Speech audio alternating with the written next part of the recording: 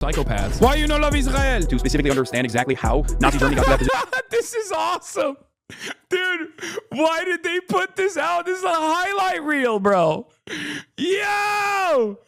This is so funny. It's like, especially because if it's in video form, you can tell when I'm like also memeing too. Oh my God. They're like, he's making fun of my emotional support.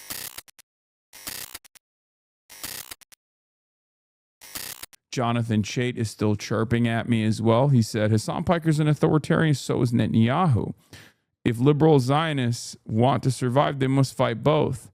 Jonathan Chait is comparing me to a war criminal. Jonathan Chait is comparing me to a war criminal who is in charge of an apartheid regime that has conducted a genocide that's currently, in the process of also taking over Lebanese territory as well. Just a total psychopath. And then on the other hand, you have a Twitch streamer who believes in Medicare for all, offering more autonomy to the labor class, who is an anti-Zionist, who doesn't like the things that Benjamin Netanyahu is doing. Obviously, both of these things have the same level of power, right? Both of these guys are illiberal forces that we must combat, right? I guess maybe Jonathan Chait is a Twitch watcher. Like he might have just been a HasanAbi head, like a former HasanAbi head, who felt like I was ruling this chat with an iron fist and like banned him because he did just curious, right? And then I just hit him with a ban hammer. So now he's like, this is just as authoritarian as Benjamin Netanyahu. I will be sending an email to Chomsky to try to figure out if this was ethical, if this was a justifiable hierarchy by anarchist standards. And Noam Chomsky will reply, it doesn't seem to be the case. Maybe that's the reason why he thinks I'm just as authoritarian, Could be. I bet you feel silly now that you realize that authoritarianism comes in many different forms. Sometimes it's a genocidal country, right? Guy who has done a genocide. And then other times it's a guy who has hit your feelings, right? Maybe you have a special emotional support country, the size of New Jersey, let's say, right? Oh, Majority Report, thank you for the raid. We were just talking about how much of an authoritarian I am, according to Jonathan Chait. Like, think about it this way. One guy actually slaughtering children in real time with my tax dollars. The other guy slaughtering your feelings about, your loyalty and your feelings about your emotional support country, your emotional support of which happens to be the size of New Jersey. Like, why do you care about it so much? Why do you care about it so much? Why do you care about the destruction that it's doing, right? Will you acknowledge your gamer genocide? That's true. I have done. That is true. There's a real famine here for all of the gaming watchers, all 12 of them. They have experienced real famine-like conditions. It seems as though, given the lack of gaming that's taking place on this broadcast, it's like we got to get the Human Rights Watch on this, We got to get human HRW on this shit, man. You know how like Amnesty will do like a little bit of this, a little bit of that, where they'll talk about they'll talk about how like, America's done some war crimes, but then also so has Iran, so has Hamas, right? Like it's kind of like that. Maybe they'll finally cover the true atrocities, which is what I've done to the gaming frogs. Or perhaps it was because I was being paid by the US aid to do gaming with a socialist slant. And now that US aid funds have been cut, no more gaming. Maybe Asmongold was right all along. Maybe US aid was cut as revenge against Gamergate. Have you thought about that? No, you never think about that. So yeah, I mean, the hits keep coming. Jonathan Chait is not alone. Jonathan Chait is not alone. The ADL has written a piece. Hasan Piker, what you need to know. The ADL, Apartheid Defense League, has officially put me in their anti-Semitism glossary, their extremism database from their Center of Extremism, published yesterday, updated today from the Center on Extremism intro. You know, I want to see who else they have on their website, right? Yeah, they where can I find the actual database? Like, I want to see Center on Extremism. Like, where is who are some of the other characters on here, right? Like, who's on the hit list? I want to see what kind of crazies they got on here. Apparently, they deleted Charlie Kirk from the list, and not because he died. They deleted Charlie Kirk from the list because they were worried that the Republicans were yelling at them. He's no longer considered an extremist, which is cool, I think. I mean, we are Charlie Kirk. We carry the flame. That's right. So good on them. Good on them for combating the real extremists in the United States of America. Hasan Piker is a prominent Twitch streamer and political commentator who has a history of rhetoric that sanitizes violence and denigrates Jewish people. As of April 2026, Hasan Piker 3 million followers across all social media platforms. He has expressed support for designated terrorist organizations and anti-Semitic ideas on many occasions. Piker is a nephew of Chunk Weigert, CEO and founder of the Young Turks, a political network that has veered into explicit anti-Semitism in years. Piker began his career streaming for TYT in 2016 and started his own Twitch channel in 2018, streaming full-time by January 2020. Piker's Twitch account has been suspended on multiple occasions for violating the platform's policies, such as for using the phrase Zionist bleep on a live stream. Rhetorical themes. Piker has a history of rhetoric that sanitizes and justifies violence and terrorism against the state of Israel, of using derogatory rhetoric towards Jews. This includes claiming that Orthodox Jews are inbred, which he subsequently apologized for in response to the backlash. He calls for the eradication of Zionism and demonizes Zionism as a mental illness. No notes. Support for terror and violence. While much public attention has been paid to Piker's commentary about 9/11, Piker's expressed explicit support for U.S. designated terrorist organizations such as Hamas, the Houthis, Hezbollah, and the Popular Front for the Liberation of Palestine. That's up. They did not mention the DFLP here. The Maoists are getting cooked once again. Even in Palestine, if you are a Maoist, you are being undermined. Okay? That's right. The fraction between the Popular Front for the Liberation of Palestine and the DFLP was a very real one. There are 3 total Maoist third worldist Palestinians out there, and they decided to build their own political movement, their own political faction. And guess what? I can't believe that they do not have the DFLP here. They just mentioned PFLP. On numerous occasions, he also falsely claimed that the well-documented sexual violence committed by Hamas and other terrorists on October 7 did not take place. Piker's casual and frequent assertions of support for terrorist groups and the violence they commit normalize the use of violence to his millions of followers. I'm glad you've been getting all this negative press, at least now that you're well known enough that people don't think I'm unemployed because I know who you are. Celebrating or whitewashing U.S. designated foreign terror organizations. I'm a lesser evil voter, and therefore I would vote for Hamas over Israel every single time.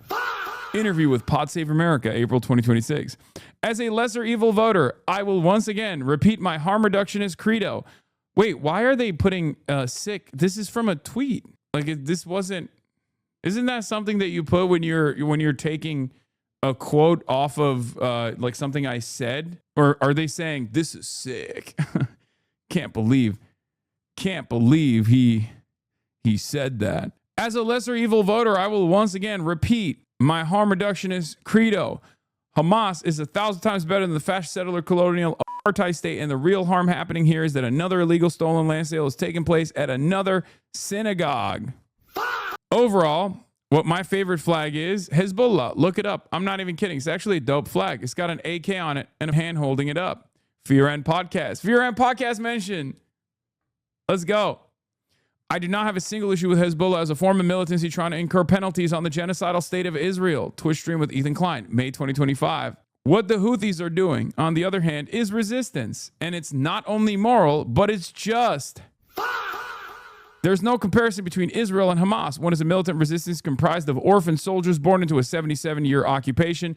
The other is an ethno-religious supremacist apartheid state with no doing a genocide backed by the USA. Pikers justified and endorsed every type of armed resistance against both the settlers and also the Israeli occupying force in the West Bank, and said it doesn't matter if they're DFLP. Oh, DFLP mentioned. DFLP mentioned. The three Maoists, the three Palestinian Maoists, they get a mention here. Respect, respect, respect. DFLP, Democratic Front for the Liberation of Palestine, PFLP, Popular Front for the Liberation of Palestine, or even former Fatah militants, okay? It's perfectly legal, perfectly valid, and perfectly moral. Twitch stream, August 2025. October 7, now, the United Nations and multiple international human rights organizations found that Hamas and other militants committed sexual violence during the attacks. Piker, in contrast, has claimed that Israel polluted the evidence pool and claimed that Sheryl Sandberg's documentary Screams Before Violence is basically the unsubstantiated claims, that some of which were directly found to be incorrect. Literally, this is a correct statement and much nicer than what many others have said, by the way. That is so funny that they posted this. Objectively, a correct statement. These are straight up mainstream views on top of being objectively correct. Anyway, derogatory rhetoric about Jews. Piker has alluded to the classic anti-Semitic tropes and conspiracy theories, such as familiar conspiratorial claims about the 2026 U.S. military operations against the Iranian regime. For the past 38 days, Operation Epstein's Fury has been continuing by a bunch of fascist monsters that got tuned up by Israel, where Donald Trump basically was the first and hopefully last ever president that would be foolish enough to be at the mercy of Benjamin Netanyahu and to follow through on his lifelong project of continuing his destruction campaign. Piker's remarks during a campaign event with U.S. Senate candidate Abdul El-Sayed, literally posting my W's. Yeah. Do they have this kind of smoke for Maggie Haberman for writing in the New York Times about how Benjamin Netanyahu is basically in the room? Do they have the same kind of smoke for Anthony Blinken or numerous other officials like John Kerry? Or do they have the same kind of smoke for Benjamin Netanyahu, who has personally admitted that this was his lifelong dream and Trump was basically dumb enough to go along with it? On multiple occasions, Pikers also used the term to refer to Israeli and Orthodox Jews during his live streams. He has since expressed regret for using the word inbred, yet no regret for using the word psychopath, though. Piker has stated Israel's actions of Gaza will inevitably turn Israel into a nation entirely comprised of messianic, inbred, ultra-Orthodox psychopaths with a new nuclear arsenal. Again, no notes. Piker asserted, dude, this is so funny. This is like reading this out loud. Like, I mean, obviously some of it is like out of context, but like most of it isn't. And I just, they're so open about the fact that, this is just like anti-Israel. Okay. It's like a highlight reel. I don't have any issues with these quotes. Your haters are so fucking weird, man. I just looked at the quotes of some of your tweets. Yeah, no, my haters are psychotic. Piker asserted it is literally the Jewish KKK brigades out there in the West Bank. Just a bunch of fucking inbred hicks literally doing pogroms to the Arab population. No notes. Again, completely correct. Oh my God. In the beginning, like in a couple months in October 7, every week there was another fucking psychopathic settler, inbred fucking douchebag, wearing fucking military fatigues, shooting at another Israeli dude, getting fucking executed by some inbred 15-year-old fucking douchebag in military fatigues. Again, no notes, correct assessment. That's literally what happened. There were unbelievable amounts of friendly fire going on between the settlers that were hastily armed by Itamar Ben-Gvir with American weapons, mind you. And then they kept shooting each other. There's a video version of this article. Oh, they just posted it while I'm talking. Oh, hell yeah. Okay, we'll do the article. Extreme anti-Zionism, similar to Piker's use of anti-Semitic conspiracy theories and tropes. By the way, no anti-Semitic conspiracy theory was ever mentioned in this article, unless you're just considering that the Trump administration being stupid enough to get goaded by Benjamin Netanyahu to go and wage war on Iran to be an anti-Semitic conspiracy theory, which once again is not an anti-Semitic conspiracy theory. That's just reality, observable reality. Okay. Similar to Piker's use of anti-Semitic conspiracy theories and tropes, his vilification, also tropes, I'm sure, his vilification of Zionists and open calls to see Zionism destroyed are an attack on the right to the self-determination, oh no, and the statehood for the Jewish people and their ancestral homeland. This rhetoric encourages the targeting of Jews for a notion that plays a central role in modern Judaism. In a totally just world, regardless of your background, any kind of fucking Zionist tendency should be treated in the same way as being a fucking rabid neo-Nazi.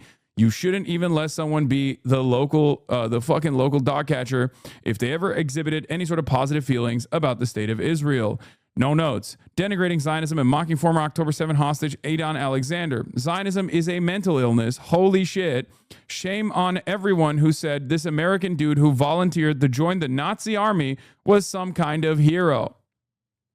It's true. I did say that, and I stand by it. These are some of my greatest hits. Zionism is an exterminationist ideology built around ethno-religious supremacist values. So when people say, oh, well, you know, I'm a liberal Zionist, I want there to be a Jewish ethno-state, I'm like, okay, what do you mean? It's like saying you're a liberal Nazi. You want an Aryan majority ethno-state. Like, what are you talking about? Interview with Representative Rashida Tlaib at the DSA National Convention. The same goes for AOC and Bernie Sanders as well. I've been very critical of Bernie Sanders. I love Bernie Sanders. Bernie Sanders, I think, is a very important political figure in contemporary American politics. But I think his liberal Zionism was completely unacceptable. I'm just like, be truthful, be honest. Like, be honest about the conditions that led to October 7th. Also true. And once again, you can have disagreements, reasonable disagreements with your comrades. Okay? This is a normal and healthy function of political organizing. Remember, Holocaust trivialization. Pikers engaged in rhetoric that served to minimize the Holocaust, including by insinuating that Anne Frank would have supported the Houthis and equating Israel with Nazi Germany. Pikers' messaging obfuscates the enormity and gravity of the Holocaust and millions of people perpetuating dangerous ideas and attitudes. This is my favorite type of shit when they go like, oh, he's doing Holocaust trivialization. And then the comparison is, I said a brown guy, okay, that experienced his own genocide when he was a teenager, okay, in Yemen, is no different as Anne Frank experiencing the Holocaust, okay? This is not trivialization. You're just a fucking racist, okay? In your mind, you're like, no, there is something unbelievably special about the Holocaust. How dare you compare victims of genocide in other countries to victims of the Holocaust, especially, God forbid, you ever make a comparison between a victim of a genocide in Yemen, a brown person, an Arab nonetheless, to, you know, Anne Frank. That's not Holocaust trivialization. That's the entire purpose of Holocaust education. Never again means never again for all, not never again just for Jews. Okay? That's not how this fucking works. During a discussion about a pro-Houthi anti-Semitic Yemen-based pirate teenager, they just like kept adding stuff. Yemen-based pirate teenager. Piker previous platform, Ethan Klein asked, do you think he's like Anne Frank? Piker immediately said, oh, of course, absolutely. That's why we have Holocaust studies, right? That's why we have genocide studies in the entire field to specifically understand exactly how Nazi Germany got to that position. And I think that, you know, you might even disagree with me on this, but that's where Israel is. That's where Israel is at right now. They have become an incredibly angry culture, an incredibly angry country. Misogyny and racism. Piker uses his streams and other activities cross between mainstream and fringe spaces, at times moderating his language with the former audience. But on his live stream, Piker's rhetorical style often relies on inflammatory, racist, or misogynistic statements delivered in a sensationalist, just joking manner. To that I say, legalize comedy. Yeah, that's right. This is, you know, one of your faves, Jonathan. Legalize comedy. People have been scrubbing archive footage and finding that settler guy from that cover. Oh, yeah, I know. In one June 2023 live stream, Piker suggests that billionaire Watts Pilson should only be allowed to do day rape to other millionaire failed daughters. Okay, this is, at this point, this has been robbed of its context so much that it's just taken an entirely different life of its own. There's no way to even address this. You just have made this up, okay? Not that it fucking matters. That's not what I said at all. At this point, it's like telephone. The game of telephone has reached a totally new life in and of itself, where they're just like, they're basically saying like, oh, Hasan is pro-rape at that point. Like, it's just fucking unbelievable defamation. Always defaming league, and also Apartheid Defense League. Yeah, shocking. Shocking coming from the institution that primarily defends Israel, which had a pro-rape riot. Remember when Israel had a January 6th style pro-rape riot where they successfully extracted the 6 concentration camp guards from Sde Taiman that the Israeli government had apprehended in order to prosecute for raping Palestinian prisoners in Sde Taiman, sometimes to death. Yeah, unbelievable. They had a pro-rape insurrection and it succeeded. And also Benjamin Netanyahu only a couple weeks ago apologized for even trying to prosecute the Sde Taiman rapists, okay? Apologized publicly. He said, oh my God, I'm so sorry that we even thought about prosecuting you after you did a rape in Sde Taiman on camera, caught on CCTV footage, okay? That is the country that the Apartheid Defense League is choosing to defend, while also having the audacity to claim I'm fucking pro-rape. Psychopaths. In response to a 2025 Twitch viewer who criticized Piker for talking about how black people vote for and for not speaking out about the situation in Sudan, Piker responded that other black people who wish to engage in radical activist language could suck my fucking cock. That's also, again, unbelievable levels of telephone where it's just like, it's just been slapped up so much.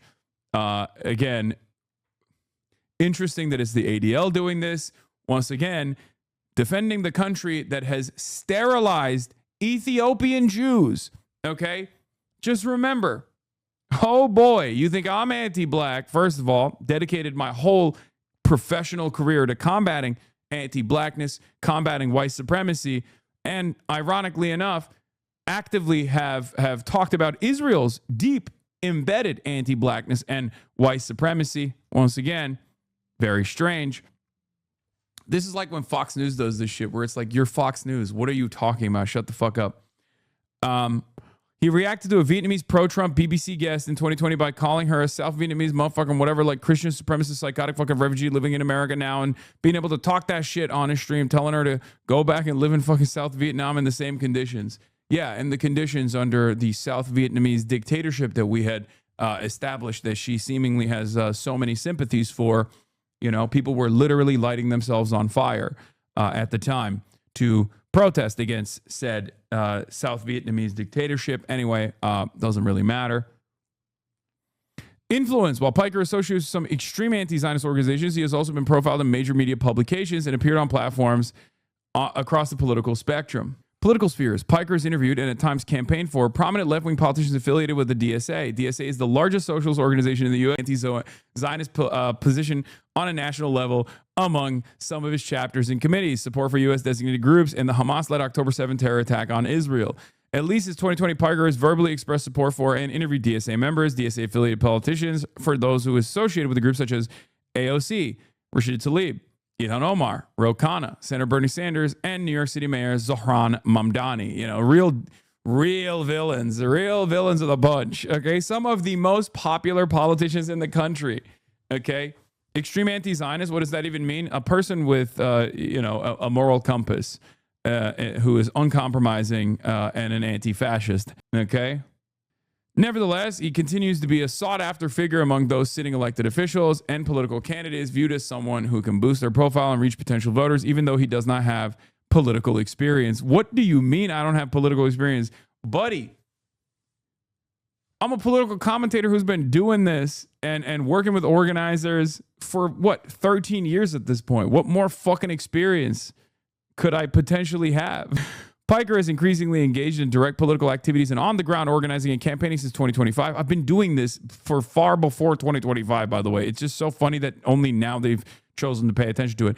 He attended a DSA National Convention in August 2025, and in April 2026, campaigned in person with DSA-backed U.S. candidate Abdul El-Sayed and U.S. Representative Summer Lee, a former DSA member in Michigan. He also, by the way, they know I've been doing political stuff and actively campaigning alongside politicians because they wrote an article in 2020 about how my moderation team was so unbelievably good at targeting right-wing extremism that the AOC stream that I did all the way back in 2020 had my moderators on the AOC stream side as well, and they got tremendous praise from the ADL, because back then the ADL didn't just exclusively engage in like pro-Israel shit. They did have like a fairly competent team, not dissimilar to the SPLC, where they would, cover right-wing radicalization, right-wing extremism. They would pretend to care about other shit as well in an effort to, fuck you. In an effort to, this is going to be in the anti-Semitism glossary. Hasan Piker said, fuck you to a chatter who was simply waving the Israeli flag before banning them. Anyway, add that to the list. Click. One more. No gang signs in the chat. No gang signs in the chat. Not allowed. All right. Yeah, he also fundraises for some DSA candidates on a stream such as Oliver Larkin. A fundraise for so many more, but it's fine. Anti-Israel movement. Piker has served as a featured speaker at high-profile national events and convened by groups that together represent vast swaths of the organized anti-Israel movement in the U.S., many of which are known to support terror organizations that have a history of harassing Jewish people. For example, Piker spoke at the National March on Washington for Gaza in April 2025 and the second annual People's Conference for Palestine in August 2025. The organizers of these movements include prominent anti-Israel groups such as Palestinian Youth Movement, Answer Coalition, Students for Justice Palestine, Jewish Voice for Peace, American Muslims for Palestine, U.S. Palestinian Community Network, and many others. Ooh, terrifying. Ooh, scary. Both events were marked by calls for violence and pro-terror rhetoric. The National March on Gaza drew thousands of protesters, some of whom openly displayed paraphernalia for groups like Hamas and the Popular Front for the Liberation of Palestine.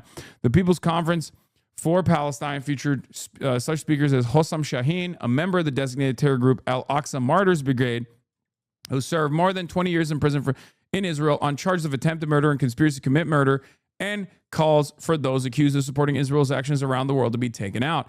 These events and Piker's presence at them demonstrated the ways in which figures like Piker normalize these extreme elements and amplify these messages across fringe and mainstream spaces. While Piker is not a leader in the anti-Israel movement in an organizational or strategic sense, he is recognized as a major figure who can deliver the anti-Israel movement's position to the masses. During his interview with Representative Tlaib at the DSA National Convention in 2025, Piker wore a PYM branded shirt that was created by the group to celebrate the first anniversary of October 7. The t-shirt features an image of a terrorist standing on top. It was a child. It's literally a kid. It's a kid, and there's flowers growing out of the tank, symbolizing that one day this militancy will end and children will be able to live freely. By the way, it's literally, they are describing a child like very clearly celebrating the end of this conflict. Classic. It was a terror. It was a baby of terror. Terror baby. On top of an overturned IDF tank, an innocent overturned IDF tank. Okay, with the caption that read in Arabic, Gaza is the cemetery of occupiers. Piker has also appeared in PYM social media content. In March 2026, Piker joined left-wing anti-Zionist organizations Code Pink, Progressive International, and the People's Forum on a trip to Cuba.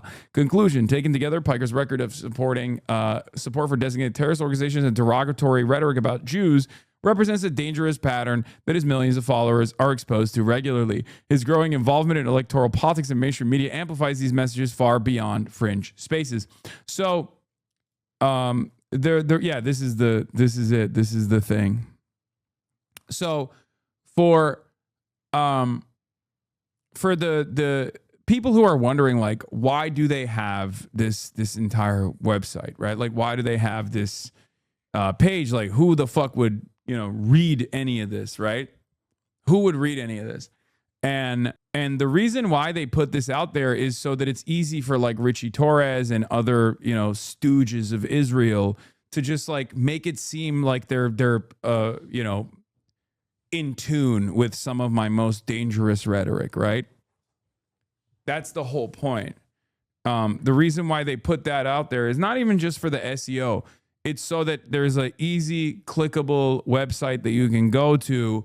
And then when Dana Bash is covering me, she'll be able to just like do pull quotes, boom, boom, boom, boom, boom, to say like, this is why he's radical. This is why he's dangerous. The difference, of course, is that the ADL doesn't have a lot of motion any longer. I mean, it'll make its way into like ChatGPT or whatever, right? sometimes. But yeah, ultimately, the Anti-Defamation League put it out there to make defamation easier. Yes, that's why it's the always defaming league. A friend who works at MS Now said this article got blasted to a bunch of booking producers and anchors. Yeah, exactly. That's how it works. So they write this article and then they send it to all the booking producers, not realizing that those booking producers, if they're under the age of 45, are already familiar with my rhetoric, with my commentary, with what I do. But most importantly, what does a booking producer care about? They care about analytics. Okay? So they already know what value I bring when I go on a show. So they don't give a fuck about any of this stuff, right? Like, especially because they're like, yeah, we would love to have Hasan on the broadcast because he would bring an unbelievable amount of eyeballs and attention to the broadcast, you know? Which is precisely the reason why this kind of stuff doesn't really matter. And what's ironic, the whole article is pretty much a summary of your correct position with justifications and arguments on a 90-10 issue. The ADL officially hired themselves to be your PR firm. Yeah. So from my perspective, when I see stuff like this, like even if it was impactful, right? Even if this actually worked, okay, I can't go on MS Now. Oh my God. I'm Brian Kilmeade.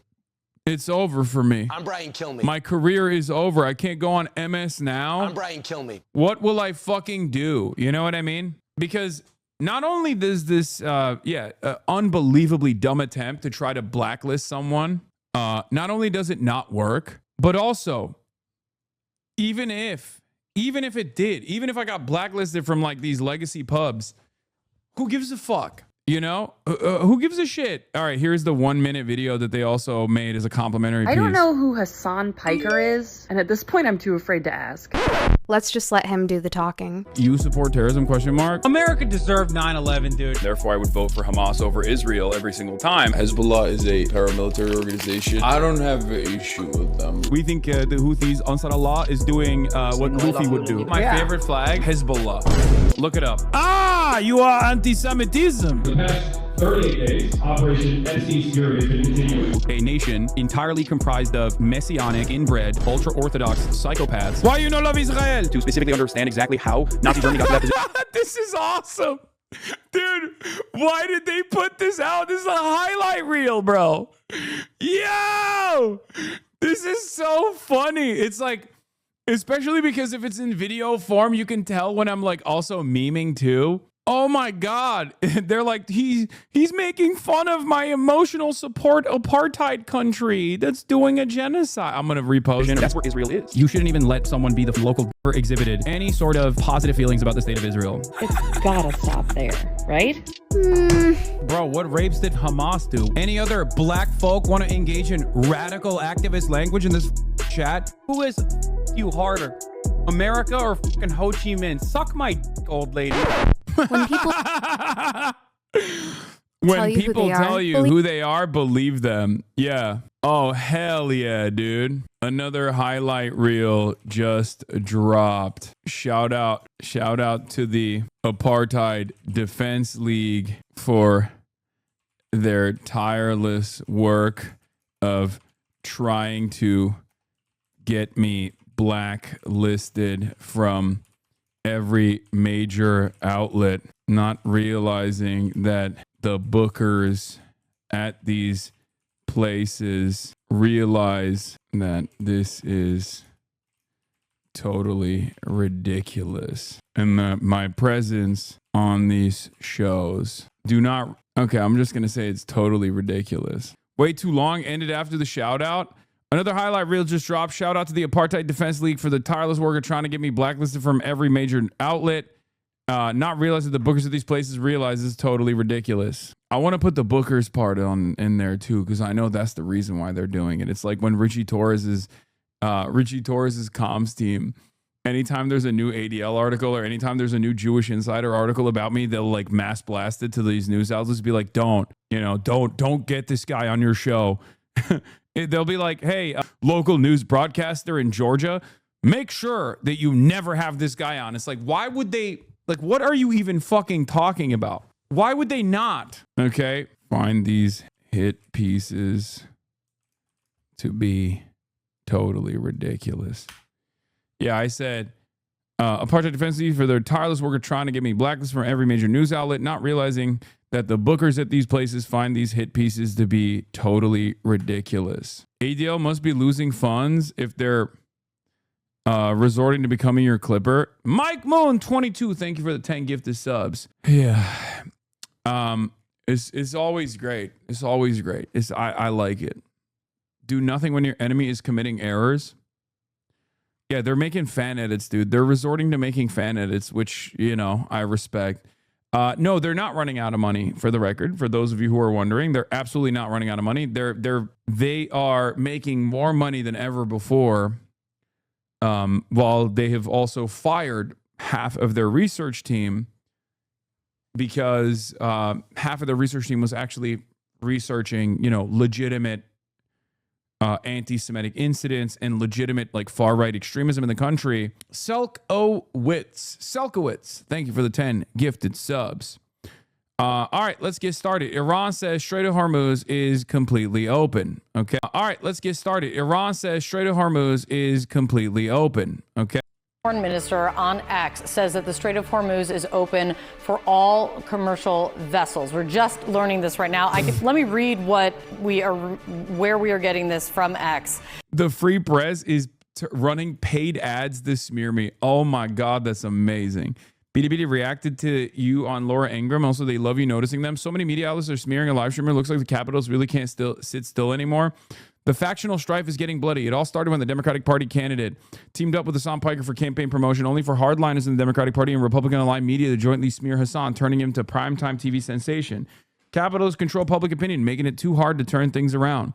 A specter is haunting Europe, the specter of communism. All the powers of old Europe have entered into a holy alliance to exercise this specter. Pope and Tsar, Metternich and Guziot, French radicals and the German police spies. Where is the party in opposition that has not been decried as communistic by its opponents in power? Where is the opposition that has not hurled back the branding reproach of communism against the more advanced opposition parties, as well as against its reactionary adversaries? Excerpt from the introduction to the Communist Manifesto. Brave people support you, Hasan. The ruling class is scared. Protect our great general. Too much freedom of speech. Can't hold it in anymore. Hasan loves it here so much that people speak so nicely. Everyone is talented. Finding comrades gives you the energy and courage to keep the revolution going.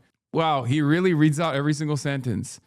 I want to be on TV. If Hasan is successfully suppressed, it not only proves the stupidity of the American people, Hasan must understand that the U.S. currently lacks their soil for a revolution because their suffering isn't enough to bear its cost. Yeah, it's true. I say that all the time as well. I don't think the material conditions have deteriorated to such a degree that like a revolutionary movement can be built. They got, as long as the jalapeno poppers still keep flowing, Americans will never engage in revolutionary actions, and they'll never organize in that direction. So that, and also a significant lack of class consciousness. All right, but let's get to the Strait of Hormuz. Is it open? Is Hormuz open? Is the Hormuz open for business? The foreign minister saying, in line with the ceasefire in Lebanon, the passage for all commercial vessels through the Strait of Hormuz is declared completely open for the remaining period of the ceasefire on coordinated routes as already announced by ports and maritime organizations of the Islamic Republic of Iran. But this is a huge announcement coming from the Iranian foreign minister about what has become a central part of the negotiation, getting the Strait of Hormuz open and safely. And so we're going to bring you much more as we get this in. Literally, my Hormuz is open for business.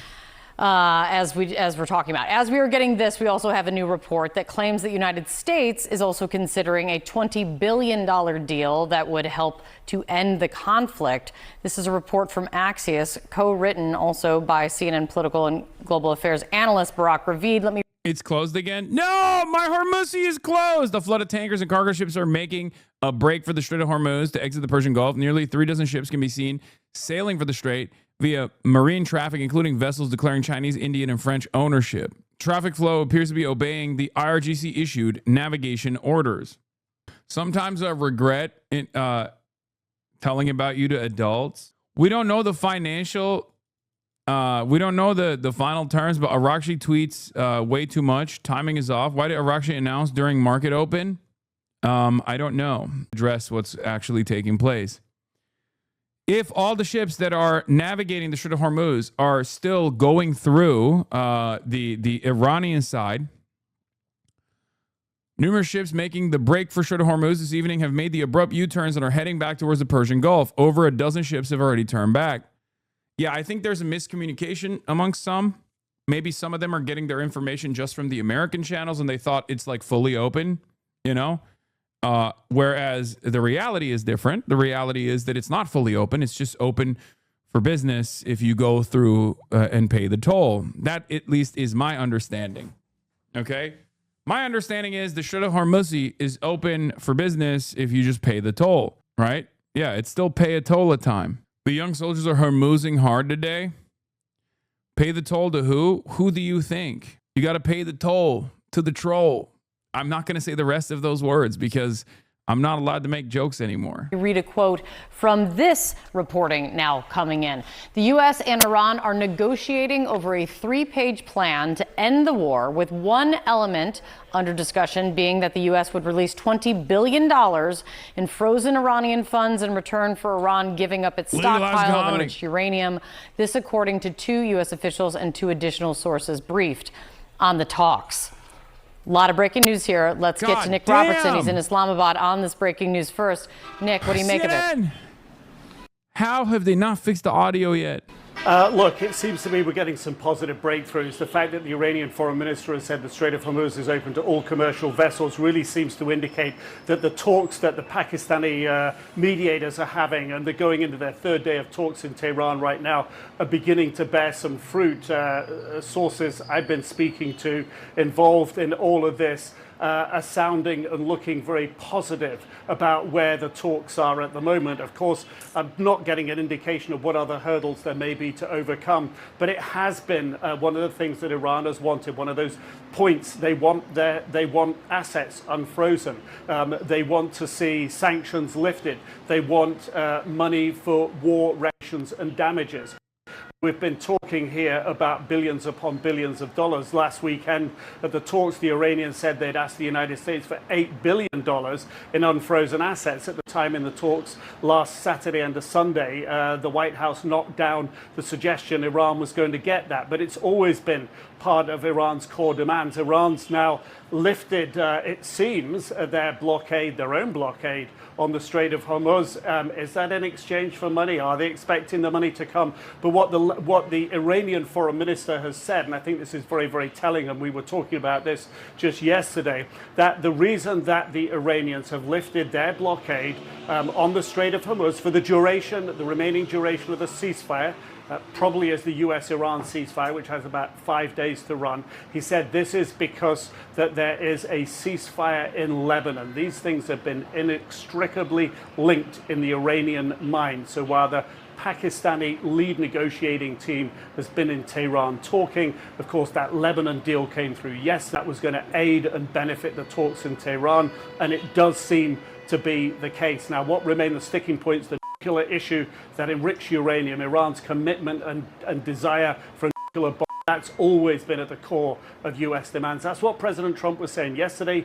He said Iran had forsworn that it wasn't going to have a nuclear weapon. He also said Iran had agreed to hand over the nuclear dust. We don't have details on that yet, but these moves at the moment sound like that Iran is softening. It sounds like a deal gets closer into view. Yeah, absolutely. And Nick, on the other side of the screen, we're looking at right along with you is we're seeing, looking at oil prices right now dropping over 9%, Brent crude as well as WTI standard in the States.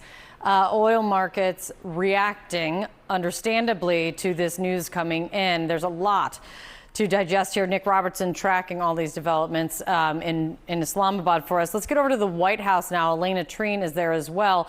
A lot of elements here, Elena. You've got the announcement coming from the Iranian foreign minister about the Strait. You've got this reporting from Barak Ravid of Axios about a $20 billion in frozen Iranian funds that could be part of the discussion. Something talking about frozen funds being handed over, something President Trump has been highly critical of the previous nuclear deal in the past. What are you hearing from there right now? Yeah, highly critical is definitely right. I'd remind you that under the Obama administration, when you had that Iranian nuclear deal, they had handed over $400 million in cash to the Iranians during that agreement. But look, from everything that Nick laid out and that Axios report, it is lining up with the conversations that I am having, which is that there is a lot of optimism right now in that building behind me, Kate, about where things stand around a potential deal. Now, I don't want to be, too optimistic. You hear a lot of this talk among Trump administration officials about how positive they are. There are, of course, still sticking points that remain, as Nick laid out, this idea of the length of time that the Iranians would agree to suspend their enrichment of uranium, and also a deal on having the U.S. or some sort of country going in and retrieving the nuclear material still in Tehran's possession. But they are hopeful that they are getting to a place now where really an agreement is in sight. And I know from the conversations I've been having that Trump administration officials are really working toward and hoping that a potential second round of these talks, of this meeting, could happen in person between the U.S. and Iranians as early as this weekend. Again, things are very fluid, so we have to see what happens today. But today is also a very important day because we know that the Pakistanis have been meeting with Iranian officials in Tehran. The Pakistanis, of course, I am definitely optimistic depending on how we monitor the situation and what the situation looks like. It's very fluid right now, just like the flows of water through the Strait of Hormuz, also known as now the Strait of Iran. That's what Donald Trump said. So Donald Trump is claiming Iran has agreed to everything, but Donald Trump is a liar, okay, and also totally oblivious in many instances to what's actually going on. So what we can take a look at is, once again, the facts on the ground, the realities on the ground. What we can look at is what the Iranian government is saying, which has been more reliable throughout the last 48, 49 days, obviously, as far as like what they're communicating. But also, the one thing that is the most important factor to consider is the realities on the ground. Are the ships that are crossing the strait actually paying a toll to the IRGC? If they are, then yes, they absolutely, like the American side absolutely conceded to a key demand from the Iranian side. That's number one. Okay. Number two, we're going to find out how much of the assets of Iran that the Trump administration is unfreezing. Some of the numbers being floated around are to the tune of $20 billion. How many sanctions are going to be released in this process, right? So if the end point of this negotiations process is very frustrating for Israel, well, then you can, maybe they did concede on a lot of key demands that Iran was making. That's number one. Number two, are the ships actually paying a toll to cross through the Hormuz's hole? Okay, very important. Number three, how many of the assets have been unfrozen? Number four, how many sanctions are going to be released? And number five, one of the key fixtures of this back and forth ceasefire negotiations process was whether or not there is a long-standing ceasefire, a real cessation of hostilities in Lebanon. If there is a real ceasefire in Lebanon, okay, wet-ass Hormuz is right. Bruh. Many people are telling you, stop saying that shit. Dude, my grandma is watching this. Okay, well, guess what? It's true. Stop, you're scaring my mother. Okay, I will stop. I will stop saying these words now. This is so dumb that Iran fully opened the strait without even getting all the guarantees. Okay, no backseat negotiations, please. We are, once again, monitoring the situation. I will make a decision on whether or not this is silly or dumb, depending on what the realities on the ground are. We currently don't know. We don't know. In any case, if the Iranian demands were communicated to the Trump administration and the Trump administration successfully stops Israel from advancing into Lebanon, if the Trump administration successfully gets a ceasefire in Lebanon against Hezbollah, that means that regardless of all the other theatrics of like the Lebanese government talking to Israel, all this shit, that's all theater to hide the reality that Iran was able to successfully put so much military pressure on the Trump administration that Trump had to go back and do the unthinkable, telling Israel to stand down. Okay? These are very important facts that we will only know in the upcoming days once the dust is settled and we have adequately monitored the situation. Key intermediary here between Washington and Tehran. The Pakistanis have been in touch with top Trump administration officials throughout this process. And so really the goal of those talks in Tehran are to try and get the Iranians to a level of significant compromise where, again, the contours of a potential agreement really could be reached. And that is the goal they're working toward. I'd remind you I feel like this was a blunder by the Iranians because it gave Trump more room to maneuver by taking pressure off of him from the markets. From a 10,000-foot view, the Israelis have not been forced to concede anything they've gained since launching these wars of aggression. I mean, baby steps. The Lebanese government has no sovereignty, has no say in this process. Obviously, this is a real ceasefire. If it's a real ceasefire, it's a ceasefire between Hezbollah and Israel, right? If Iran has been able to force America to force Israel to retreat, that is a gigantic move in the right direction. That's a huge deal. I don't think it's insignificant at all. I don't think it's theater that Israel is freaking the fuck out. I think it's frustrating that they are able to get a foreign terror state like Iran, from their assessment, to command what they want to do in their foreign policy. This is a huge deal. The entire purpose of the Iranian missile program is to be able to do this. That's why I kept repeatedly saying over and over again, the number one factor in this back and forth in the ceasefire process was not the sanctions relief, even though that's hugely important. That's the second most important part. It wasn't the unfrozen assets, which would be great for Iran to rebuild their country. That would be the third most important. Or whether they would be able to enforce a toll or not, which, again, it's still pretty significant as far as like generating revenue for the Iranian coffers, necessary revenue. And it certainly wasn't the uranium, the nuclear dust, or whatever Donald Trump has been laser focused on. They've given up on that on numerous occasions, right? And the only reason why they were enriching uranium, clearly, beyond civilian usage levels, but never enough to like to create nuclear arms, was because they wanted to have leverage when they inevitably got back to negotiations, where they would demand, in exchange for their nuclear program, which they were volunteering over and over again, sanctions relief.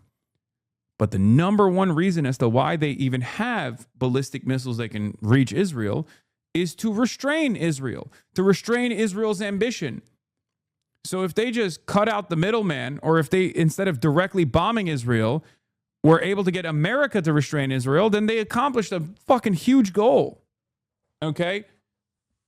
That means that as long as they control the strait, which they do, and as long as they can just keep pummeling the GCC and Israel, which they have been able to show, and get America back to the ceasefire table, they can make demands of America to restrain Israel. Okay?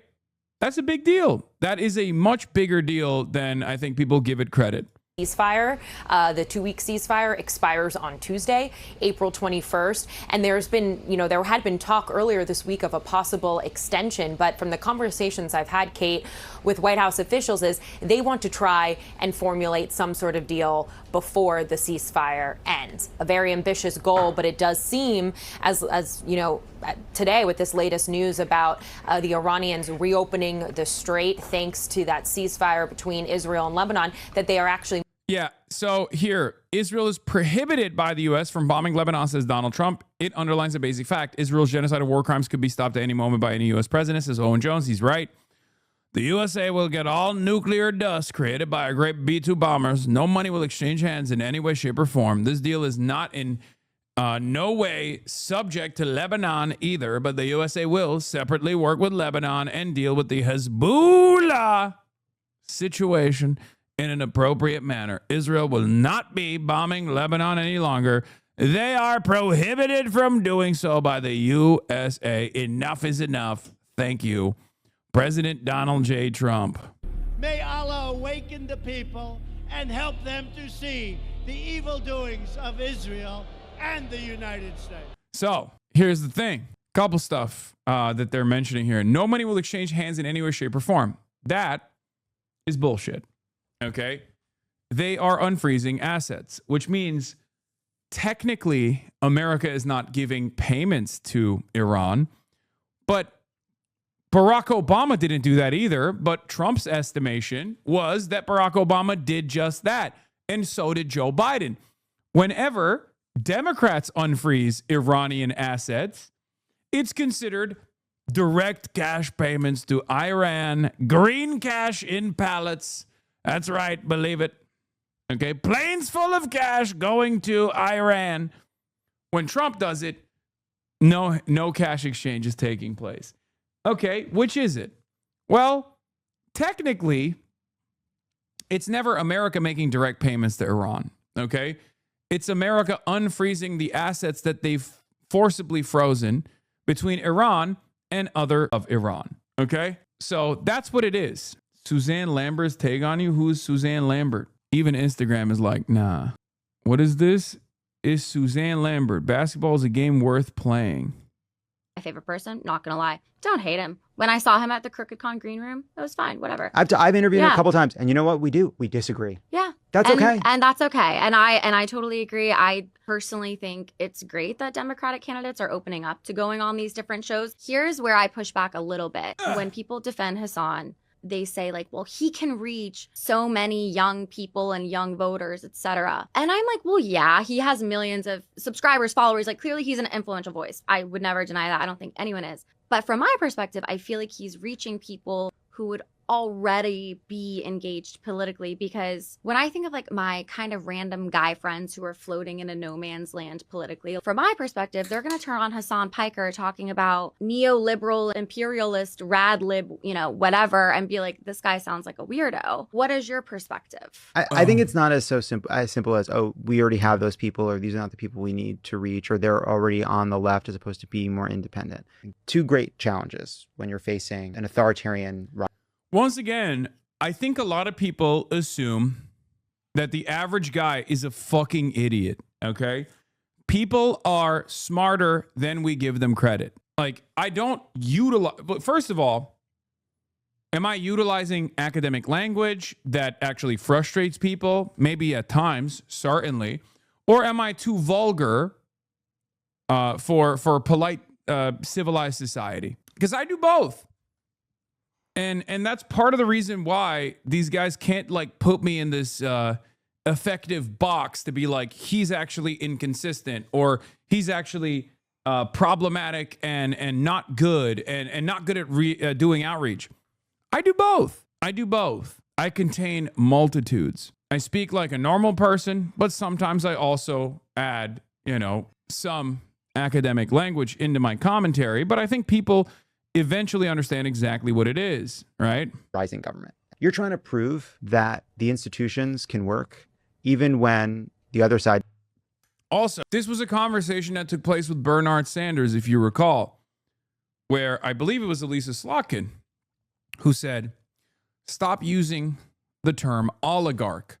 Why are you doing the oligarchy tour? Stop using the term oligarch when describing, our corporate overlords. Americans are too dumb to understand the term oligarch, except they weren't. They understand exactly what it is. Okay? That's it. It doesn't follow the rules of those institutions. It's as if we're playing basketball and we're trying to not only win the game, but also convince the crowd that basketball is a game worth playing. And they're cheating the whole time. And we're like, no, the rules of basketball are pretty good. And they're not perfect and we could change it here and there. But if we all follow the rules of basketball, we'd all have a better time. And they're cheating left and right. But we're trying to win a game while proving that the rules of a game are worth following. And Democrats have fucked that up repeatedly. People are anxious. They are upset. They are cynical. They are worried. And it makes it easier to turn your fire on people who will listen, right? There's a lot of times where people want to fight amongst themselves because you want to complain to people that care about your complaints. Meanwhile, we have this overlap between these sort of tech billionaires and right-wing media and anti-democratic politicians. Pro-democracy movements don't fall apart because it's easy. They fall apart because there are real disagreements, huge, important, moral disagreements. I believe it is completely sincere when people find things that Hasan Piker says to be outrageous and beyond the pale. We have to be a big pro-democracy movement that runs from anti-Trump Republicans all the way to the far left of the Democratic Party and beyond, and that will be uncomfortable at times. But that is our job. That is what we have to do. That is what it means to face the threat for what it is. It means you have to put aside those very real differences at times to recognize you're ultimately on the same team. And so that's why I think it is worth it sometimes to try to see us all as part of a coalition. Go on these shows, even if at times you find like what you're saying, like I think it's kind of weird. I also don't think that the Podjons find me all that objectionable. Maybe love it more so than others, but even then, like I've known Love It for almost a decade now. You know what I mean? Like a lot of these people are newcomers and maybe ideologically more aligned with like the center of the party, but I've known these people. I've known these people for almost a decade. You know? Yeah, I completely agree. It's just really funny. And what's ironic, of course, is that like they've gone through their own ideological journey and some of them have become more open-minded to our perspective as the situation is unfolded, right?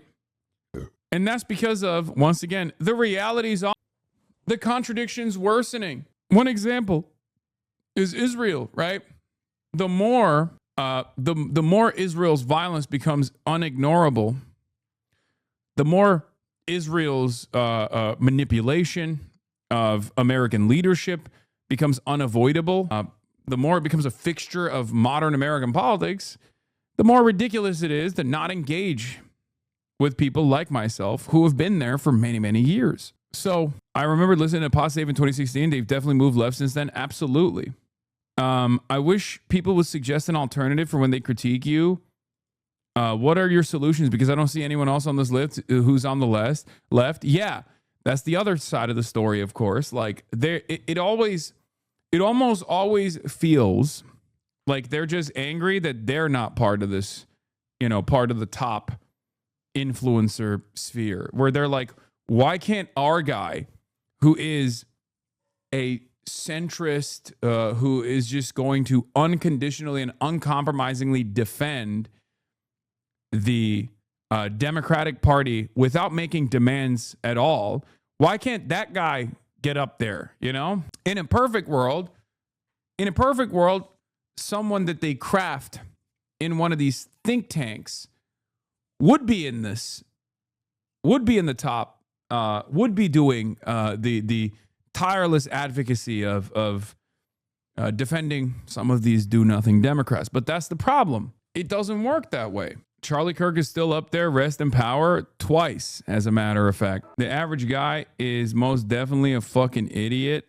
Sure, there's a lot of stupid people out there, but even stupid people have the capacity to understand when they're getting fucked. And even stupid people have the capacity to understand who's fucking them. And if they achieve that status of awareness, all of a sudden, they're no longer so stupid. Okay? They're, as a matter of fact, much more intelligent than people who have gone through the process of going to Ivy League institutions and still holding on to this false notion that like liberalism hasn't failed in a spectacular fashion, right? That's the beauty of class politics. The beauty of class politics is that once you see it, you can't unsee it. Okay? And once you see it, you're in a far better position overall in terms of analyzing exactly what's taking place in the United States of America than the most well-educated liberal. Like, you're automatically better than Steven Pinker, okay? A guy who has dedicated his entire life to saying things are actually great.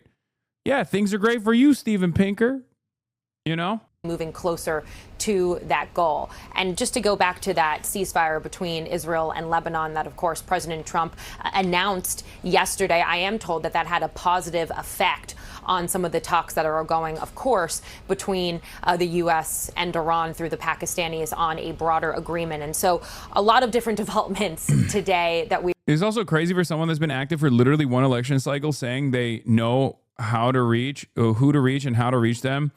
And the left doesn't need. Yeah, I've been doing, that's the other side. Like, I've been doing this for a lot longer than a lot of these other people have been. And there have been some wonderful voices that have propped up in this process. You know, I glazed and highlight them with regular frequency. Very thoughtful people with great analysis, you know.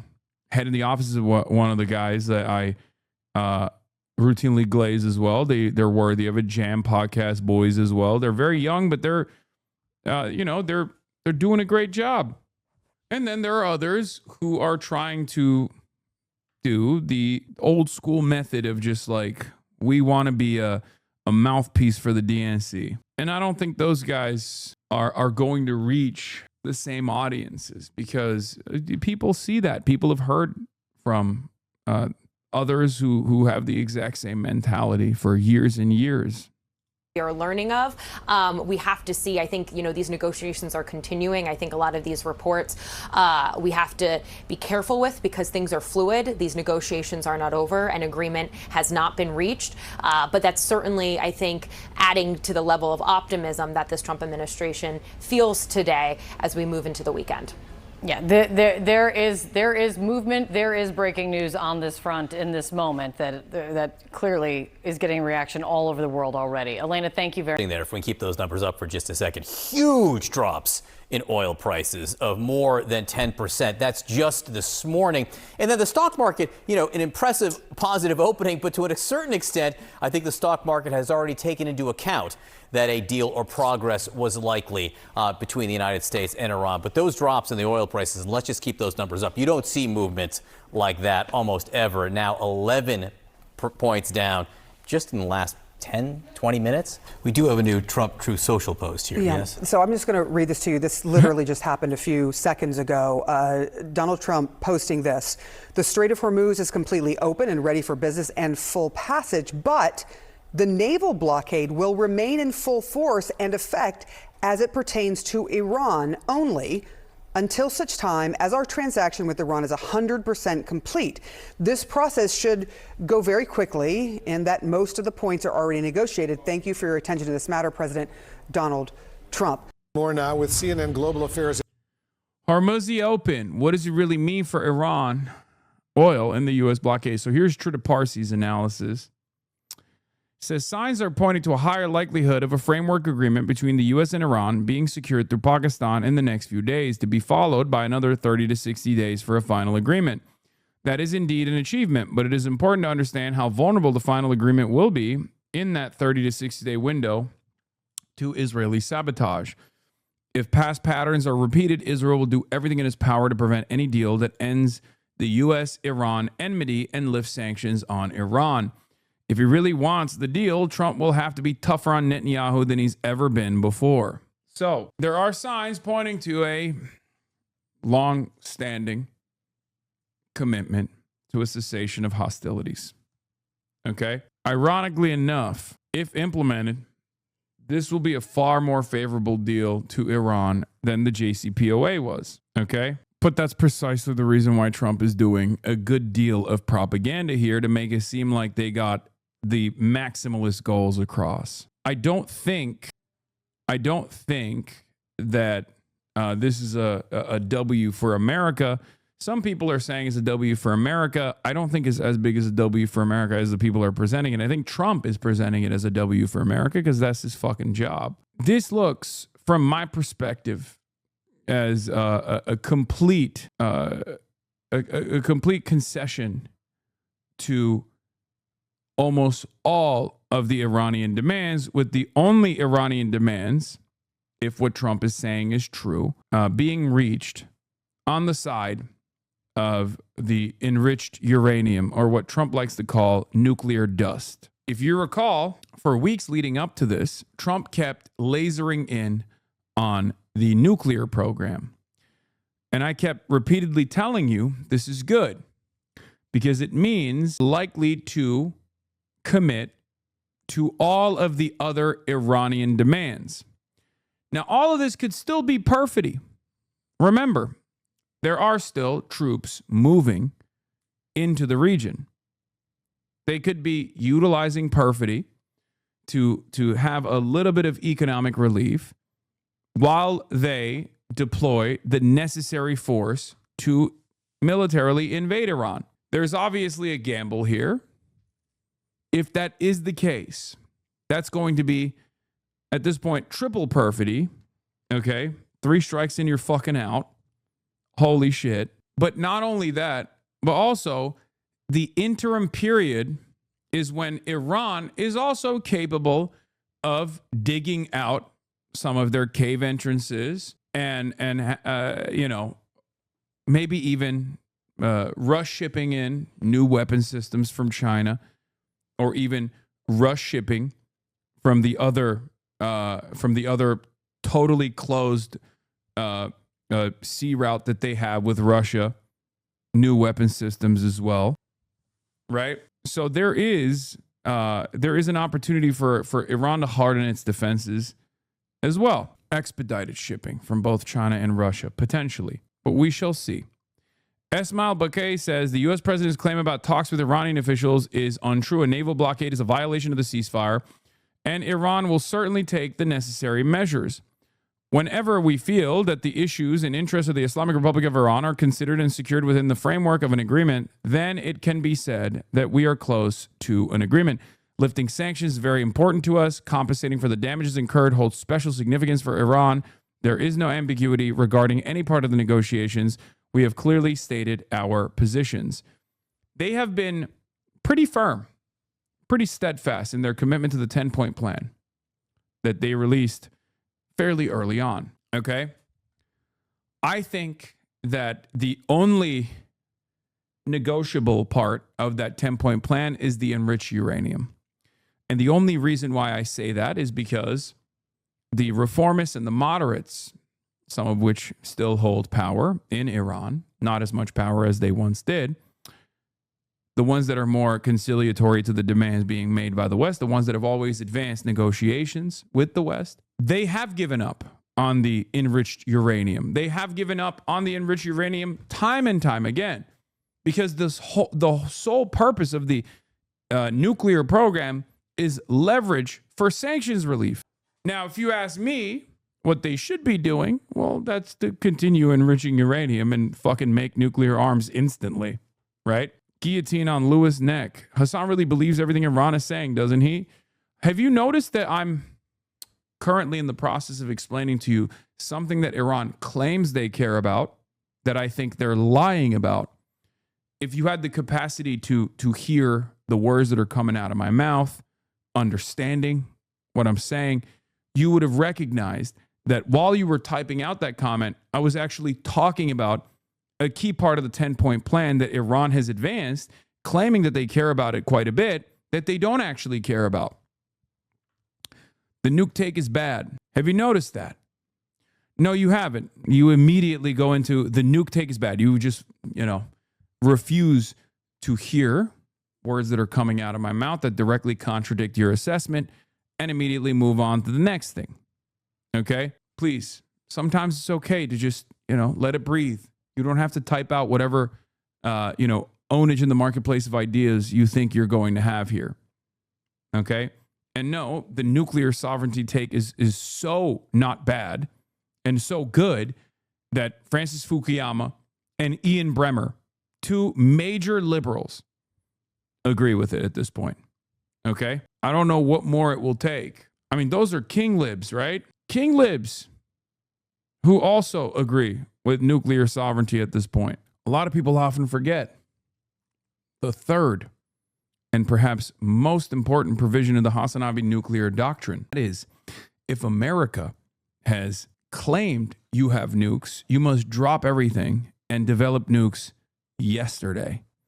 Okay? Rule number 2 is always keep the nukes. Never give up the nukes. Rule number 1 is get nukes. Rule number 2, always keep the nukes. Never give up the nukes. See Ukraine.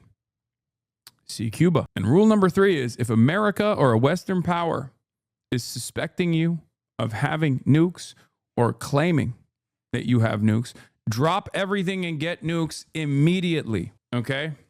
That is the Libya rule of the HasanAbi doctrine. Tried, tested, and true.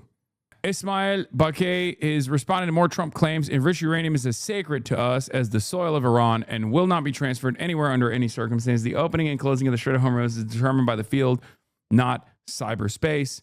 Ismail Bakay also says the other side intends to breach the agreement, which apparently it wants to do. And if the naval blockade continues, the Islamic Republic of Iran will reciprocally take the necessary measures, and there is no doubt about this. Media and people should not pay attention to the opponent's media game. They have contradictory positions. Iran is the guardian of the Strait of Hormuz, and wherever necessary in implementing measures that guarantee the interests and rights of the Iranian nation, it will show no compromise. Notice how I said, in my assessment at least, some of what he's saying is true, which is controlling the Strait of Hormuz, verifiable by monitoring the situation. And some of what I think he's saying is untrue and just gamesmanship, which is the nuclear dust predicament. Breaking. Despite President Trump prohibiting Israel from striking Lebanon, a fresh Israeli drone strike has just killed at least one person in Beit Yahoun, southern Lebanon, the country's civil defense told Al Jazeera. Just an hour earlier, President Trump posted on Truth Social, the USA will separately work with Lebanon and deal with Hezbollah situation in an appropriate manner. Israel will not be bombing Lebanon any longer. They are prohibited from doing so by the USA. Enough is enough. The Lebanese army had already reported ceasefire violations before the strike, including hours after it went into place, when Israel struck an ambulance in the town of Kunin, close to the border on Friday, according to the National News Agency, with reported casualties among the targeted medical workers. The Lebanese recorded a number of violations of the agreement, with several Israeli attacks recorded, in addition to intermittent shelling targeting a number of villages, it said in a statement. Classic Israeli pot shots. Almost as classic as the other Israeli technique of increasing the intensity of the bombing campaigns right before the ceasefire. These are two techniques that Israel engages in all the time. Yeah, complete disregard of international law. No one is restraining them. Why should they, right? Barak Unit 8200 Ravid says a U.S. official clarifies Trump's Lebanon comments. The president's ceasefire agreement between Lebanon and Israel clearly states that Israel will not carry out any offensive military operations against Lebanese targets, but preserves its right to self-defense against planned, imminent, and ongoing attacks. Okay? So let's continue. Analyst and Iran expert Kareem Turkey is up. Also with us, the former NATO Supreme Allied Commander, retired U.S. Army General Wesley Clark. To both of you, thanks very much for joining us. And Kareem, let me start with you on this major news from the Iranians announcing that the Strait of Hormuz is, in their words, completely open. It's been a source of leverage for Iran for some time now. What do you think? Does this suggest a peace deal, a real peace deal, could be imminent? President Trump obviously wants to try to end this 47-year conflict with Iran in several weeks. But in my view, that's not going to happen. You still have the same regime which wants the United States as an adversary. A more narrow agreement on just the nuclear issue is possible, but there's no signs that Iran is prepared to change its conduct. And on the Strait of Hormuz, what they found is that that's an incredible tool of leverage for them. They agreed to open it now in exchange for Israel ceasing its military operations in Lebanon. But in the future, if Israel resumes its military operations in Lebanon, they may well try to stop traffic in the strait again. Well, what's going to happen if Hezbollah in Lebanon starts firing rockets and missiles towards northern Israel, which they've been doing? There are so many saboteurs in this equation, not only Lebanese Hezbollah, the Houthis in Yemen, Shiite militias in Iraq, and individuals within the Iranian Revolutionary Guards who actually want to prolong the war for their own internal expediency. I stand by. I want to bring in General Clark. General Clark, No, it's never Israel that's a saboteur. Famously, it's always Hezbollah, the Houthis. It can be IRGC in Tehran, not Israel. Of course, this is the Iranian guy from one of these think tanks, right? There's always like an Iranian guy from one of these think tanks. They'll be like, the real enemy here is always and forever the axis of resistance. Israel famously and notoriously never does anything wrong. And if you think that it's doing anything wrong, it's obviously because Israel had to do it. It's a preemptive strike. How dare you? How dare you talk shit about the beautiful nation state of Israel? Announcing the opening of the Strait of Hormuz, the Iranian foreign minister said vessels must still transit through what they called a coordinated route laid out by Iranian authorities. Is it unusual at all that Iran would be determining this? It's always funny because it's like, now that we got an Iranian guy to say "Am Israel Chai," it's time for a Wonder Bread white general to say the same things. Okay. Well, it's absolutely unusual. It's unprecedented, and it's illegal. And so this is an international waterway. They have no right to do this, but there still may be mines out there, and those mines have to be cleared. That the mines are cleared. But Wolf, in addition to that, as Kareem was saying, this situation will never go back to what it was before, because what's happened is Iran has exercised a weapon, and that weapon is still there. It's still like an axe hanging over international commerce and diplomacy in the region. And they've seen how powerful it is. And I think we also have to look at the role of China in this. When Pakistan's coming in and helping to broker this and convincing China is behind Pakistan. The Saudis are working with Pakistan. It's a temporary fix. Yes, it should be open. It should be open for China because they're the biggest beneficiary of it, and the Iranians know it, and they can't keep it closed. But there's been a real demonstration of strategic power here by the Iranian regime. So I just second what Kareem has to say. Lots of saboteurs out there, lots of potential pitfalls in the future. Certainly are. Kareem, the U.S. Navy currently has a blockade that went into effect a few days ago on Iran in the Strait that President Trump says will remain in full force, but only as it pertains to Iran, his words, only as it pertains to Iran. How does this impact the country? So Iran is a country under dire economic straits. Even before this war, it was probably the most sanctioned country in the world. Now it's endured probably tens, if not over $100 billion in damages as a result of this war. And that's one of the reasons why there are folks within the government who don't mind prolonging the war, because once there is a longer-term ceasefire, they will face an population. No doubt about that. General Clark, we're about a day into that 10-day proposed truce between Israel and Lebanon. Hours after it started, though, the Lebanese army accused Israel of violating the ceasefire. The conflict in Lebanon has been a key sticking point in all the negotiations between the U.S. and Iran. Is Israel playing into Iran's hands here, if in fact it's violating the ceasefire? Of course it is. And but Iran has never had Hezbollah come back and acknowledge the ceasefire. So Hezbollah is a third party left out. At any time, Hezbollah could launch a couple of rockets, and you can't take away Israel's right to defend itself. Israel has that right, and I know that there are many in Israel today who are perplexed by this. We're going to get an agreement with Lebanon, and what about Hezbollah? We were going to get rid of Hezbollah. They're still there.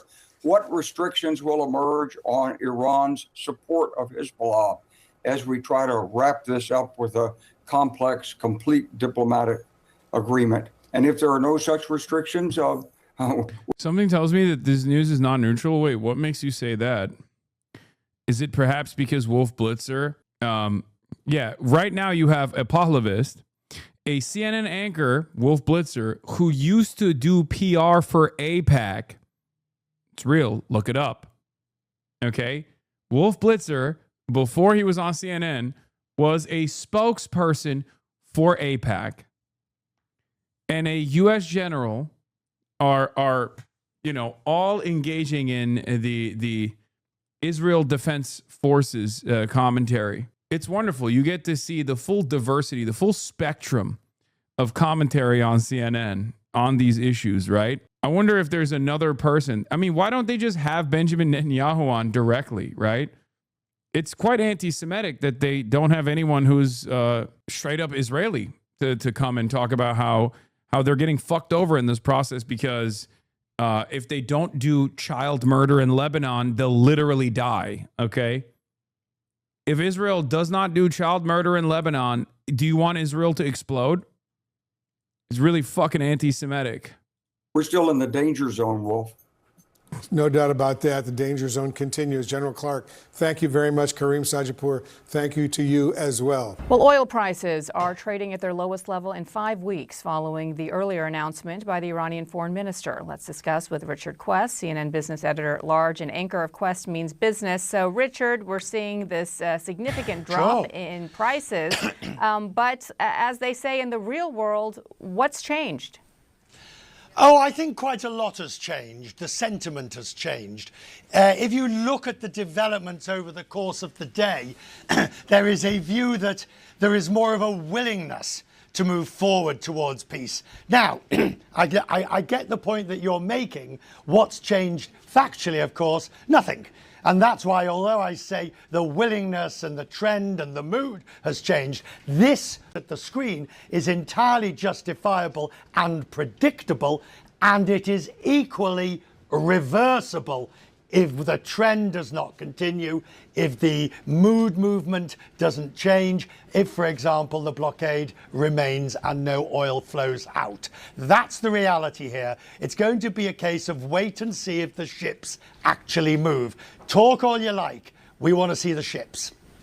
We want to see the ships, and you have Maersk, one of the largest shipping companies, saying that they've noticed Iran's announcement on the Strait of Hormuz, and then they go on to say the safety of our crew, vessels, and customers' cargo remains our top priority. That doesn't signal that they are ready to set sail, all things being back to normal.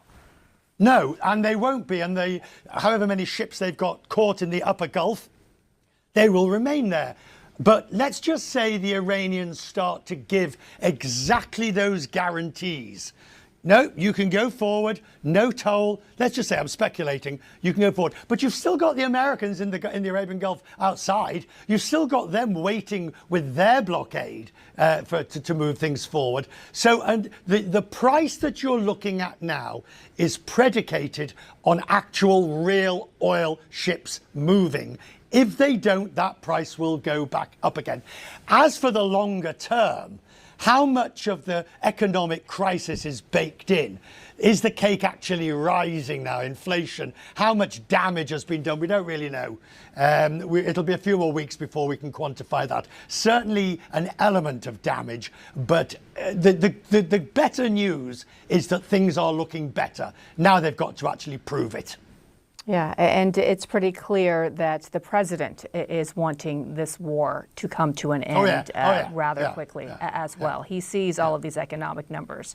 CNN's, thank you so much. Really appreciate Richard Quest. Thank you for joining us. What are we hearing from the president on all of this? He's on quite a spree on True Social this morning on these big developments, Betsy. Yes, Pamela, President Trump and his team are watching this very closely, receiving regular updates from here in Las Vegas, where the president is making an economic push, but news that the Strait of Hormuz is reopening very welcome, and officials are feeling optimistic as these talks are progressing in real time. President Trump reacting in that flurry of social media posts. Now we are learning, according to reporting from our colleagues Elena Treen and Kevin Liptak, that the Trump administration is also considering unfreezing $20 billion in Iranian assets as part of these negotiations. I want to read to you from a post the president sent just a few moments ago. He says, quote, "The USA will get all nuclear dust created by our great B-2 bombers. No money will exchange hands in any way, shape, or form." Of course, this idea of potential. Yes, Trump is at the Tort Conference. Yes, Trump is at WrestleMania. Yes, he's doing all of the things that are happening in Vegas right now. I've heard that Trump is there specifically to go to the tort conference and see Sam Cedar. Uncle Sam versus El Presidente. Actually benefit from this deal, even Yeah, Trump loves tort reform. if no money is exchanged, could lead to some criticism of President Trump, who has been critical of similar deals under the Obama administration. But officials are hoping that a broader deal to end this conflict could be finalized as soon as this weekend. And they are watching those talks between Iranian and Pakistani officials very, very closely to see that if a potential second round of talks could take place in Islamabad as soon as this weekend. Now, there are still some major sticking points, and that includes how long Iran has agreed to pause its uranium enrichment, as well as retrieval of Iran's nuclear material. That is what President Trump is referring to as nuclear dust. But all of this comes after the president yesterday announced a 10-day ceasefire between Israel and Lebanon, something that sources say really paved the way for these quickly progressing developments, as well as this announcement that the Strait of Hormuz is reopening. President Trump has said that the Strait blockade will remain in full force until that deal is complete. But we are already seeing oil prices go down, the stock market going up due to this news. It comes as the president is here trying to make that economic pitch, and people I've talked to are already feeling the crunch from this conflict. Pamela and Wolf. All right. Betsy Klein, thanks for the latest. $20 billion for nuclear material has been floated, not decided. Nick referenced your reporting. And I will quote from it. One proposal includes unfreezing assets in exchange for Iran turning over its stockpile of highly enriched uranium. Iran has asked for major sanctions relief on freezing of assets north of the 20 billion figure. The sources said the discussions are ongoing, haven't been resolved. This is like the crux of everything. Like, Strait is the Just no money has exchanged hands. Kind of interesting that when Barack Obama was unfreezing assets, Iranian assets, when Joe Brandon was unfreezing Iranian assets, that was money exchanging hands. When Trump is doing it, that's a different thing. That's a totally separate thing. You guys don't understand. No money is, no green pallets of cash. Just $20 billion. Much larger number, much bigger number than the Joe Brandon $6 billion. Much bigger than the Barack Hussein Obama's 1.7. After all, it's inflation. That's why with inflation, 20 billion is far smaller than 1.7 billion. Far smaller than 6 billion. linchpin, I think, from an economic perspective. But this is the crux of the deal that every president has been going after for decades and decades. What's your latest sense of things? Yeah, I mean, those were the two biggest sticks. For the record, I want you guys to understand something. Like, this is not a point of a serious contention. When Barack Obama did it, it should be done. Rick Scott is so obsessed with you. He's now posting a year-old profile by you about the New York Times demanding why they glazed you. Yeah, it's pretty funny. Hey, New York Times, can you let me know why you're giving a guy who said I should be murdered such a glowing platform? Would love to know your standards. Dog, this was written before then. There's been new articles glazing me since then, you know? I do think it's really funny that Rick Scott spends most of his time crying about my existence now. One of these days, man. One of these days, you'll get him. Okay, I promise. Points, I think, throughout these entire negotiations, and as you mentioned, the Strait, one of them, but I think for now seems more likely to be resolved. It's this idea of how long will Iran actually commit to suspending their enrichment of uranium, and then also the idea of going in to retrieve the enriched, having the U.S. or perhaps another country, some sort of mediator going in to retrieve.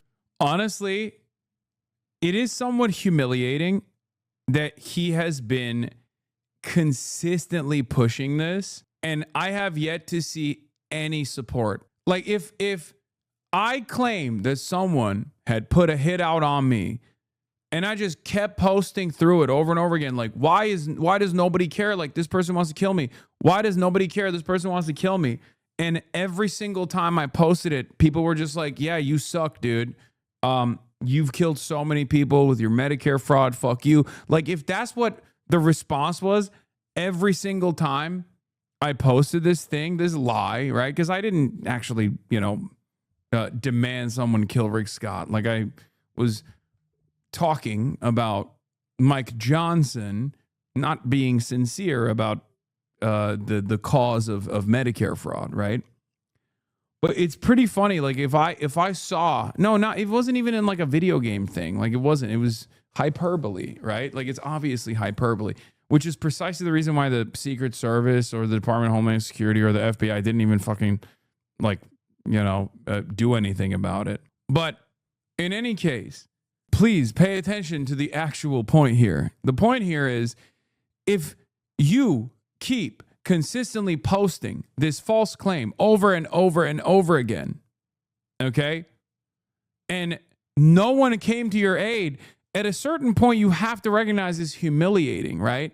Because you're basically putting yourself out there and finding out that people either A, don't believe you, or B, a far worse consideration, that they do believe you and they don't care. So I don't know which one is worse. I think it's the second one that's probably worse. Like at a certain point, you got to give up, right? Because you're just basically, one, amplifying to everyone that you've done Medicare fraud, record-breaking Medicare fraud. And two, showing the rest of the world that like a lot of people actually don't care. A lot of people don't care at all. Sad state of affairs for Rick. Retrieved the uranium that they already have. And he just put out a flurry of social media posts this morning announcing the U.S. would acquire all of Iran's, quote, nuclear dust. Yeah. And that money would not be exchanged in negotiations for that nuclear dust, as he calls it, from the B-2 bombers. But two sources are telling CNN this morning the administration is considering unfreezing $20 billion in Iranian assets as part of the negotiations. Really quick, I want to play what the president said earlier about the Obama administration's Iran deal. And then, very importantly, I terminated Barack Hussein Obama's Iran nuclear deal, a disaster. Obama gave them $1.7 billion in cash, green cash, took it out of banks from Virginia, D.C., and Maryland, all the cash they had. He flew it by airplanes in an attempt to buy their respect and loyalty, but it didn't work. Is it a good idea for the U.S. to consider releasing these funds to Iran? What do you think? Well, we obviously were very critical of the way President Obama handled giving cash to Iran. I think it really depends on the negotiation that President Trump comes through with them. What are we getting in exchange? What are the security measurements that we're going to receive, and have the assurances that they're not going to pursue any sort of nuclear capability? President Trump is a tough negotiator. I mean, we've been really able to watch him negotiate almost as a general public through the Truth Social post, and there's days you're like, wow, but this is the way he negotiates. He's a tough negotiator, and he gets results, including threatening taking out an entire civilization. Well, and you know what, that was one of the things that they, as he said, they say death to Israel. I think we have to take them seriously, and while they are a much smaller country and they don't have the capabilities that we do as Americans, we still have to take it seriously. And I think that those were the types of words that they understood what those meant. I believe that he never intended to do that, but it was simply the rhetoric to put them in a position of he means business. The bottom line is the U.S. has long pointed to Iran as being a state sponsor of terrorism, going back 47 years. And Trump, for his part, said that this war was initiated to prevent Iran from funding that, right? Yeah.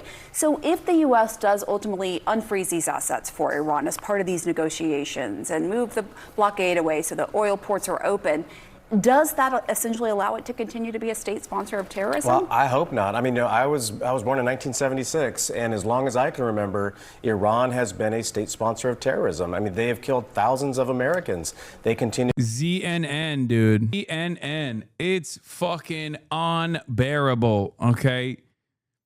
It's just so funny. This is supposed to be this anti-Trump commentary. This is the Larry Ellison purchase ZNN. And as soon as foreign policy is called into question, as soon as like Israel's needs are called into question, it's uniparty. Like everybody is just regurgitating the same exact idiotic pro-Trump propaganda. They're just saying the shit that Trump's been saying. Oh yeah, everyone knows. Like, I mean, obviously Iran is a great danger to everyone knows Iran is a great danger to both Israel and the United States and the rest of the world. So I guess you guys have no issues, right?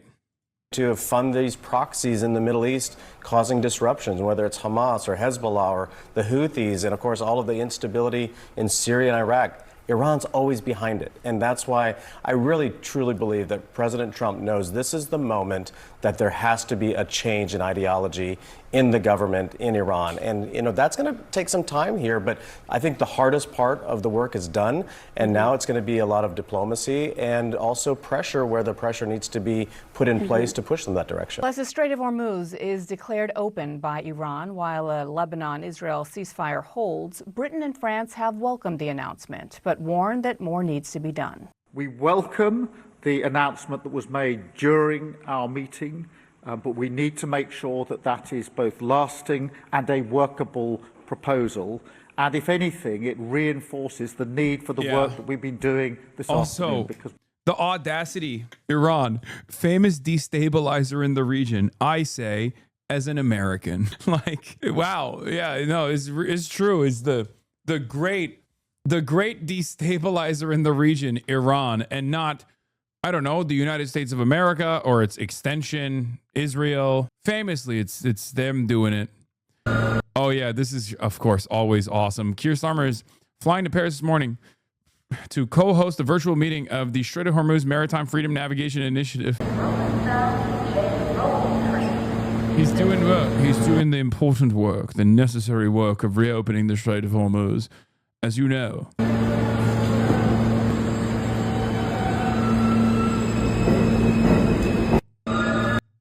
It's hard work, but someone's supposed to do it. I'm glad. This hypocrisy pisses me off. Kaya Kallas starts her sentence with under international law. Yet, under the entire genocide in Gaza, Europe completely ignored international law. When the U.S. attacked Venezuela, EU leaders explicitly stated that this was not the time to discuss international law. They repeated that when the U.S. attacked Iran. But now, Kaya Kallas returns to opening her sentence with international law. International law is not an optional feature of international relations that you invoke only when it suits you. Well, except it is. That is how it's been utilized. And now they're much more flagrant about that utilization. Mark Levin, great glaze, bro. Lindsey Graham, great questions from the great one. Mark Levin is mad about Donald Trump. How dare Donald Trump do something that Israel doesn't want him to do? Okay. Remember, the great one. Which side are you on, Mark? Marky Mark, Master Shake. What's our plan to stop Hezbollah? Once we disarm Hezbollah, now that we have taken on this responsibility, how will we prevent Hezbollah from regenerating and reconstituting its forces? The Lebanese government has neither the will nor the way, or they'd have done it in the last year's ceasefire that Hezbollah violated. I expect Hezbollah will see its tactics of using buildings to organize, store weapons, and fire rockets as successful, and will comment more of it, or will do more of it given the declaration. And it will continue that Israel can't do anything about it, as this declaration protects Hezbollah. So we shall see. I'm the great one, also known as Master Shake. His British is good, but this is an L accent. I mean, I'm trying to do fucking Mark Levin, also known as Master Shake. Israel has degraded Hezbollah without much help from anyone else. They took out its leadership. They lost soldiers. They've relocated 1 million or so of its citizens because Hezbollah fires thousands of rockets into their towns. Sheikh Zula, those schooler, you want a drink? I'll bring it to you. Oh my God.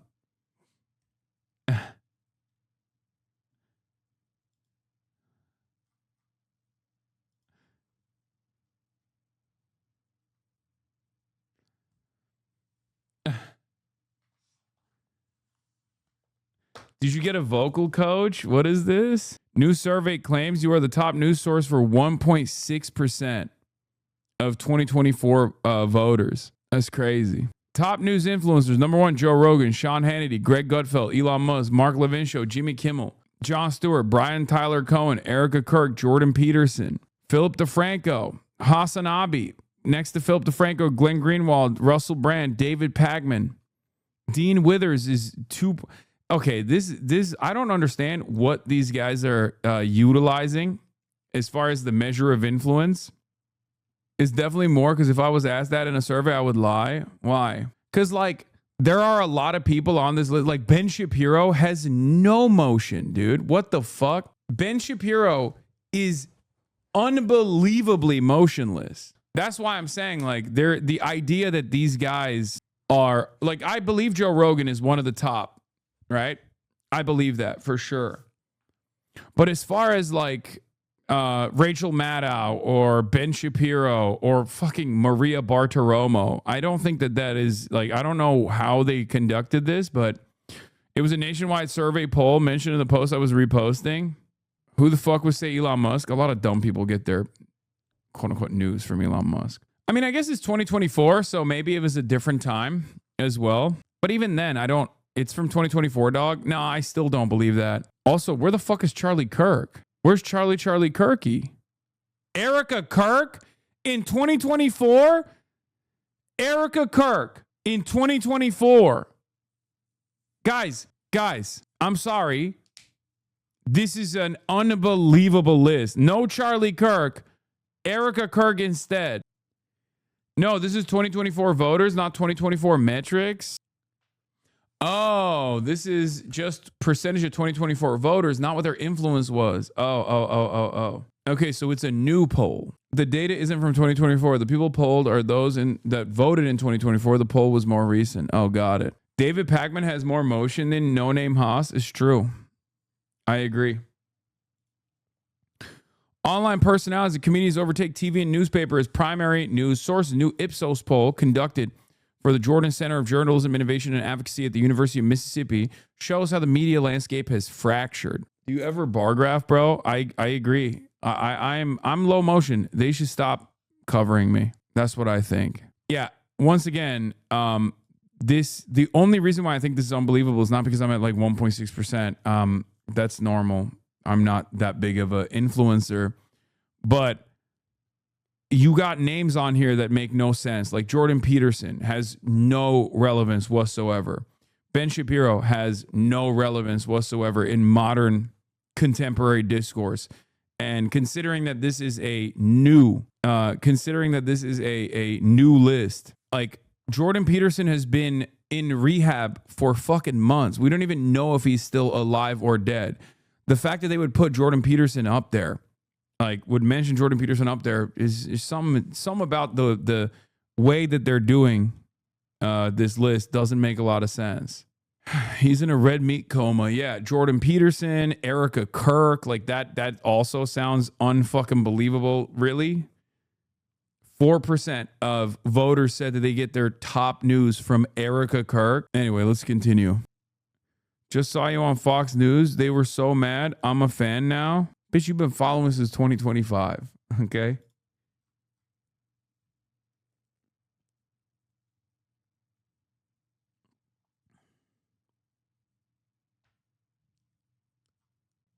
Yeah, this might be more so like maybe a name recognition poll, because like it is base boosted with conservatives. It's chock full of conservatives. And that makes sense because these guys were dominant, right? They were towering forces in the information landscape on the internet for a decade. Now they've died, sometimes literally, sometimes figuratively died. And so from a name recognition perspective amongst like 2024 voters, it kind of does make sense because they're thinking of like who they used to, whose names they recognize, whose names they've heard from. I don't know, because it doesn't make any sense as far as like their current relevance, because Ben Shapiro has no base. Ben Shapiro has videos on his YouTube page that barely crack 20,000 views, man. It's fucking over. It's so unbelievably over. Why'd you put a hit out on Rick Scott? Shut the fuck up. Anyway, Mark Levin is not happy about Trump letting Hezbollah live and not allowing Israel to do more genocide in Lebanon. We're very clear that the mission that we're putting together is a defensive mission, and that comes after a ceasefire. The announcement broke as French President Emmanuel Macron co-hosted dozens of world leaders on the situation in the Strait of Hormuz.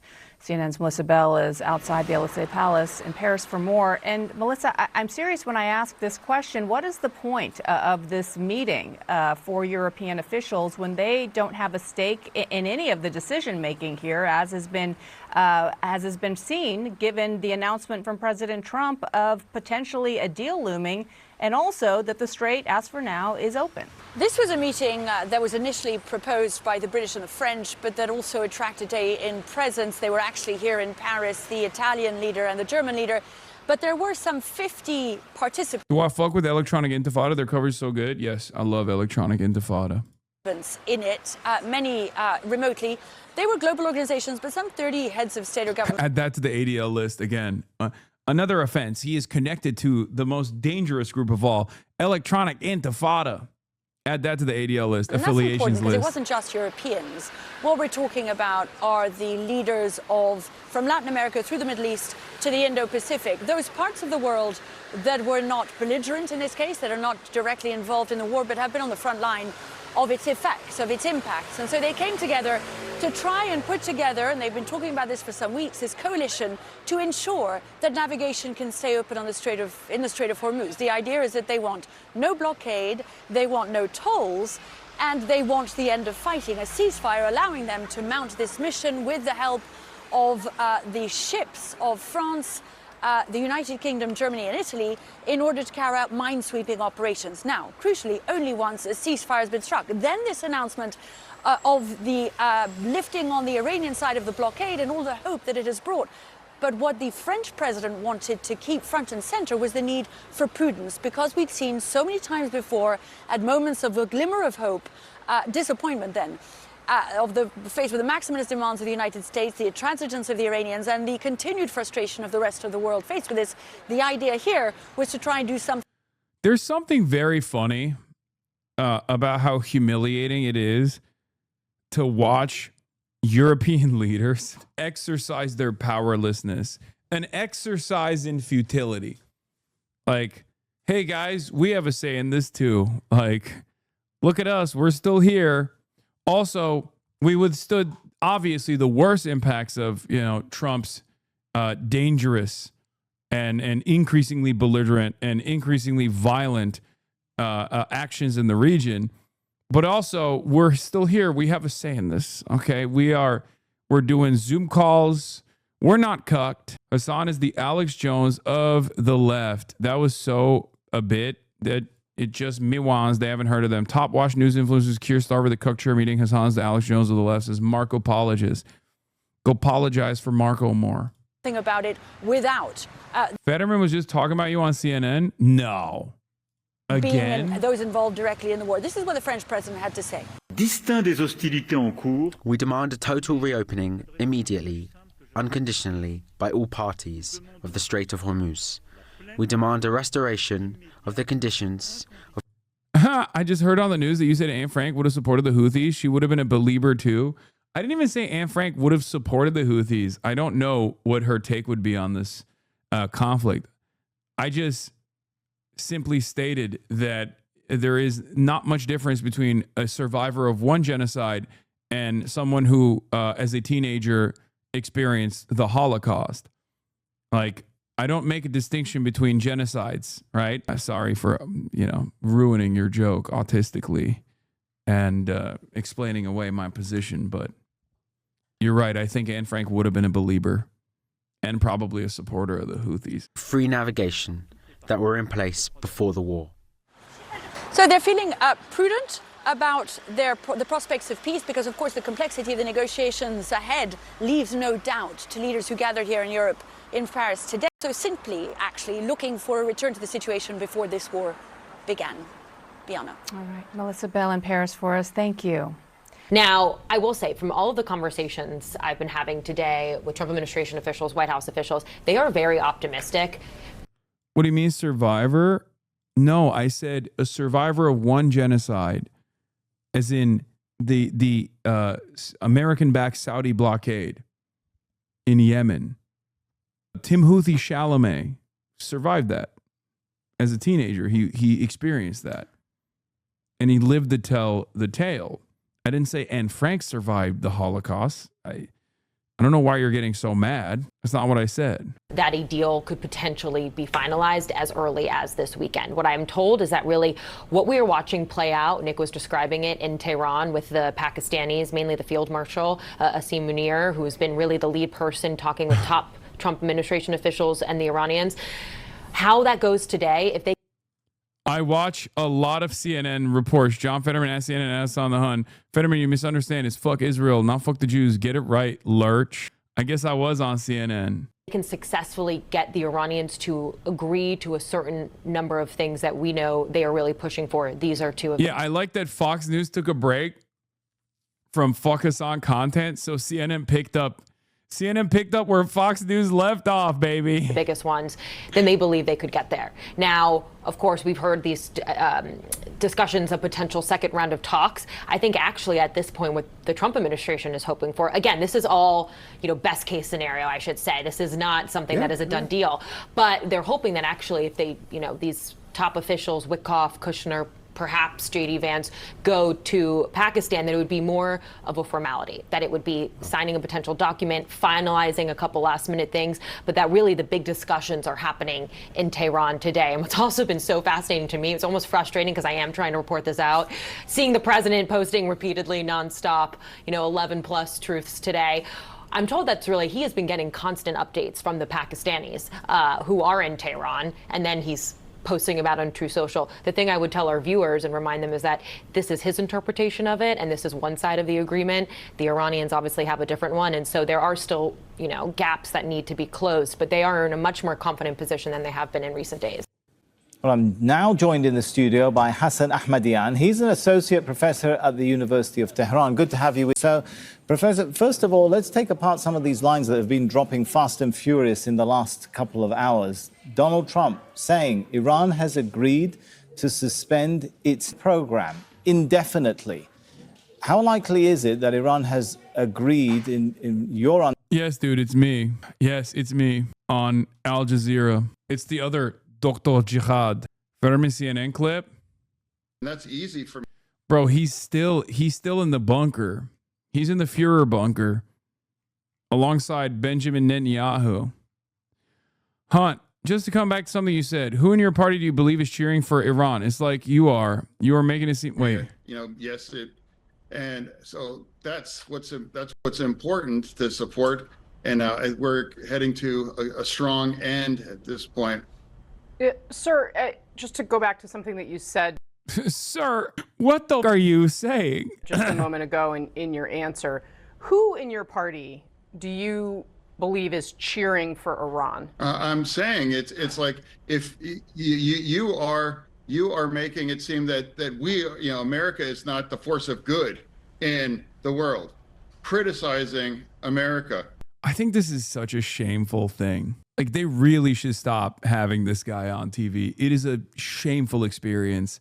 It almost feels like they're doing this as punishment for Israel. For Israel's, their punishment is, here is your top guy in the American political class. This is your top defender. Like, you can watch him short circuit. I sometimes I feel like they're trying to see if they can make him zap back to they can hit him with another stroke, but this just by using his words, they can make him hit another stroke where he's good again. It's just, he is such an ogre, dude. The media class is conducting an experiment to see if they can short circuit his brain to fix it again. Criticizing Israel. You have Iran, what they've done, the kinds of outrage, with Iranians massacring tens and tens of thousands of Iranians just recently for that. Now, if you're going to continue to vote against our military, if you're proud to vote against defensive kinds of systems like Iron Dome for Israel, and you can... Like, everybody knows, macking.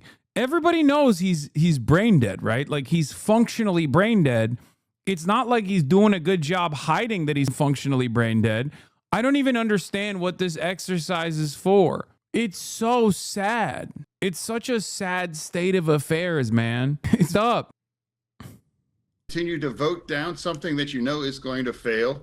That actually must absolutely excite Iran to see, the way that many people, in the Democratic Party, doesn't back the attempts to try to break and destroy the Iranian regime to acquire.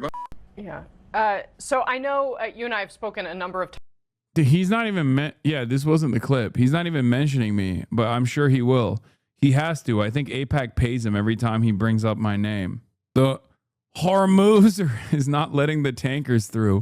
Mass turnaround. Nearly every ship attempting the crossing has turned back. Oh no, they're Hormuzing. The Hormuzi is not open for business, or at least is open for business as long as you pay the toll to go through the Hormuzi hole. They're like, oh, it's too tight. I really got to stop. I'm sorry. I apologize. I'm stupid. This is why no one should be listening to me. Pushing 50 years old. Oh, I'm sorry. John Fetterman can his way through this process, but I can't make a couple Hormuzi is too tight jokes. Like, that's up. Let me have a little bit. Understand to suspend its entire program indefinitely. There's nothing that has been agreed so far on the program. But why then would the US president make this kind of statement if Iran is Iran going to come out and say we haven't done this? I think the negotiations that are I convinced my mom to tune in today, Sag. Okay. Basically restart with the mediation of Pakistan are about this. So there's no negotiations now that he basically forced the ceasefire, which was supposed to happen in parallel to Iran's ceasefire. It was a regional ceasefire agreement with the unfreezing of Iranian assets for Iran to That's what the mediator of Pakistan said. Yes. In their understanding. Iran and Pakistan said so, but Israel violated it, and so Iran said that wartime situation in the Hormuz will continue. Now, with the ceasefire in Lebanon, talks of unfreezing Iran's assets, the Strait of Hormuz being dealt with differently by Iran. Not that different. We'll talk still. in a minute about the Strait of Hormuz, but I want to finish first these lines about what Donald Trump is saying has been agreed. And he's saying, we will go in at a leisurely pace to recover uranium, which we think refers to the 60% plus enriched uranium. Again, how likely, or from your understanding, is it that Iran will agree to allow US, I guess, forces to go in and recover enriched uranium to that degree? Yeah, I wanted to get to this point. So far is subject to discussion. There's no agreement. Trump tells CBS Iran agreed to stop supporting Hamas and Hezbollah. Yeah. If there's one claim I absolutely do not believe, it's this one. Okay. Yeah, I'll believe it. I'll believe it when I see it. Okay. Sure, man. Yeah. Because, like, remember, this is not an ideological allegiance. Okay. I'm not silly emancipatory to believe that, like, oh, Iran is doing this because Hezbollah is Shia and they have like a great deal, a real commitment to the emancipatory needs of these people. I'm sure there's some who believe that, right? Inside of the Iranian government. But ultimately, the reason why they're doing that is because it's a part of leverage. It's a part of the leverage that Iran has against America and Israel in the region. So it's, in a way, it's not dissimilar to the other totally ridiculous demands that the American government has made that Iran will never abide by, which is to restrict their strike capabilities away from Israel. You're wrong, Hasan. It is ideological law. I mean, it's sure. There's a ideological need for it as well, but ultimately it's pressure, it's leverage. Okay, there's no ideological need for why Iran must have missile striking capabilities that actually reach Israeli airspace. That is leverage. That is deterrence. Okay, and it's the same for the axis of resistance.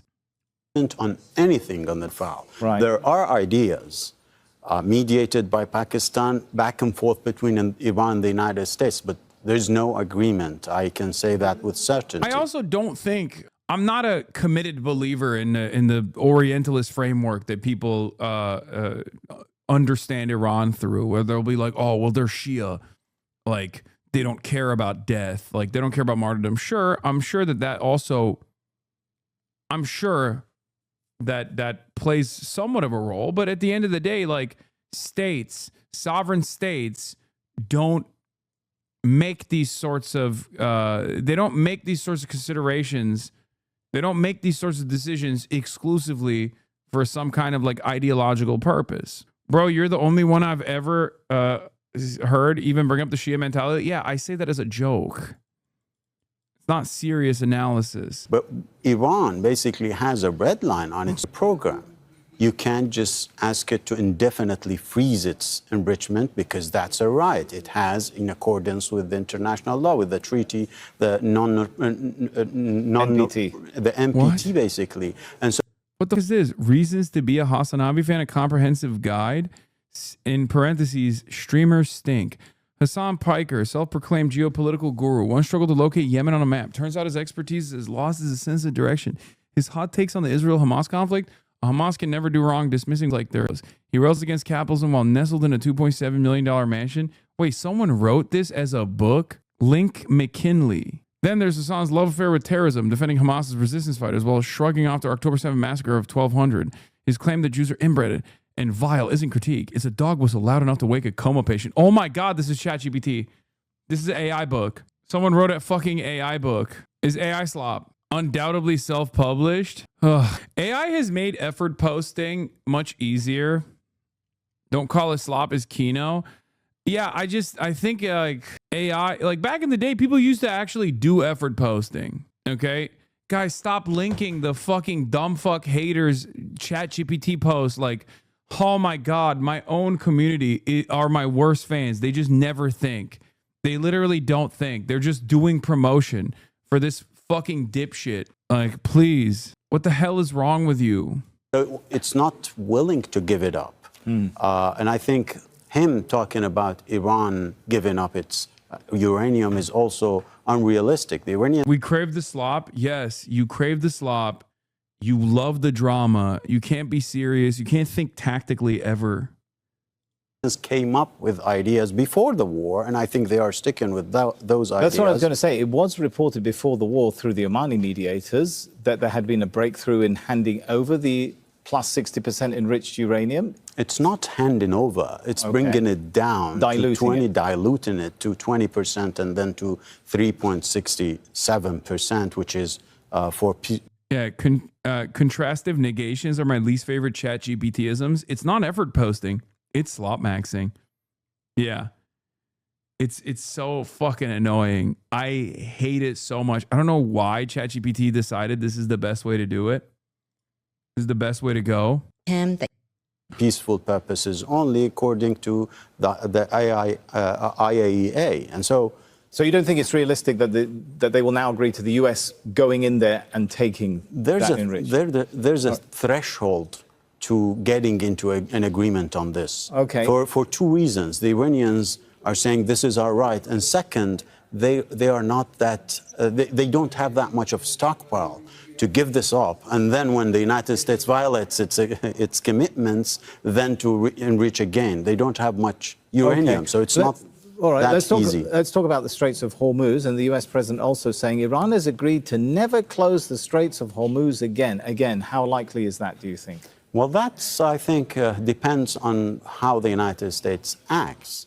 Basically, when there was agreement, as I said, they violated it in two basic, points.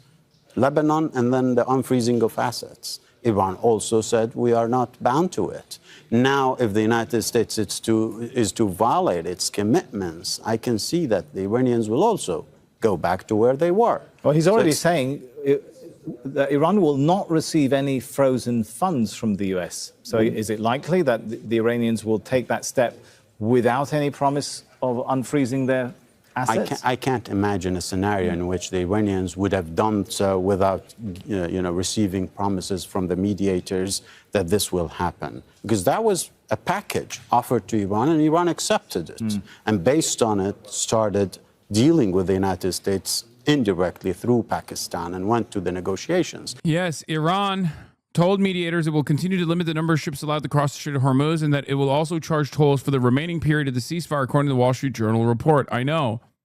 They never backed away from maintaining control over the Strait of Hormuz. That was just a made-up thing that Donald Trump, or it wasn't even a made-up thing. It was just Trump saying, like, the strait is open to make himself look better in American media, which is precisely the reason why I think a lot of the, the sailors that read only Western news thought that this would mean like fully open passage with no toll system implemented at all, which is why you're seeing a bunch of these ships make U-turns now. I don't even think it's market manipulation. I thought Iran had said it's also open. No, the Iranian statement from the start was literally, the Strait of Hormuz is now fully open in accordance with the IRGC's demands. People just heard the first half of that statement and just refused to listen to the second half of that statement. You're referencing what Arakshi said, okay? Abbas Sayed Arakshi. Here is what he actually said. Where the fuck is it? Hold on. I have it somewhere. Oh, in line with the ceasefire in Lebanon, the passage for all commercial vessels through the Strait of Hormuz is declared completely open for the remaining period on the ceasefire on the coordinated route as already announced by Ports and Maritime Organization of the Islamic Republic of Iran. Okay? Yeah, you got to read the terms of service. They said you still got to go through the Iranian ports. This is the coordinated route as already announced by the Ports and Maritime Organization of the Islamic Republic representative of Iran. As in, the Payatollah is still going. Payatollah. Yeah, coordinated route implies you still got to pay the toll to go through the Hormuz's hole. The Hormuzi is still tight. Oh, fuck, that's so tight. That's too tight, Hormuzi. I can't get through it. Brother, please. What's that, brother? Sir, can you stop being so academic? Yes, Iran is announcing that the situation in the Strait is changing. I can imagine that there is an agreement on this. So I'm listening to everything you're saying, Professor. And then you yell at us for not being serious? I mean... And this is what I'm wondering now. It basically sounds like you're saying pretty much everything that the US president has announced is not accurate, is not correct. Why are we not... Guys, shocking. Shocking! Every single thing that Trump said so far about his end of the bargain has been total nonsense. That's why I said you got to sit back and you got to wait. Are they going to unfreeze assets? Most likely, yes. Is the Iranian side still collecting a toll? Yes. You did not describe it that way with yesterday's guest. Yeah, obviously I'm not going to say Hormuzi. My Hormuzi is so tight. Ooh, in front of Amy fucking Goodman. Chat, please. I too contain multitudes. Okay? I also didn't say, oh, I'm Hormuzing right now. I'm the Hormuzer. I also didn't say all that oil still can't lubricate the hole in Hormuzi. The Hormuzi hole is not being lubricated by all the oil that's transiting through it. I didn't say any of those things because that would be insane. What if she laughed so hard and snorted and then said, wow, Hasan, you are the best, but that train's gone now, like your opportunity. I would never test that in the marketplace of ideas, okay? I'm not brave enough. Hearing anything from the Iranian side. Doesn't that silence tell us something? Well, the silence is basically not that weird when it comes to Tehran, because they're not within the mood of President Trump, who just basically comes... Contain multitudes, translating, I'm a fake leftist and support Israel. Yes. Out and, gives different announcements. I suspect... Bro needs to stay niche and not be in the news cycle again. Yeah, that's why I'm saying these things, so that the news cycle will go, this guy's too gross for us to cover. That's you've identified my trick. Okay? That's my technique. The Iranians will come out with their narrative. There have been some points, being raised by people in Tehran, but it's the official line It's Friday today, so final you will point. hear more. This new maritime, shall we call it, arrangement, is Iran going to be able to enforce that long term without the objections of other states? Because it pushes the maritime traffic into Iranian territorial waters. Does that not violate the UN Convention on the Law of the Seas, Articles 37 to 39, that talk about the right of unimpeded passage for ships? Yeah, sure. You see, if you put it in that light, of course. But the reality is that the deepest route goes through Iran's territorial water. So Iran is not changing the route for that purpose. It doesn't need to. But before February 28th, the ships were not restricted to only that passage. No, I know, but there is a change, right? But the ships that are heavy or heavier, they usually go through Iran's territorial water because it's deeper. So they don't need to change anything. They can just, you know, in accordance with international law, observe what's going in and out. And they have said, with the announcement by Mr. Arakchi, they have said that it's the Supreme National Security Council's announcement that is to be observed. Firstly, that passage is only announcement that was announced before. Well, I have so many more questions, but I'm already being told that the time is up. I apologize. We're going to have to leave it there, Professor. Professor Hasan Ahmadian is the man. And I'm not just saying that because we share a name or that he weirdly looks a lot like me. Okay, it's I don't know what the fuck it is, but yeah, no, he teaches in University of Tehran. Is Twitter down for you? I don't know. Maybe. We're on our way. BBC interviews Hezbollah representative as Israel-Lebanon ceasefire has been announced. It looks like you and Matt Walsh had a baby. Calm down. Don't say that.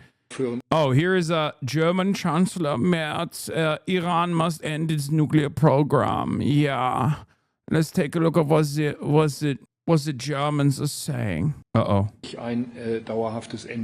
want to achieve the lasting end to this war as quickly as possible. Our message, also in coordination with all of our partners, is Iran must end its nuclear program.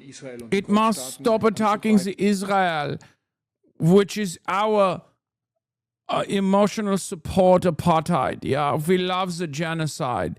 We love it. There's never been a genocide that has happened around the world, or even ones that we've committed that we haven't been fully on board with. Yeah. When white people do voices, it's just racist, FYI. Well, I guess I'm the racist. Oh, meine Gott, ich kann nicht glauben, you're being racist against the Deutsch.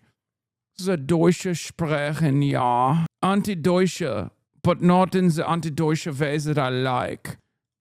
You must stop attacking the Israel and the Gulf states. And it must reliably, permanently, and without the payments of any kinds of reopen the Strait of Hormuz for free navigation. You in what army, motherfucker? What are you talking about? What are you talking about, bald man? What are you saying? You are motionless. You got no bitches. You got no motion. You got nothing. Don't provoke Germany. We don't want a World War III. He has nothing. He doesn't even have the German public's consent. 93% of Germans disagree with Merz and German support for the attack on Iran now. Stop arms deliveries to the USA and Israel. Revoke overflight rights and close the Ramstein base. Wait. Soll Deutschland die USA im Krieg gegen den Iran militärisch unterstützen? 93%. Nein. Nein. Not jawohl. Nein. Nine. It's ridiculous. Watch out. I'm going to accidentally step on you. So I guess it's not just 90-10 in motherfucking United States of America. It's 93-5 in Germany. Life of an EU vassal.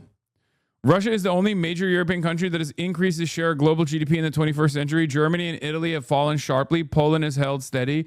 Yeah, respect the Poland. They're pulling through.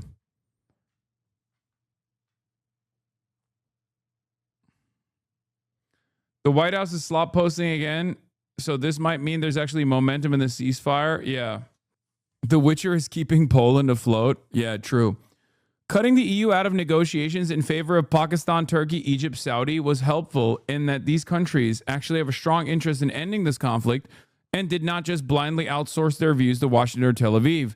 The European response to the JCPOA being violated was revealing, and that they just don't play a fucking constructive role at all. At the same time, this was allowed to split countries like France or Spain to take an independent stance, which is more helpful. Donald Trump, Hasan, have you seen your cartoon? Which one? There have been many, but the answer probably is yes. It's so fucking ridiculous. Come on, Macron is not independent. He pretends he can tiptoe the line. He wishes he was Erdogan on this. Fun fact about Mertz, he spent 12k euros for his hairstylist last year. This is the product of 12,000 euros? Are you serious? Ain't no fucking way. Stop. That's a joke, right? He's Mr. I'm middle class with 12 millions in my bank account. Who, Mertz? Or are you talking about me? Are you fantasizing about me saying those things? Or is Mertz also a fake socialist, a fake rich socialist? Oh, Mertz said that. Okay, Mertz, fake socialist Andy. He said he's middle class. Yeah, he's in the middle. He's in the middle of like striving millionaires and billionaires. He's right smack dab in the middle, you know? He's in the middle of what?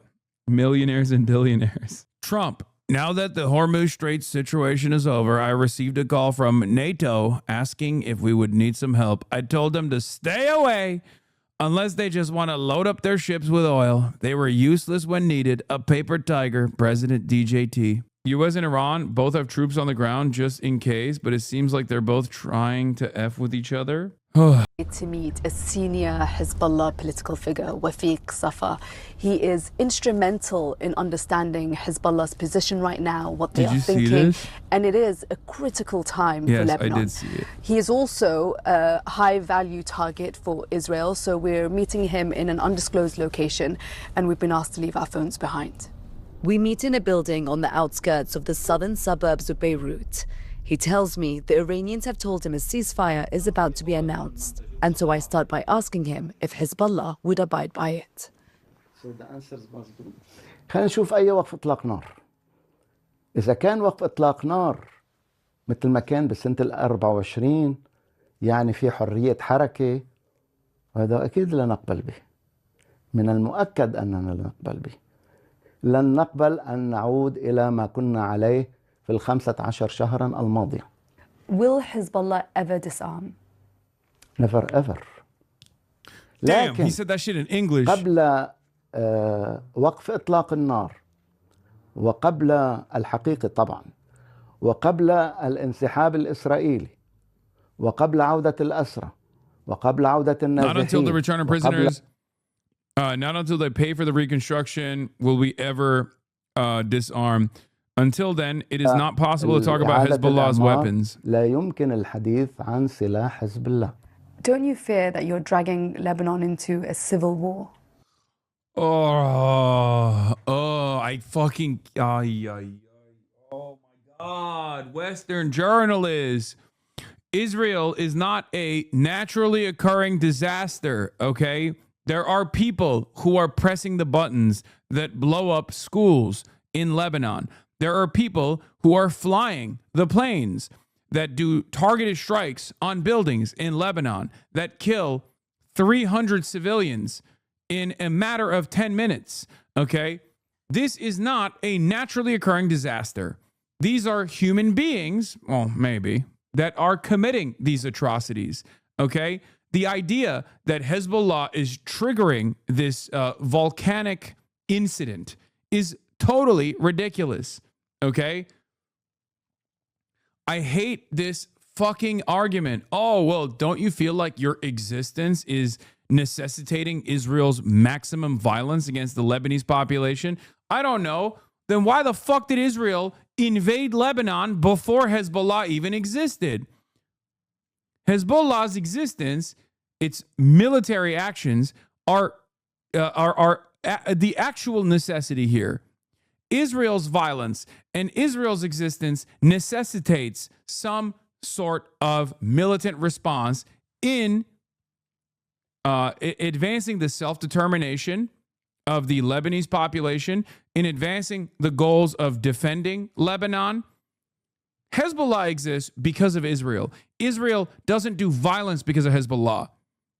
Israel simply uses the existence of Hezbollah to continue doing violence. Any civil war in Lebanon needs two warring parties. The party that doesn't want it is the one that has the power to do it.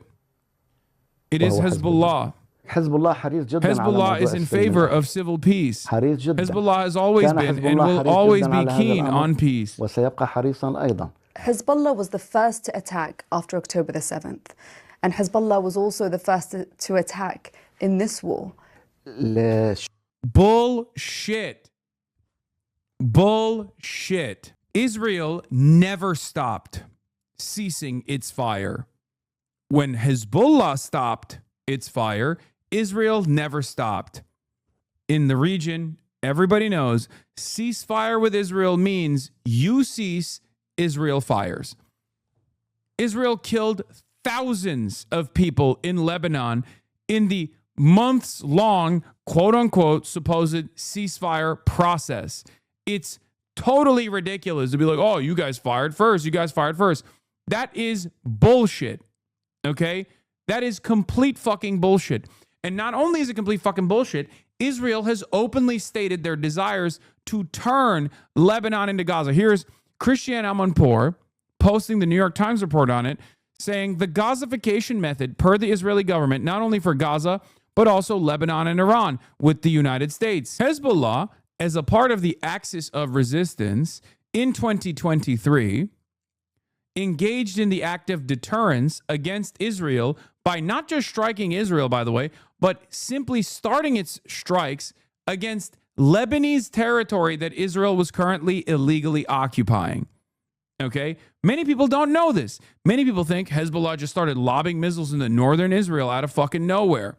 Okay? Which, again, as a part of its axis of resistance contract, okay, not like a directly written contract, but as a part of its function as a primary military deterrence against Israeli incursions into Gaza, was actually supposed to literally invade Israel militarily. I agree, but it's not just the Western journalists. This is the opinion of a lot of people in Lebanon, including some Shias and former allies. They feel like Hezbollah provoked Israel by no longer following the one-sided ceasefire. As unfair as that assessment is, it is how the political sands are shifting in Lebanon right now. This is a real make or break moment for Hezbollah. Not only how they navigate it politically and militarily will be really important. My job is to say the truth. My job is not to abide by the false notion that people have developed in the region. Okay? I don't care. I have to say the truth. And if the media doesn't say the truth, I have to call them out on it. Why? Don't you think that a part of the reason why people are saying enough is enough, and that Hezbollah is the reason for why Israel is blowing up Lebanon, is a concession that people are making because they are getting this kind of false information from the media? To be honest, I think you are wrong. Me, if I was an idiot, to be honest, I think you're wrong. No, you're talking about, he's not saying that to me. He's saying that to Cloud District Enjoyer. But it doesn't matter, okay? What matters is the truth. It's like saying, okay, well, the assessment from the Iranians who are Shah defenders inside of Iran is the idea that America and Israel are going to save Iran.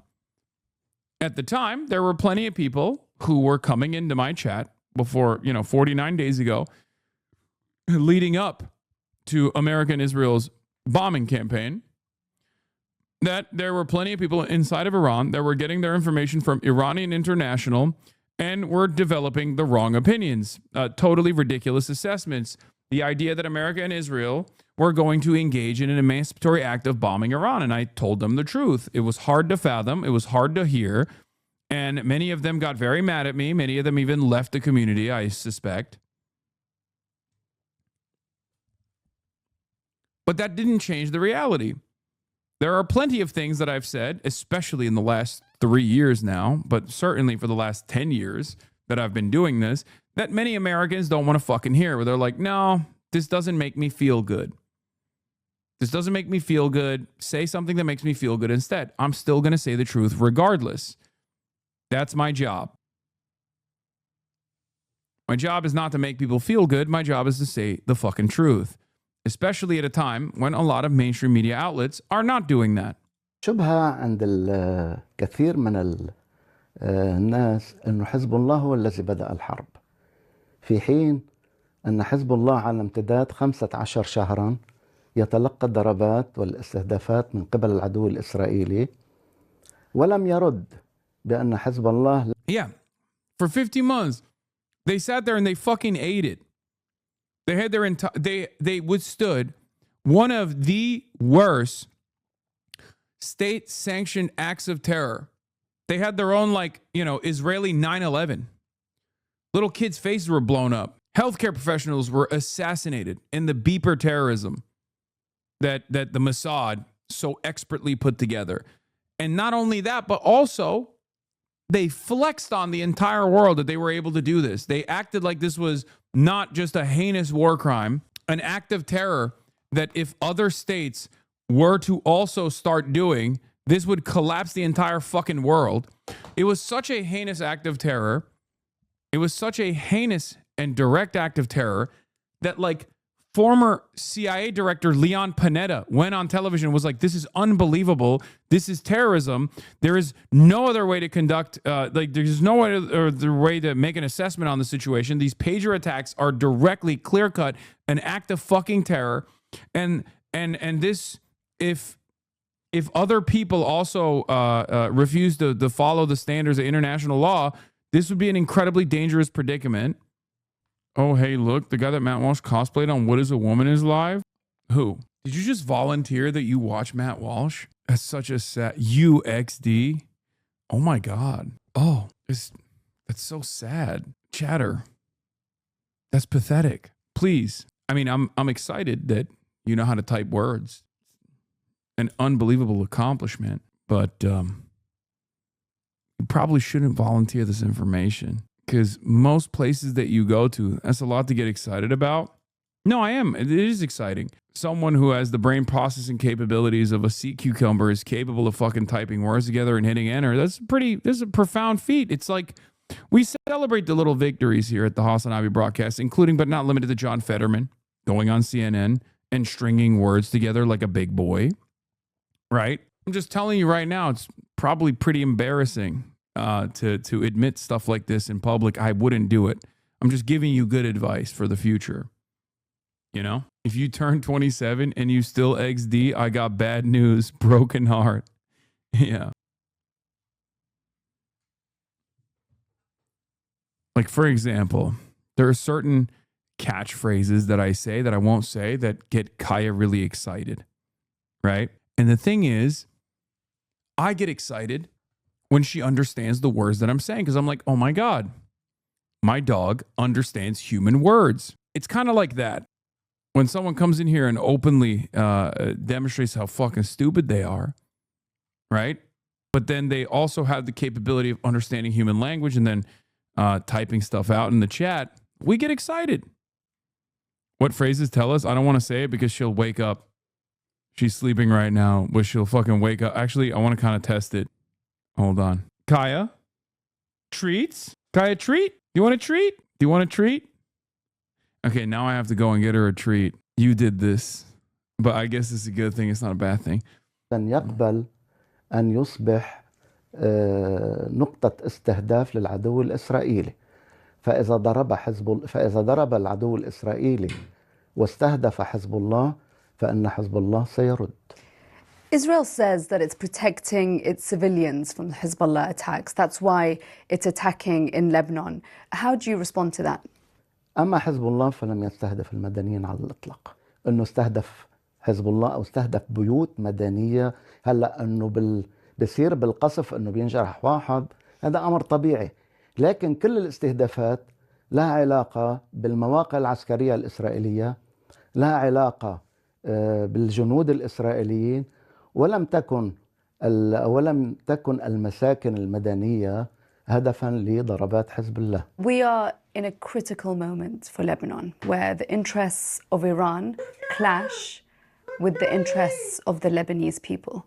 And for Hezbollah, which ones come first, the interests of the Lebanese people or of Tehran? حزب الله ينظر إلى المصلحة اللبنانية، هذا بلا شك وبلا ريب. بالعكس، نحن استفدنا من إيران، مش إيران استفادت منا. استفدنا من إيران لأن هي وقت كانت ضرباته على إسرائيل كانت تساعدنا في هذه الحرب التي كانت قائمة. هذا من جهة. من جهة ثانية، إيران لأن تدخل في مفاوضات أن يكون هناك وقف إطلاق نار في لبنان. هذا يكون مساعدة للبنان ولحزب الله. They're coming back, car after car. Families are making their way south, returning to homes they fled under relentless bombardment. Traffic jams stretching for miles. Even the warnings by Hezbollah and Israel not to return are being ignored. Many have nowhere else to go. This is what a fragile truce looks like. In Dahia, the southern suburbs of Beirut, I saw what so many are now returning to. Neighborhoods devastated, lives upended. You really can get the scale of the devastation here. Entire residential buildings have been destroyed. This is home to hundreds of thousands of people in this sprawling, densely populated community. It's also where Hezbollah has administrative offices, security offices, and financial offices. And so Israel has been hitting this community incredibly hard. This is an area where Hezbollah has long had deep roots and where Israel says it has been targeting its infrastructure. But on the ground, it's civilians who are living with the consequences. A resident of Dahia told me he believes the strikes have been indiscriminate. Even if there is an office for Hezbollah in the building, it doesn't mean you impact all the people living there and bring the whole thing down because of one apartment. They're able to target one specific place. They have advanced technology. It's not necessary to hit the whole thing. There are people who are not with Hezbollah. We are not part of Hezbollah. We rely on them because of what's happening, because no one else is supporting us. It is a view echoed by many here. And even on... Also, I want to repeat one more time. I know that living in the United States of America, living in the Western world, we see somebody like waving a Hasan Nasrallah banner and we think, oh, that's a terrorist. That's not how this works. Okay? You can't just like kill people that are affiliated with Hezbollah. Hezbollah is a real functioning party in the Lebanese parliament. Okay? Just because the United States of America and like many other Western countries have at different points decided to designate Hezbollah as a terrorist organization doesn't change the reality that it is still a functioning part of Lebanese politics and has many supporters. Okay? You can't just kill random people for waving the Hezbollah flag. It would be no different than killing a bunch of random people for waving the American flag. It would be no different than killing a bunch of random people for waving the Likud flag, right? Yeah, Hasan Piker's name is everywhere. Yeah, I did a Garrison Hayes convo with him. Damn, 38 minutes long. Yeah, I had just woken up too. Day one, there are fears this could all break down. We totally refuse any direct negotiations between the Israeli entity and the Lebanese state. It is unable, incapable, and unauthorized. Yeah, there was also like an article that came out. I forget who wrote it, but they were talking about how like the Christian Lebanese actually support Hezbollah now because Hezbollah offers defense for them as well against Israeli attacks. And then they quickly deleted that article. But the idea that like everyone in Lebanon hates Hezbollah is regional. Okay, I have heard from many Lebanese people that say, oh, Hezbollah is really bad, it's really bad, it's really bad. Okay, it depends. If you're a Lebanese Christian, for the most part, especially not living in the southern territories, then you probably don't like Hezbollah. You think Israel would leave Lebanon alone if it wasn't for the pesky Lebanese Shia. Constitutionally and nationally for the Lebanese leadership to give such a dangerous concession that threatens Lebanon's future. In the southern city of Sidon, that return begins in shelter. And Lebanese! Families who fled with almost nothing are gathering what little they have left, preparing once again to move. Lebanon's children have been forced to carry the burden of this conflict. But even amongst the uncertainty, there is still hope. Yalda Hakim, Sky News, Beirut. There was an earthquake. All right, progressive Democrat wins New Jersey seat in blowout victory. We are going to talk about Analia Mejia now. Now that we have extensively covered the inconsistencies with what Trump is saying. But I guess before we get to the Analia Mejia coverage, Mark Dubowitz of Foundation for Defending Dickheads, FD, came out and said this: Israel has until January 20th, 2029. Remember, these guys are basically Benjamin Netanyahu's personal think tank, an expression of support for, like, anything that FDD says should be reflected on as basically what Benjamin Netanyahu is saying and demanding from America, right? Israel has until January 20th, 2029 to deepen damage to its enemies and convert its remarkable battlefield gains with the U.S. backing into lasting political advantage. With few exceptions, the next president is likely to threaten Israel, even if that weakens American security. So he's basically saying do more before the money faucet is shut off. This is a different posture. This is a different posture than one you would expect from Israel, because it's very cognizant of the realities that American foreign policy is going to change with respect to Israel. So they are trying to do as much damage as possible, and you know, they're trying to get it out of the way, knowing full well that Israel is no longer going to have the same unlimited, unconditional support. Okay, it's gross. It's a gross way to think, and it's a gross way to operate, but that's the reality. Okay, so Analia Mejia, the Bernie-crat that won the New Jersey 11 special election that took place because Mickey Sherrill went for the governor's race and occupied the seat, or vacated the seat, sorry. And there are some interesting elements of this electoral victory. It was a blowout victory. It's plus 23, right? It was obviously it was certainly better than Kamala Harris's margin of victory. But yeah, this was a Republican seat a decade ago. It's completely turned around. Okay. However, what's interesting about it is there were some losses, some marginal losses in certain districts, okay, in certain townships. Last night in New Jersey. And centrist Twitter and election trackers have been losing their dang minds over it.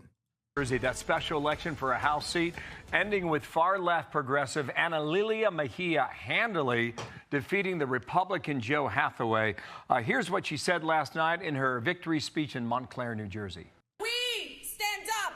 It's not 19 points. I think it's 23 points, by the way. We resist. We will not allow it to continue. This system is broken, but guess what? We are the glue. So she's looking for the attention, and she's got it now. Brian Yennis has the fallout today. Brian, hello. Bill. So I don't know why we're doing the Fox News coverage. Let's look at Harry Emden for a second. Holy Toledo. Harry Emden breaks down the Analia Mejia win in a special election in New Jersey's 11th district, allowing Democrats to further narrow Republicans' razor-thin majority in the U.S. House. New Jersey's 11th district. I love the ice cream in that district, I'll tell you. Oh, so many great places to... Of course Harry's from the... Oh, come. Of course. Of course Harry Emden is from New Jersey. Of course he is. Classic. How unsurprising. A district, you know who else is from, by the way? Noah Culwin, for those of you who don't know. Noah Culwin's father is a rabbi in the district, specifically in the neighborhood that Analia actually lost support in. Let's take a look. You know, but bottom line is this. Kamala Harris won that district by 9 points, but right now we obviously see that Mejia is way out ahead, but that is not surprising me because it's part of a larger picture. Look, we are now talking about 7 special elections, and in every single one of them that we've had, Emma Vigeland is from there as well. Oh my God. Well, I'm technically a Jersey boy myself. I was born not in. I'm actually going to be talking to a person running in the district that I was born in, for the record, tomorrow. Okay, it's a different district. I'm in New Jersey 12. Technically, that's where I was born. I'm not stealing New Jersey valor. This is New Jersey 11. During the second Trump era, the Democratic candidates for the House have outrun the Kamala Harris baseline. You know, Florida won last year. I remember you and I were together. 23 points, 16 points in Florida, 6. Virginia 11, 17 points. Arizona 7, 17 points. New Brunswick is New Jersey 6, not 12. Wait, really? Did I that up? I'm sorry. Okay, maybe I won't. Wait, isn't Hamawi running? Is Hamawi from New Brunswick? I thought he had some connection to New Brunswick. Your boy is a Monmouth County boy. Yeah. Dr. Adam Hamawi is going to be in the building tomorrow. Dr. Adam Hamawi. I'm up there, but. Tennessee 7, 13 points. Georgia 14, 25 points. And while there are still votes to be counted here in New Jersey's 11th district, I will say at this point we're probably looking at an overperformance of at least 10 points when all the votes are said and done. So 7 special elections, and in every single one of them, the Democratic district for the House of Representatives has outperformed Kamala Harris's baseline by at least 10 points. So, holy Toledo. Holy Toledo. Ladies and gentlemen, it was a blowout, as expected. Okay? It was a blowout as expected. Now, although it was a blowout as expected, there were still some centrists on election Twitter. Weird reason, okay? Election watchers on the centrist side of election watcher Twitter, were unbearable because, you know, it's not enough. It's not enough that Analia Mejia actually won and won big. She could have won even harder if she was a centrist. If she could have won even harder if she wasn't anti. That's what election Twitter was focusing on. Very aggressively, mind you. And, of course, Steve Kornacki had some analysis on this as well. He pointed to, in New Jersey 11, Mejia won.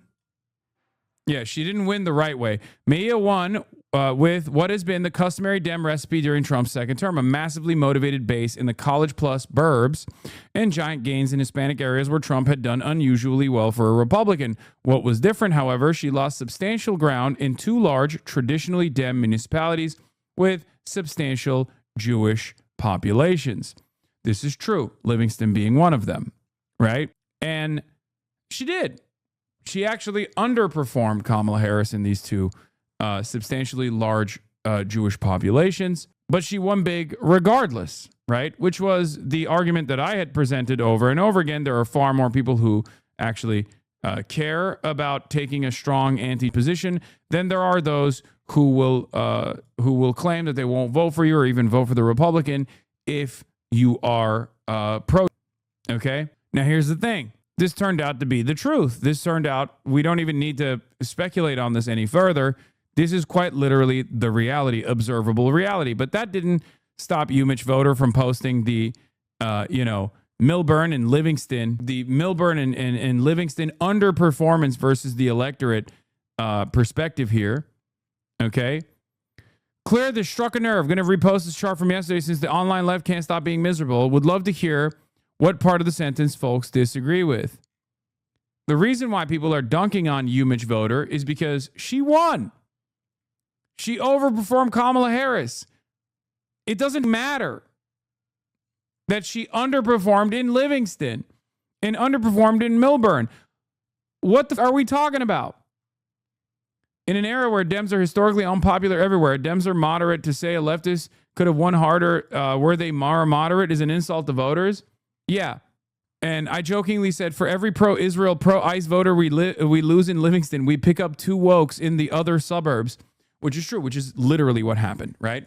And that was actually what I was trying to explain to people. Anna Lilia outperformed the centrist Dems' best ever result by 5% during the 2018 blue wave if that's what standing up to Israel does for you, that's a massive landslide nationwide. Okay? Umich Voter is also from New Jersey. Wait, I thought he was from Michigan. His name is Umich Voter. It's not Rutgers Voter. It's false advertisement. And ironically enough, I think Ana Lilia Mejia did some things that she didn't even need to do. And she still lost that vote. The important lesson here is you don't even need the J Street endorsement, in my opinion. You can just stand loudly and proudly and be anti-Zionist, be anti, and it's totally fine. Okay? Because Ana Lilia Mejia was the only candidate that was anti, right? Malinowski wasn't. But Malinowski had, at some point, if we're looking back in the primaries real quick to remind people, Tom Malinowski is a regular lib, right?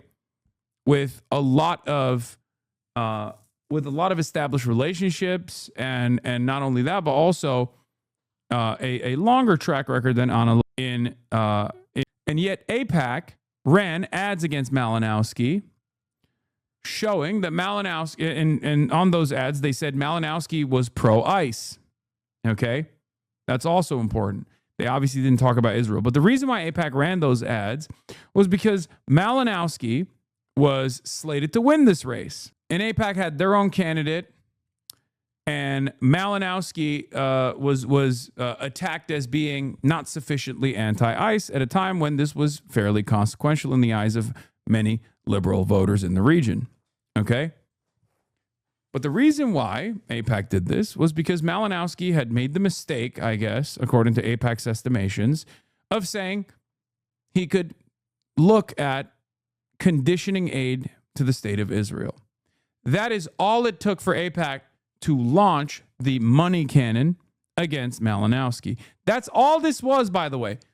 AIPAC is such an insane institution that even someone who has always been pro-Israel, that said at one point that they could potentially condition aid to Israel, at some point, that's all it took. So they landed a bunch of attack ads on Malinowski, saying, never really talking about his perspective on Israel, mind you, but just simply saying Malinowski had been pro-ICE in the past. And of course, people then looked to the anti-ICE candidate, which happened to be the anti-genocide candidate. That was Ana Lilia Mejia. This was seen as a spectacular failure. AIPAC went back to the drawing board and switched tactics very quickly in the Illinois races. And we saw that, they still lost. Daniel Biss won, obviously, and he's now, weirdly enough, one of the most anti-AIPAC guys out there. Daniel Biss has been running around talking about how AIPAC can eat dicks forever. He's become the loudest voice against AIPAC, even though, he's the J Street candidate, right? He's like still pro-Israel. He's just not a AIPAC candidate. But basically, there's a couple things to learn from this, as I keep repeating over and over again. One, you absolutely can be anti-Israel, and that the electorate cannot punish you for being anti-Israel. This hasn't stopped people from chirping about Ana Lilia's performance in an effort to make it seem like Israel first voters in the Democratic Party that make up 10%, not even 10% in most places, but 10% nationally, right?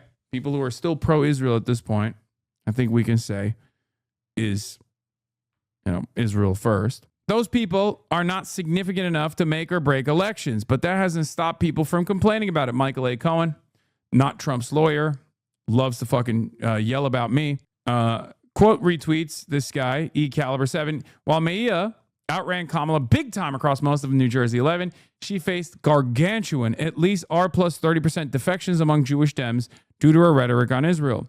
This was especially prominent in Western Essex towns. Okay?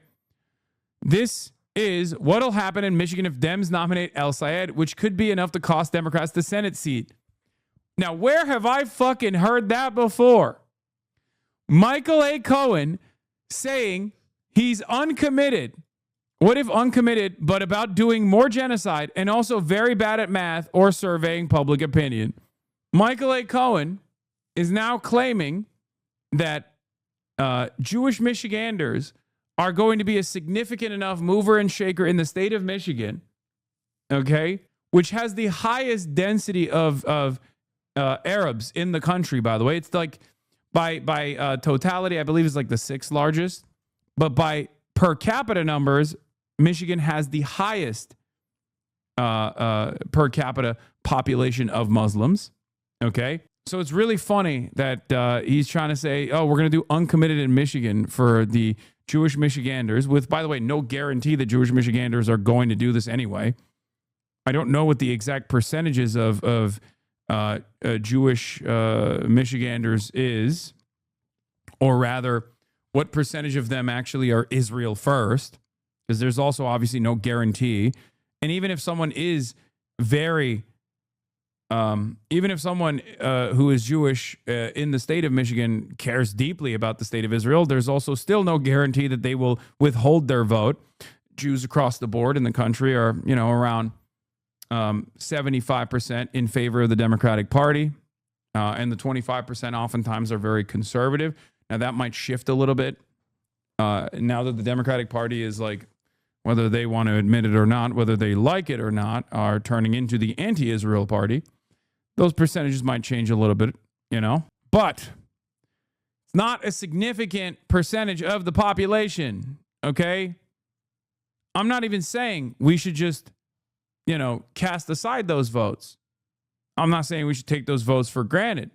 But what I'm simply saying is the notion that American Jews living in Michigan are going to be Israel first to such a degree that they won't even fucking vote for someone who's an anti-Israel candidate, like the argument that they presented in New York, which is significantly larger in terms of its per capita Jewish population and also its total Jewish population. When this argument didn't work on Zohran Kwame Mamdani in New York City, what makes you think it's going to work Michigan statewide? New York City is one of the largest, if not the largest, Jewish city on the fucking planet. Okay? Jews make up 20% of the New York population. New York has an anti-Zionist, socialist, brown Muslim mayor who is fucking beloved. Okay? We have to stop with this bullshit. We have to stop with this nonsense. Okay?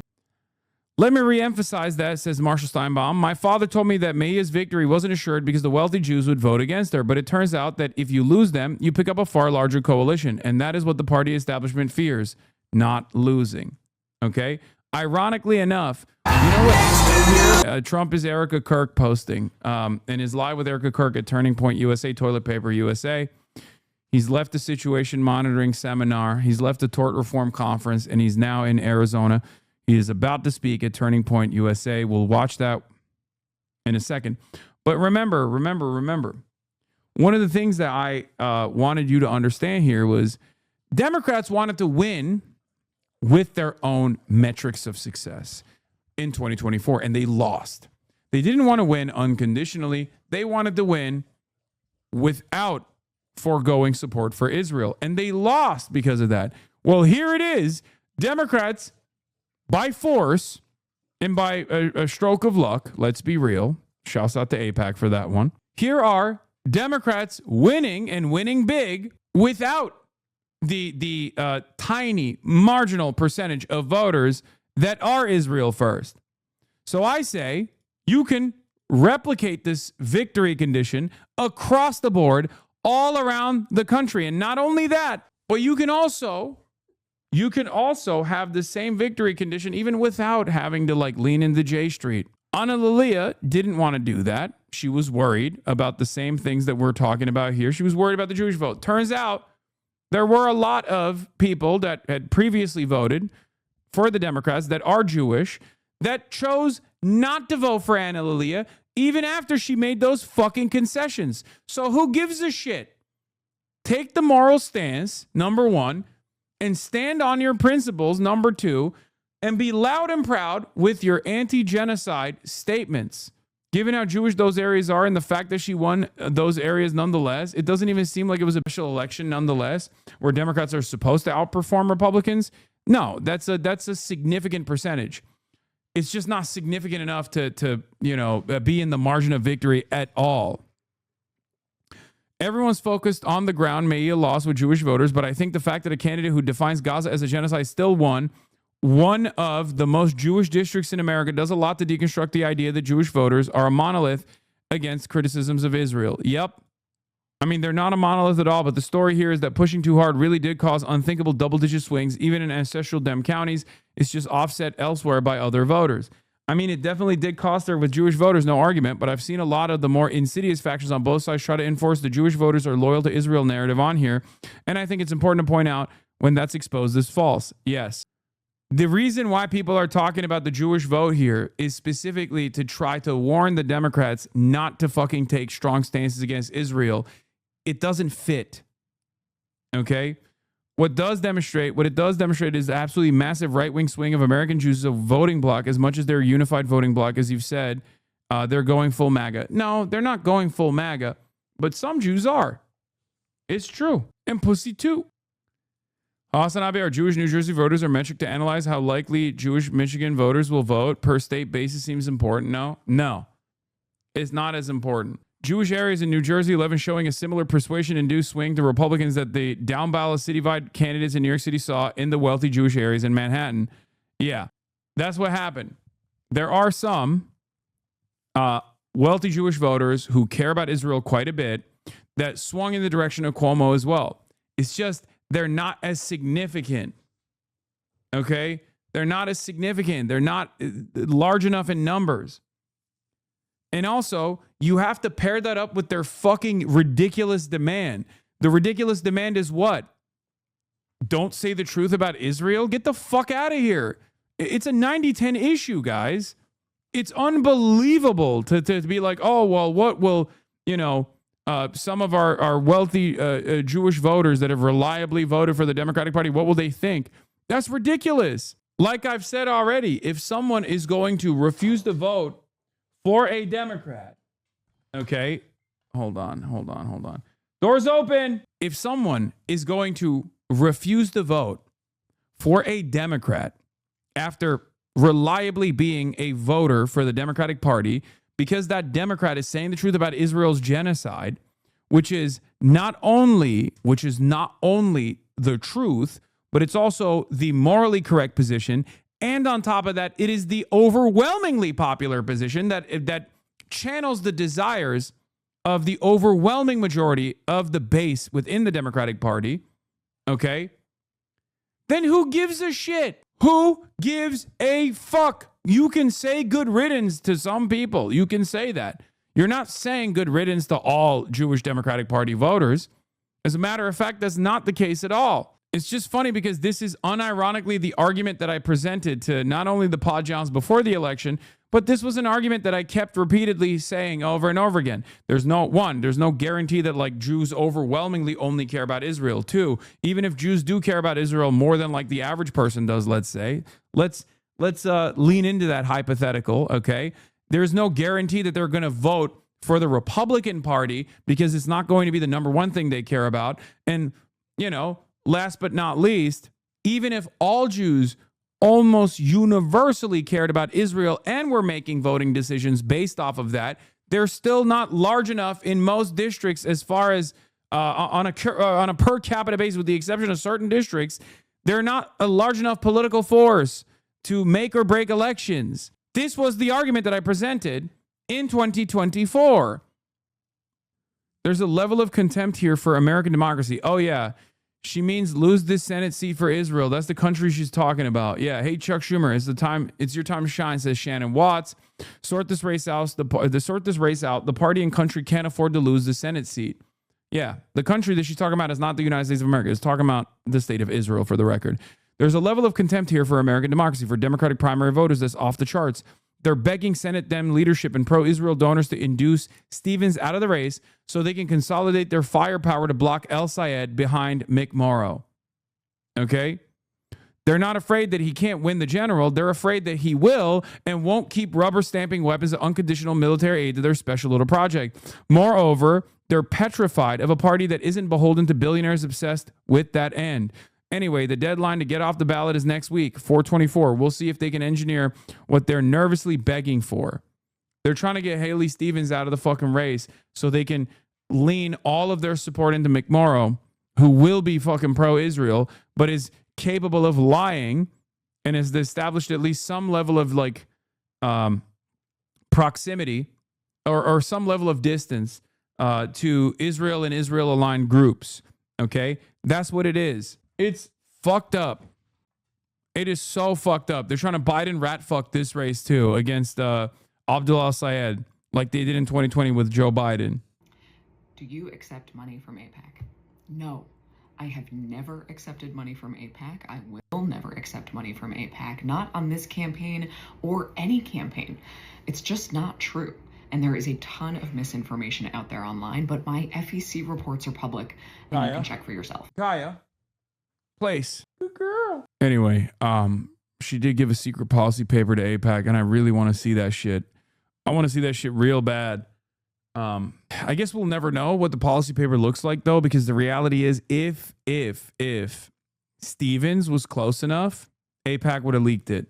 If Stevens and McMorrow actually were head-to-head, AIPAC would have leaked it knowing full well that would show that, like, McMorrow is disingenuous. I don't know, someone might leak it anyway. No, fuck no. Dude, AIPAC is basically... AIPAC is not going to release anything like that. Don't be crazy. We built the military so great. I'm so proud. Oh, God, the audio is ass on this. The audio is ass cheeks. Do we have a better live stream where the audio isn't echoing? Yeah, it's funny that also, speaking of electoral defeats, the autopsy, the 2024 autopsy, new secrecy around the 2024 election autopsy is dogging the DNC's Ken Martin, with more than a dozen members and leaders telling us they want it out. Genuinely, what did they all find out that we did not? North Carolina Party Chair Anderson Clayton said. DNC materials give a glimpse into problems with field operations and canvassing with Harris's 2024 run. Despite making 300+ million phone calls in 2024, more than any campaign in history, only 3% of the calls the Harris campaign made actually resulted in a contact with a voter. I got a text about a Seth Moulton town hall tomorrow, and I'm tempted to go and yell at him. Oh, absolutely. That shit will do triple platinum. Are you the guy with the shock collar dogs? Yes. Look. Hi. Hi. Yes. Look, see? You hear that? That's the sound of the shock collar. Whether you like it or not, you have been made to seem like a boogeyman of some kind, right? From the Republicans, especially when you were running. So do you feel an added sense of pressure nationally because of the face you've become of the Democratic Party, and specifically the progressive part of this party? I'll be honest with you, I don't let myself think too much about what Republicans seek to portray me as. They should cut this and be like, see, he doesn't think too much. We got him. Zoran Mamdani says he doesn't think too much. Is America ready for a stupid mayor? Mm-hmm. I think about the fact that the power of an ideology is judged in the worth of... How bad is Malort? I'm in an airport in Chicago and I see it at the bar. Chatter, stay the away. I'm telling you right now, I'm saving your life. Do not put that shit in your mouth, okay? It is unbelievably bad. It's one of the worst alcoholic beverages I've ever consumed. It might be one of the worst beverages that I've ever consumed. It doesn't taste like something that is supposed to be in your mouth. Everyone that's telling you right now in the chat he's lying, you should try it, wants you to, throughout the rest of your trip in this plane, have the taste in the back of your mouth of like some unholy chemical. Okay, it tastes like you're drinking hairspray or something. Like, it just doesn't. It will f you up. Don't do it. I genuinely like it. He's just dramatic. You're such a liar. You've lied to yourself. No real Chicago person actually likes the taste of that shit. Galibaf came out as the Speaker of the Islamic Republic of Iran's parliament. Galibaf, who was a part of the conversations, by the way. And he is responding to Donald Trump. He said, the president of the United States made 7 claims in 1 hour, all 7 of which were false. They did not win the war with these lies, and they will certainly not get anywhere in the negotiations either. With the continuation of the blockade, the Strait of Hormuz will not remain open. Passage through the Strait of Hormuz will be conducted based on the designated route and with Iranian authorization. Whether the strait is open or closed and the regulations governing it will be determined by the field, not by social media. Media warfare and engineering public opinion are an important part of the war, and the Iranian nation is not affected by these tricks. Read the real and accurate news of the negotiations in the recent interview of the foreign ministry spokesman. Trump lied, people died. Chatter, stop. Do not listen to the Chicago slander by the coastal elite champagne socialists. I just don't understand why people from Chicago actively want themselves over by associating their beautiful city with Malort. Malort is disgusting. Okay, can I get you a Shirley Temple then? Maybe a chalky milk? Yeah, you're such an adult for drinking hairspray. For drinking motor oil. It's so stupid. Also, I like scotch. It's not like I'm, it's not like I have like a baby taste palate. It's delivery. And delivery, at the end of the day, is every single thing that we want to do. It's why I spoke on Sunday about pothole politics as a way we describe the work that we do. Because for a long time, Republicans have sought to describe themselves as being driven by the needs of working people, when in reality we've seen a chasm in what they've actually delivered for those people. I mean, look at the war in Iran today. Mm-hmm. We're talking about a federal administration that has spent close to $30 billion killing thousands of people at a time when working class people across this country cannot afford the bare minimum.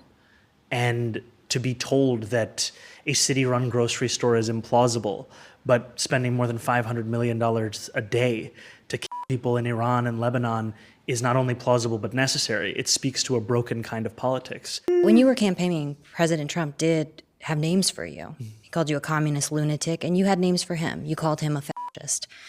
Now that you've met with him, that you've spoken with him multiple times, do you still think he's a fascist? Yes. And do you tell him that? Yes.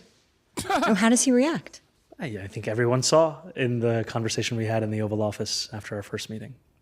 What about your impressions? I mean, given the questions that have been raised, including on the right, about his mental acuity in this moment, posting online that he would end a civilization, recently posting an image AI generated of himself that seemed to depict him as Jesus. How do you assess that as somebody who has met with him, spoken with him? I've been quite clear with the president and also with the public of my deep disagreement and opposition to so many of these policies. And I think that one of the few things that we have in common is that we are both New Yorkers. And I think one part of being a New Yorker is both to be honest and to be direct. And when I'm sitting with the president, we talk about places of potential collaboration, whether it could be working together to deliver more than 12,000 homes, the most homes delivered in a single housing development the city has seen since the early 1970s. But we're also very clear about places of disagreement. And one place that I mentioned to the president was on my views around ICE. I believe that ICE raids are cruel and inhumane. I believe they do nothing to deliver us on the stated intent of public safety. Mm-hmm. And in the previous meeting that I had with the president, I mentioned that just that morning, a Columbia student had been detained by ICE. And I said that this was actually part of a larger pattern of 5 individuals who had been detained in or around Columbia University. Mm-hmm. I gave him that list. About 30 minutes after the meeting, he called me and said that he had now made the decision that he was going to release that Columbia student. And to me, it also showcases the importance of continuing to make the case for our city and its people, no matter if you agree or disagree with the person that you're speaking with. Cuba remains an incredibly important and influential country in the Caribbean. It's time to talk about Cuba once again. We got, there was one Graham Plattner thing too. He was asked about Israel too. You talked about wanting to build stronger relationships with all kinds of New Yorkers, but specifically Jewish New Yorkers. You drew significant support from liberal and leftist Jewish Americans, Jewish communities, but you also drew a lot of skepticism, and there was a lot of fear that your sharp criticisms of Israel would also translate into something else. You did not renew 2 executive orders from your predecessor. One that adopted a broad definition of anti-Semitism, and another that prohibited city employees from engaging in the boycott, divest, and sanctions movement against Israel. Yeah, because both of those provisions were insane. One is directly at odds. One is directly at odds with the First Amendment, the BDS one, and And I mean, they're both just undemocratic. And this drew some concerns from some Jewish groups here. Why did you make that decision? So we made the decision coming into office that we would revoke all. They're both anti-First Amendment executive orders that the prior mayor had signed after he was federally indicted. That was a moment at which many New Yorkers started to ask themselves, what was the motivation of any one executive order? Was it driven by self-interest, or was it in fact being driven by what it should be, which is public interest? And we've also sought to show that we are fully committed and spoken about over the course of the campaign to not just keep Jewish New Yorkers safe across the city alongside each and every New Yorker, but also to celebrate and cherish those same New Yorkers. And so over the course, for example, of Passover, it's been an incredible opportunity for me to attend a number of Seders, to host Jewish City Hall officials at our home at Gracie Mansion for a Seder, to sit there as staffers look for the Afikomen, to get a better sense of what it means to lead a city with such incredible beauty and breadth of Jewish life across the 5 boroughs, and also to get a glimpse into the amount of service that so many organizations within the Jewish community are providing, whether it was joining with an organization on an airfield to give out food that they had procured for teachers in the community, or if it was sitting with a Jewish New Yorker looking at, Civil War era texts together. It has all been a joy to be able to be the mayor of a city with such a flourishing community that I am so proud to represent. How will your office define anti-Semitism? So we actually have the Office to Combat Anti-Semitism here at City Hall. And one of their jobs is to not only define that, but frankly, to conduct a listening tour to actually bring in the perspectives of Jewish New Yorkers from across the 5 boroughs. You've faced a lot of anti-Muslim rhetoric and fear-mongering around your faith and the faith of many Americans. An example that you'll bring Islamic law to New York City. But you do turn to scripture to make political points, both from within your faith and from other faiths. And for example, on immigration, you quoted the Quran. No way, that's the real Jessica Tarlov in the chat, right? No, dude. That's funny. He dodged both questions, pro-politician, yeah. And you quoted the Bible. Should there be a role for religion in politics? I think that religion is a part of so many New Yorkers' lives. Yeah. And it also provides a guide for many as to what it looks like to bring a morality into a politics that is often missing. And what I mean by a morality is a belief in the dignity of those who are struggling. And we've By the way, seen that's religion. a not so subtle, will you do Sharia law? Are you a practicing Sharia law supporter? Question from the NPR news desk, which is crazy. Used as a tool to divide, and I've instead seen it across the city as a tool to actually find commonality amongst so many, because the lessons of many scriptures, they are similar in the empowerment of working people and in the belief that there has to be something more than simply a desire of profit when it comes to delivering for people. You said we've seen religion used. By prophet, he means Prophet Muhammad, peace be upon him. Oh, we got him, boys. We got him. New York Post, get ready. Get ready. New York Post, he said prophet, a desire for profit. Cut that part out. He means Prophet Muhammad, peace be upon him. Used to divide. Are you talking about this administration? I think it is something that is frankly not exclusive to any one administration. We're seeing it within this federal administration. We've also seen it within both political parties in this country. So much of the bigotry that I faced, it was not just in the general election, it was also in the primary election. And the language. He celebrated Orthodox Easter a few days ago. By the way, my Greek Instagram was full of people calling him sneaky. It's so funny that like almost every single criticism that is launched against Zohran Mamdani that's not coming from his left flank, okay, is just racism. It just breaks down to he's a scary Muslim guy and he's just doing this performatively to make me forget that he's a scary Muslim guy who wants to kill me with Shakira law. Like everything. All of the statements around like Zohran is actually deeply anti-Semitic, just pure racism. Okay, there's just no other way to put it. Like the idea that this dude, what is this? Seriously though, watch Alex Wegner's interview with Jennifer Palmieri about you. I have no idea what this is. The interview will frustrate you, but the comment section will give you such hope. I have no idea what this is. But you can link that to me if you subscribe to the Piker Broadcasting Service. That's right, ladies and gentlemen, Piker Broadcasting Service for tomorrow's news today. A subscription will allow, I watched it, it was a waste of time. A subscription to the Piker Broadcasting Service will allow you, the people, to support the people's news broadcaster. Alex Wagner, I think I did her show on Pod Johns, did I not? Is that who you're talking about? Murat Space Laser, thank you for the gift of subs. You can also gift subscriptions, obviously, and allow others to send links.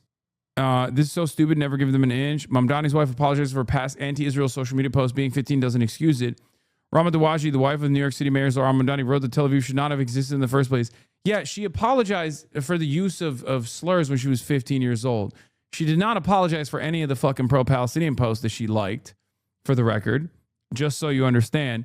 And it actually made people freak out on her even further.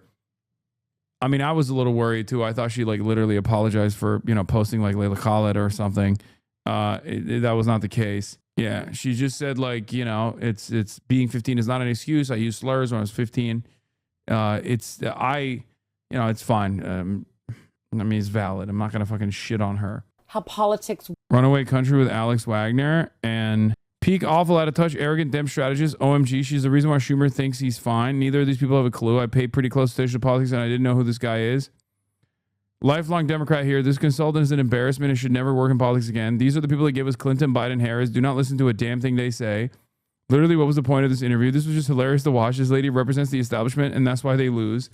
Centrist brain rot. Yeah, the woman who ran Clinton's campaign and lost to Trump has no business telling anyone anything about politics. The platitudes and drivel coming out of her mouth are everything that's wrong with this party. Her and the gang, oh my God, they're cooking. She knows about Tim Miller and Sarah's take, but doesn't know who Hasan is. Lie. She's selling the same neolib ideas, the same strategy in 2024. Let's move right and lose some more. This guy says, Wolfed Gex, you are gay. Yeah, I fucked your dad, and he loved it. He was quivering. Prostate stimulation. You heard of it? Your dad certainly heard of it. You might have heard his screams when he was orgasming from having his anal cavity penetrated so many times with my penis. I had homosexual sex with your dad. I'm your father now. I'm the stepfather. Nay, I'm the father that stepped up. You're fucking grounded. Take a second off. He orgasmically greeted me. You are straight. I am, but I don't give a fuck. Hey, HasanAbi in chat. I'm currently watching stream on a 2-minute delay on my TV in my living room with my mom, grandma, and whole family. Yep. You had the prostate puckering? Yup. I convinced my grandma to watch for the first time today. Well, maybe your grandma is about to experience what allyship really looks like for the first time ever. Did that guy come back with anything? I want to know. Jen should not discount Hasan Piker. I'm a 60-year-old white woman who loves Hasan Piker. Yes, hell yeah. My fedayeen. The idea that you have the segment your message appeal to a certain flank is just not how politics works in the real world. Really? Does that not entirely encapsulate the MAGA campaign in 2024? The Dems are just as guilty of this type of campaign, which is precisely what Hasan is pointing out. The Dems wouldn't support Sanders, Mamdani, and now Plattner. They continue to use the same playbook, which is unsuccessful. Meanwhile, taking money from AIPAC and other powerful lobby groups. How's that working out for them? They've lost the trust and respect of the electorate because they refuse to read the writing on the wall. We need more like Zohran Mamdani. You're never going to convince people that Zohran Mamdani is bad and that we can't have more Zohran Mamdanis everywhere around the country. That's it. That was used then was language that was used among and by Democrats within a primary for this position. And we're speaking about a city that has more than 1 million Muslims that call it home. And yet it's a city where so many are made to feel as if they're guests, as if their belonging is forever in question. And I want this to be a city where every New Yorker, no matter their faith, no matter where they were born. My 7-year-old Catholic conservative father called me yesterday and said, Fox News criticizing the Hasan Piker lately. Well, he must be over the target if they're making this much noise about him. I hope he keeps it up, whatever he's doing. Hell yeah. That's what I'm talking about. A lot of people don't really like... I've realized that a lot of people already have like their points of view about like these big media franchises, right? And oftentimes it's not very positive. So if someone is actually a hater of CNN and they see CNN shit on me, they develop a positive association with me. If someone is a hater of Fox News and they see Fox News shitting on me, same thing happens. That's what the hilarity of the situation is here. And the same principle goes for Israel. When they see mouthpieces for Israel constantly attack me, they don't actually go, oh, wow, well, I guess I should love Israel now. I saw a lot of people following you just because Fox News is coming after you now. What is this? Oh, yeah, the Aura edit. People love the Aura edit, dude. It was Twitch crazy. streamer doesn't even try to hide it. 34-year-old Hasan Piker not only hates America, he's hinting at a civil war. A noted far-left influence. I love this Aura edit. It's now my favorite video. Have you seen an increase in viewership or followers since the last month of attacks? I mean, I don't know if it's because we're monitoring the situation and people are more invested in it, or because of the attacks. But yeah, I mean, I've seen an increase in viewership for sure. But it's petering out now that the people are not as invested in what's going on in the Hormuzi. Did you just repost your own post? Yes, I did. Yeah, bro. If nobody got me, I got me. All right. Let's get to Cuba. Its problems, though, with fuel supplies, with an economy that's crumbling and a health service doesn't work, has gone on for decades, of course. Worse because of the oil blockade that President Trump has imposed. A lot of people say it's worse than it's ever been. Now, the president has said that he expects to focus his attention on Cuba after he's dealt with Venezuela, of course, and Iran. I do believe I'll be having the honor of taking Cuba. Certainly we know that the Americans and... Yo, they're trying to be like me, bro. You see that? They're trying to be like me. Sky News. I mean, hey, whatever. The Cubans are talking, but what does this all mean for the people of Cuba? What will this country look like when the blockade is lifted? This is Havana, the capital of Cuba. We're 3 months into a US oil blockade, and life is unraveling here faster than anyone predicted. This is right in the heart of the city, and through the rubbish bins, they search for anything of value and anything worth eating. Some collected in bags, slowly working their way through the mounds of rubbish, seeking out discarded food and vegetables rotting beneath the blistering sun, sifting out what they can scavenge from here. These aren't necessarily homeless people, but they are desperate people. Others can't wait, inspecting the food, then eating it. It's that desperate. There's been incredible poverty here in Cuba for a long time, but this type of open desperation hasn't existed here for many years. What people have been telling me is that the streets of Havana are famous for always being really clean, even though the people are really poor. But things have got worse, and as a lady was just explaining to me, this is here because the normal refuse people, the bin men, haven't got petrol to actually come and pick up the rubbish. So I've passed lots of street corners and it's like this. Since the start of the year, the United States has imposed an oil blockade on the country, meaning no fuel is allowed in. But it doesn't mean there's just a shortage of fuel. It means that everything falls apart. There's now a growing food crisis. Yeah, remember this when you hear from people that like America is a good superpower, the best superpower that we could possibly have. This is the stuff that America does on autopilot. It doesn't need to do this at all. And yet this is the impact of America's cruel and unique mode of punishment, also known as its sanctions regime. Cubans are going hungry. This is economic warfare, every bit as destructive to life here as than bullets would be. The homeless sleeping rough in back alleys is now a common sight where it was once unthinkable.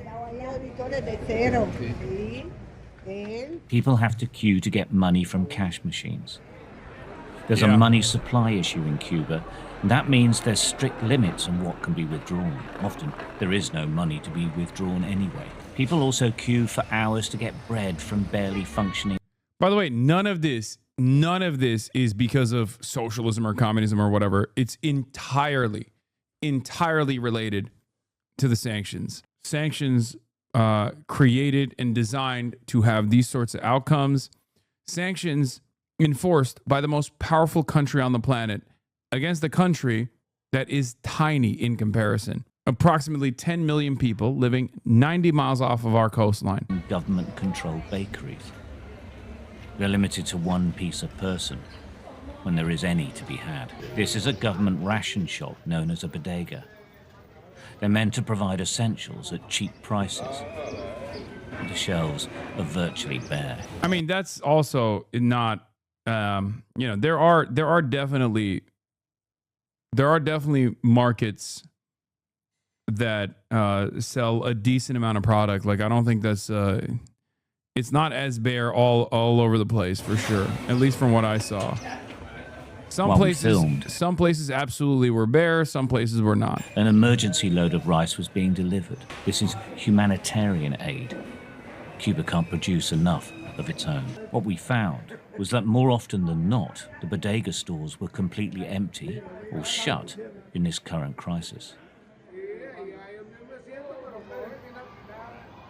Pharmacies as well have just empty shelves. This one appears to be open, but it seems there's virtually nothing in stock. Have you seen your criticism from deculturation? No, I have no idea what that is, but that sounds like a sweaty ultra. Please help me with 1 minute here. Chatters, I have a serious question. Do I have to respond to every person that has an opinion? Like, genuinely. Like, do you feel like there's something productive? Should I just stop watching what American imperialism is doing to Cuba right now and adding additional commentary from my own personal experience when I went to Cuba, and instead hear whatever some random dickhead had to say whose only mode of activism is to chirp about me? Is that what I should do? No, half the time it's the person or their boosters coming in to try to get a boost off her coattails.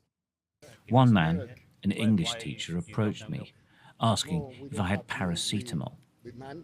He explained he didn't have enough money to buy medicine or milk in shops that aren't run by the government. I'm an English teacher. I teach a teenager in high school. But we have very few possibilities to buy in those shops, new shops. The new market is, we can't afford. I mean, the people who live like me, like a wage, my income is 2,500 pesos like a teacher. And I can't afford to buy in those shops. With the Cuban state failing to find a way of dealing with this crisis, it's fallen on charities to provide some help. The community of Sant'Egidio charity is now trying to feed a growing number of the most vulnerable. The elderly and homeless line up for a bowl of pasta, dished up by volunteers 3 times a week. It's a lifeline to these men and women, but the charity's resources are stretched and limited. Well, the statistics vary, but somewhere between 72% and 90% of people in Cuba live in extreme poverty. And about 3/4 say that they miss at least one meal a day because they simply can't afford to buy the food. They just haven't any ways of getting to it. For these people, the most vulnerable in society, this is an absolute lifeline. This is possibly the only proper meal they're going to get today for certain, but maybe for large parts of the rest of the week. Inaris Suarez Cardenas, the charity's charismatic senior manager, says this crisis is getting worse. They're now feeding children, opening schools and trying to provide medical care. They never used to do this before. Life has been tough in Cuba for many years, she says, but the US blockade is pushing it over the edge. First off, how important are these meals for these people here? Tener una buena alimentación. Es muy probable que si no almuerza aquí, cuando en su casa lo que coma es un pan solamente, no es que un anciano pueda tener recursos económicos como para almorzar, desayunar, comer, merendar. Entonces esto es como, no es una gran ayuda, pero es algo que por lo menos reciben una alimentación. There have been periods of time where there have been crises in Cuba's history, Soviet Union, COVID. Is this a major crisis period once again? Sí. Esto es un momento de de crisis por muchas razones. Es decir, la falta de combustible, la situación de la luz, todas estas cosas, es decir, Yes, this is correct. The U.S. blockade didn't even start this year. It's something this video is not even mentioning. U.S. started applying secondary sanctions into any carrier that was bringing in oil or anything to Cuba in 2019, and Trump won. That actually had a serious crippling effect on the energy blockade, on the energy grid anyway. Yeah. Personas no pueden ni siquiera conservar el poco alimento que pueda resolver. Entonces, los precios suben. Do you think that the fuel blockade by the United States is making things much worse? La situación del combustible inmoviliza, te hace, no puedes moverte, tienes que estar si te cierra un poco, te limita mucho. Y hay muchas cosas que funcionan a través del combustible y entonces a la vez que no tenemos combustible estamos prácticamente paralizados. Si en muchos lugares, por ejemplo, de acogida, han tenido que cerrar porque no tienen cómo.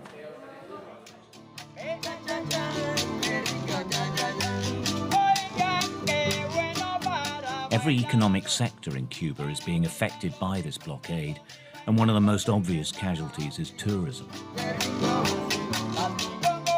Sparkling classic cars, typical of virtually every image you've probably seen of Havana and renovated for tours of the city, now stand empty. Any English-speaking, like, American website or any Western website where you try to figure out what people are saying about Cuba is going to be unbelievably reactionary. Okay? Drivers desperate for business. I was there. Historic squares are all but empty of the foreign visitors who thronged these streets. Souvenir shops and markets are now displaying their wares to virtually nobody but the odd passerby.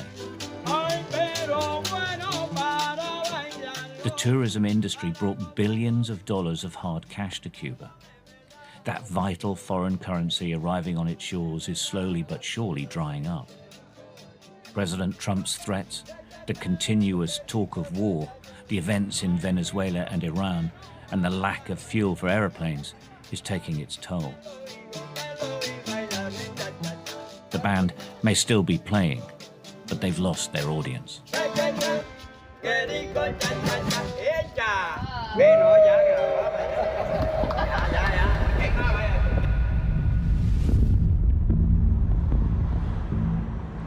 It's quite astonishing to experience this. From the sky, vast swathes of Havana are enveloped by darkness. People here are not used to this. Remember, these streets are in the center of the city. If there are lights, they're by and large from batteries or energy stored up from solar panels. Damn, how'd they get the drone shots? Normal That's life crazy. after nightfall simply can't continue as normal.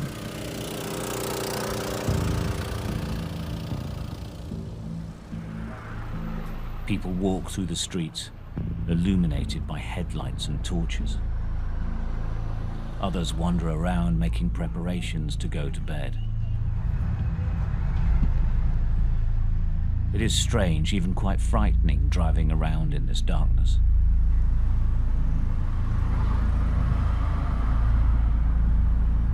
Cuba powerless to provide its people with. One of the country's major hospitals is a beacon of light surrounded by darkness. Its generators keep it functioning just. Like the rest of the country, just about functioning is as good as it gets.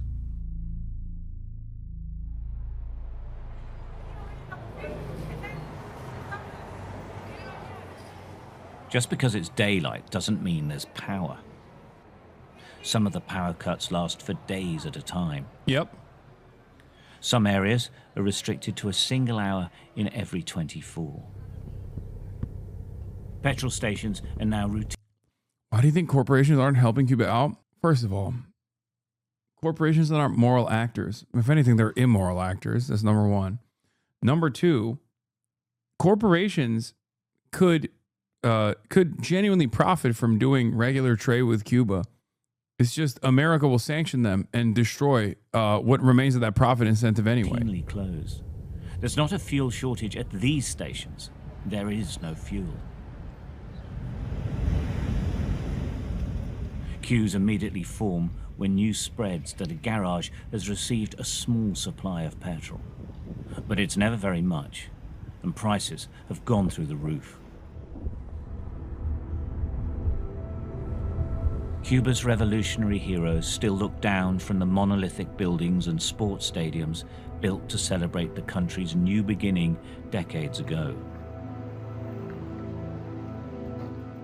American economic sanctions have combined with the country's own mismanagement to leave many of these structures in disrepair. A lone athlete trains in the country's once formidable center of sporting excellence. The Pan American Stadium is now a crumbling monument to a past era. There's no money to rebuild this. There's no money at all.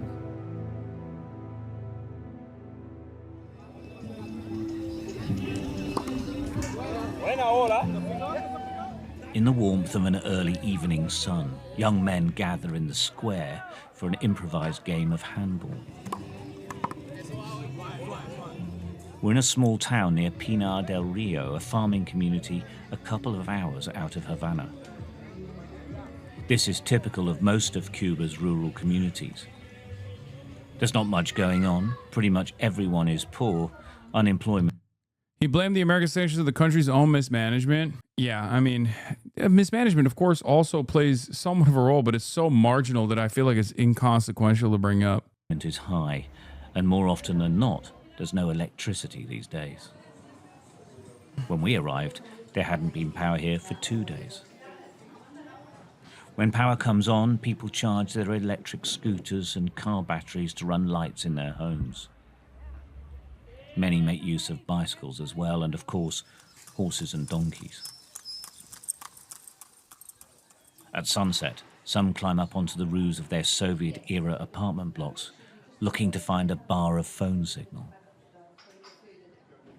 They tell us communications with their family and friends in different towns is often impossible for days at a time. Others prepare charcoal fires to cook meager dinners for their families as the sun drops below the horizon.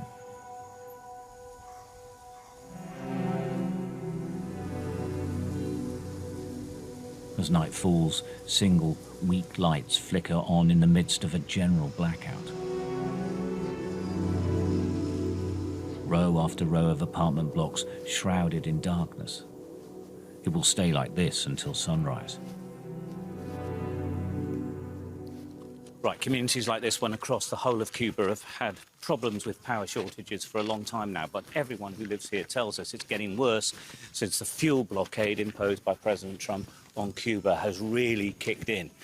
And it affects all of their lives, right? So there's electricity, there's no heating, lighting, and to be seen. There's no telecommunications.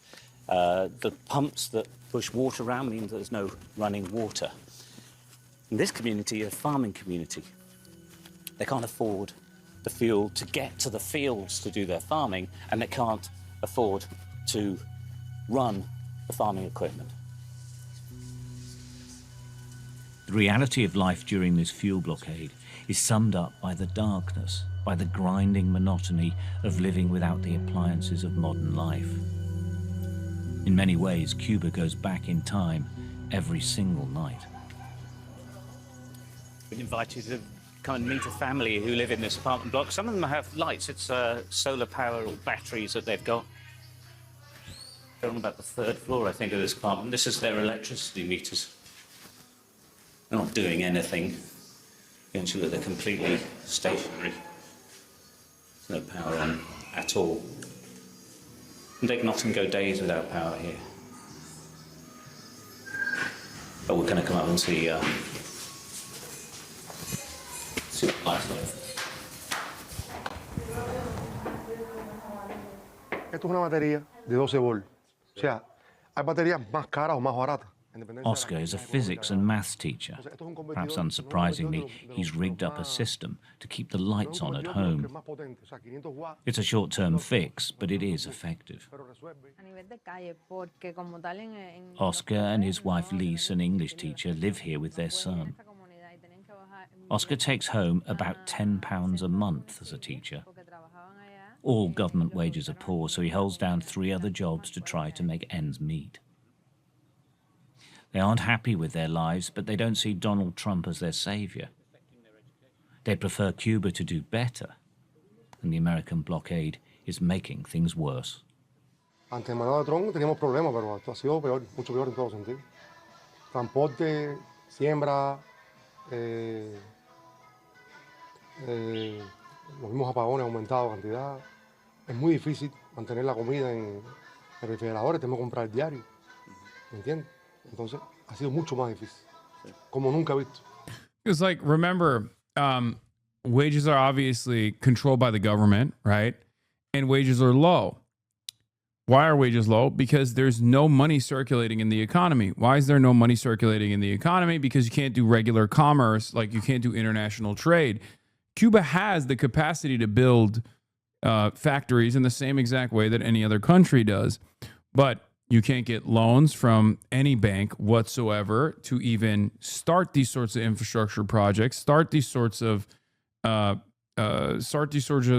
projects. And even if you were able to build a factory, and there's plenty that exist in the country, you can't actually, make things and then sell them as you normally would, because the United States of fucking America makes it illegal for you to actually, well, not illegal, but like de facto illegal, to actually trade. And do you worry about the future? El futuro puede ser incierto porque no sabemos a qué se pueda llegar a atrever, porque vemos que Venezuela. Wait, he said one teacher makes 1,200 and the other says 10? Yes, 1,200 like in Cuban pesos. Which with in American currency it translates to somewhere around $10. Venezuela es una potencia en cuanto a esto de lo que es. Or I don't know what the actual currency exchange rate Espero is. que por un problema de que no hay Oh, he said recursos 10 naturales, pounds. él nos deje tranquilo. Y sea todo un problema político. In another apartment, Jeanette prepares the charcoal to make her dinner for the evening with the help of the light of a torch. She's a pediatric physiotherapist and lives alone in her 2-bedroom flat. Much of her extended family live in the blocks around her in town. Getting by is just a way of life for Jeanette. She'd like more, but there isn't more. Like so many Cubans we've met, she's scared about the future and afraid about what may happen to her country. Donald Trump says he wants to bring about huge changes in Cuba, that the blockade is to try and bring about those changes. Do people in Cuba resent this interference? Al final, el mismo pueblo es el que ha tenido que tomar todas las consecuencias para el cambio que puede ocurrir. La necesidad ha aumentado. El pueblo es quien lo está sufriendo día a día. Do you worry about what's going to happen next?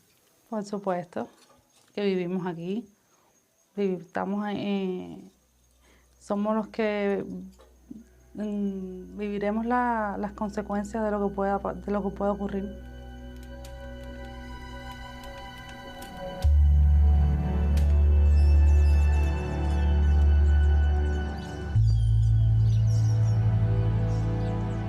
By morning, the town slowly awakes.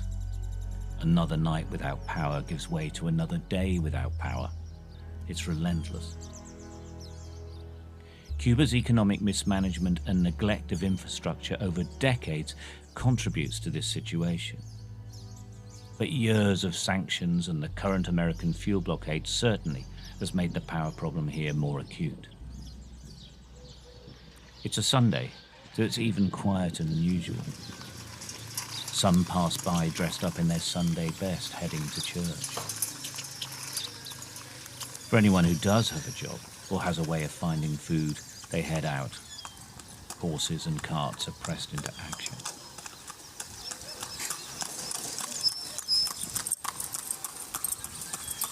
People here don't have much. I'm gonna keep it a buck. I didn't see not one fucking horse carriage when I was there. And I did see actually a lot of fucking regular cars driving around, including, I mean, it wasn't a lot. It was certainly a lot more than what this guy has shown, though. I'm sure there is one horse carriage guy, but he's been hyper focusing on that one horse carriage guy to frame it as though like Cubans are using horses to get around. Or maybe he's not in Havana. Maybe it's the countryside. That's probably A short distance away in the countryside, we saw the difference between having little to having nothing. Okay, never mind. The most vulnerable in rural Cuba are old and frankly helpless. Nano and Pancha live on a farm, or rather a shack on farmland. Pancha tells me her state pension is $1.12 a month. That's 83 pence a month. Obviously, nobody can live on this. She and her husband are utterly dependent on their family and help from the community. The Cuban government doesn't like anyone seeing this type of poverty, but it is very real. It's so sad because, like, one of the massive improvements when revolution offered was the fact that the countryside was brought up to similar comparable standards to like the big cities, right? That was a huge deal. Like the Cuban Revolution was able to improve the infrastructure all around the island, bring literacy rates up.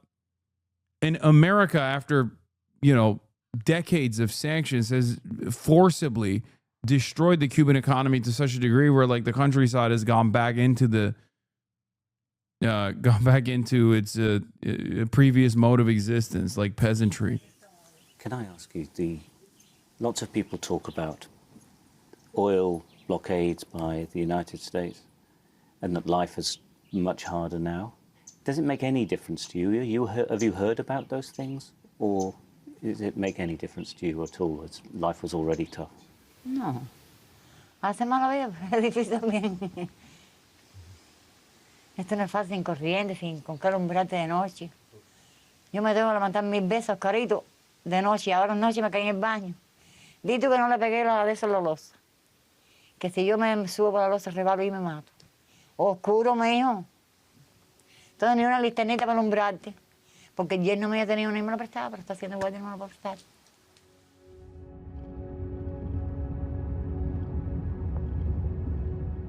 Heading back towards Havana, it struck me that there can't be a clearer illustration of fuel shortages than taking a trip on one of Cuba's motorways. We barely see a car. Mostly we pass horse-drawn carts and slow-moving motorcycles and scooters. We pass parched, burning fields, smoke drifting across the road. There's no fire engine to put out these fires. Well, there is. It just hasn't got any fuel. There's barely any traffic on the roads now. Economic highways appear to be redundant for all but the most determined or needy traveler.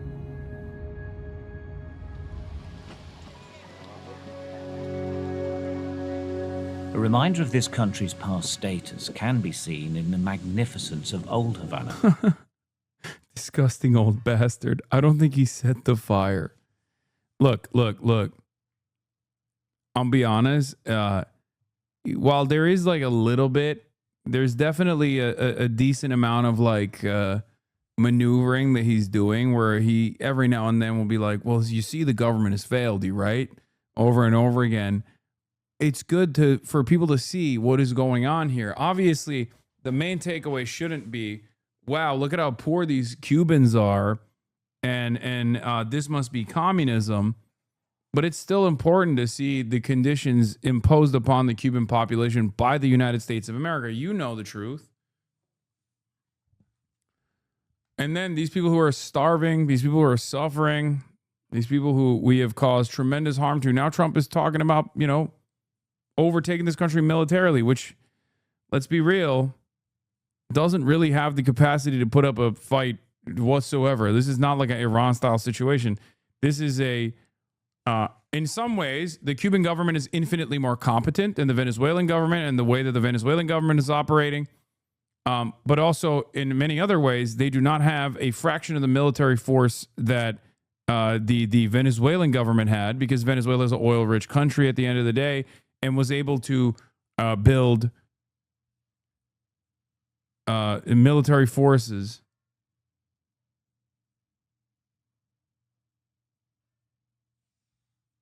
and all of that amounts to nothing, of course, because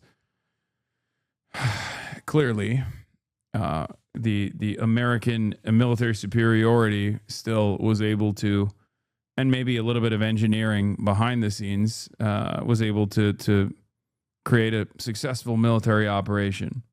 Yeah, none of them said the blockade or the sanctions are good. All of them said is hurting them. Yeah, the Trump admin's whole rationale is to help the Cuban people. Exactly.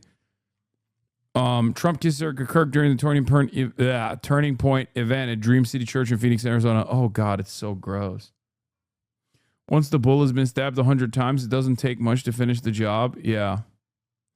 It's crazy to think that Cuba had like a pretty, first strike capabilities against the United States of America in the USSR era. Nuclear arms, Russian nuclear arms that were surface-to-surface missiles too. Not just anti-air defense systems, but surface-to-surface missiles, an air force. It was a sovereign state. America fucking hated that shit, obviously, but this is why I say, Khrushchev was a lion. With its beautiful, ornate neoclassical mansions, Art Deco buildings, and Baroque churches that marked out Cuba as a special place for hundreds of years. To a degree, it still exists at first glance. Yeah, it has a lovely... Yeah, Cuba not only had a very competent military force, but they straight up sent that competent military force to Africa to play a formative role in liberating African nations. feeling about it, that Spanish colonial look. Parts of the centre of downtown in the old city are in good nick. But actually look a bit more closely in Havana. These are some of the most iconic buildings, hotels, that are actually completely and utterly destroyed, emptied. It looks more like a war zone than a major city, the capital of a country. Sort of, you have to scratch beneath the veneer up here. You don't have to scratch very far. You see just how much trouble Cuba is in. The truth is, the buildings are neglected and slowly falling into ruin. It's true. In the midst of this once magnificent it's so beautiful too. It's so sad. It's so fucking beautiful. City, many of its people are living in squalor, clinging onto existence in buildings from a different era. It all adds to the sense that this large Caribbean island, a dominant cultural and political symbol, and still regarded by its island neighbors as a regional powerhouse, is being strangled by inclinations that took root here a couple of generations ago. Observers, neutral or otherwise, agree people can't continue to live like this. The current fuel embargo is quite simply collective punishment on a mass scale. President Trump says Cuba is next, but nobody here, and perhaps not even in the White House, have any idea what next means. The merry-go-round of threats, sanctions, blockades, and sometimes negotiations about the future go on. When it stops, is there even a future for this generation? Is there even a plan? Ceasefire broken, explosions throughout southern Lebanon, Israel carrying out huge amount of detonations of Lebanese infrastructure, Qantara, Qiyam, Nakura, Al-Bayada, Chama, and Hula being destroyed. Very unsurprising that they're doing that. Babacığım. Peki. Doğru değil ama. Kaya, sit. Orta kapıyı açsana. All right, let's start with Just this. because it's my patriotic duty. Have you condemned Hasan Piker? I have not. What? I Do I have to leave now? You do. I mean, in fact, we're calling the cops. Go back down the stairs. In fact, we're calling the cops. Yes. No, up the stairs and down. That's we literally brought you here to ask you if you would condemn him. Go back down the stairs. Yes. Get out. I mean, I obviously do because I'm a patriotic American. No, just I guess that for people that aren't aware, there was a small kerfuffle. There was a small kerfuffle. There has 3-week-long media cycle. A 3-week-long media cycle where there's a lot of centrist Democrats and pro-Israel donors that are trying to discredit Hasan in particular because he has joined up with progressive candidates across the country, including yourself, doing rallies. We played some footage of it earlier this week at Michigan and Michigan State of the lines that were outside of your rallies to see you and Hasan together. And the queen from Western PA, Summer Lee, gotta say. In all this coverage, the thing that bothers me the most is the Summer Lee erasure. It's because she's such, what did you call her, the Tim Duncan of the progressives in the House? That is so good. Yes. Oh my God. Yes. Phenomenal fundamentals. Phenomenal, right? but You're not, like squares her shoulders, takes a shot. I'm like, whoa. But she's not gonna be like the flashiest or the one that's seeking the. But the truth is, she is also flashy too. I don't know why she doesn't get the shine she deserves. Honestly, it is pretty crazy because she can be flashy. I mean, she's a brilliant orator. I mean, she's great. I do wonder about that a lot. Misogynoir, maybe. That's probably what it is. That's what it is, right?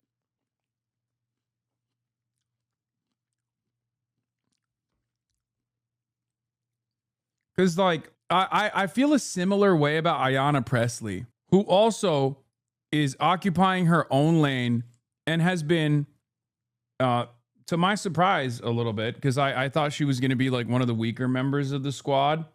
I mean, this was many years ago at this point, so, like, it doesn't matter. I'm just saying, like, that was my initial assessment. I was so wrong.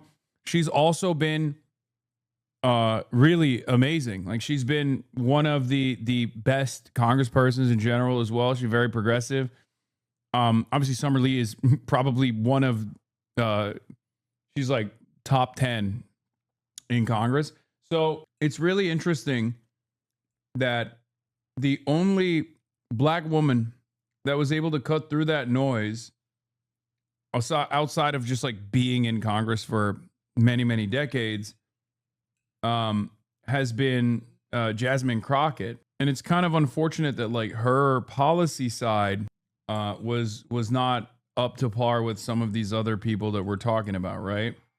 Like she was nowhere near as bold in her policies, but yeah, it's got to be because she's a black woman, like the Summer Lee erasure, because she's so phenomenal, dude. I love her so much. She is incredible. The Emerson pollster talked about you to the Forbes. Wait, what the? El Sayed has. What the hell? All right, let's watch this and then most attention, but she's always shown up in the right way. And look, if you can convince her, I want her to run for Senate in Pennsylvania. Listen, I literally told her, I mean, I was watching her, just as someone who's sort of a student of the game, like I really enjoy public communication as an art form. And watching her take that mic set the crowd on fire. I was just like, oh my God, like it would be so fun to watch you run against that ogre.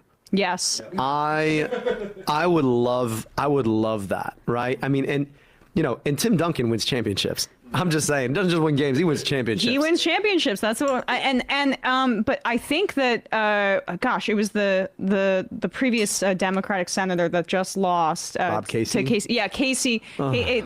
He's already like him coming out the other day and saying, "Oh, I'm going to run for Fetterman's seat." To me, I think he saw how Summer Lee was kind of putting herself out there a little bit and wanted to head that off. That's just my speculation. Honestly, let's have him jump in. Sure. And then have Summer Lee jump in. I actually love those odds. I love those odds too. Well, I mean, if there's any other white dude who wants to run in Pennsylvania, right, preferably over the age of 60, right, please jump on in. There is an open U.S. Senate seat. And then And then like Summer Duncan's jumping in. Yeah, exactly. Ray of sunshine there are so many plays on her name. I love it. It really could work. And she's exactly the kind of voice that people are craving, similarly to what you're seeing with your campaign. Like, this has been a long campaign process so far. And I was looking, Michigan primary is not till August? August. And we've been at this now for a year. Yeah. So we're celebrating a year into this campaign on April 17th. Yeah. So just reflect on, I think, one, your surge in popularity is really coming at the right time right now. I know that these attacks on Hasan really backfired because didn't you guys get a lot of small dollar contributions once there was more sunlight on your campaign through this? It's been a bit of a slower buildup, but right now it feels like there are a lot of establishment Democrats panicking about where you're at in this race. Yeah, I mean, look, we had a clear sense of the race we wanted to run from the jump. And I also knew it was coming for me. We watched it happen in 2025. I mean, just to speak to the controversy, quote unquote, TM, Hasan was invited by Vice President Harris to the DNC to stream from the DNC. Yeah. The last time he appeared with anybody in this race, it was actually Senator McMorrow, who was also at the DNC speaking. And then the audacity that we had to do the same thing that Vice President Harris did, it was wild to me. Now, look, I knew that there were going to be some voices, particularly from the pro-genocide wing of the Democratic Party, that were going to come out and say, well, how could you? I didn't realize it was going to be a 3-week news cycle in a news cycle that should have been 100% focused on an illegal, unjustifiable war. And then people ask, well, why do we lose? Well, I think it's this story in a nutshell. Number one, we miss opportunities to speak to the broadest issues that affect everyday people, because this war is literally lighting our tax dollars on fire to raise our gas prices for God knows what reason, except for the interests of a foreign government. Then there's the fact that people are frustrated because we're campaigning. My understanding of politics now, like I study complicated things, okay? Mm-hmm. This one's not that complicated. If you believe in what you have to say, you should take what you have to say out to people who might want to hear what you have to say, which is why I go on Fox and why I appear with Hasan Piker. Now, nobody's yelling at me for going on Fox, which is interesting, because I would argue that the things that they talk about on Fox seem to be less consistent with the broader thrust of our message, that we are for human rights and for healthcare and against corporations in our politics. But now what's happened is, because of the power of money in the Democratic Party, there are a lot of folks who are jumping in and echoing this because they're afraid of what it means for the flow of AIPAC and other pro-Israel money into the Democratic Party. And so how dare we speak to that issue if it's going to interrupt the flow of the gravy train to Democrats? But here's the problem. I would rather have our morals than have their money. And that's the thing that they find frustrating. But you're also campaigning in such a Muslim way. Narrowing your eyes. I generally, when I make comments to people, I slip my gaze. Yeah.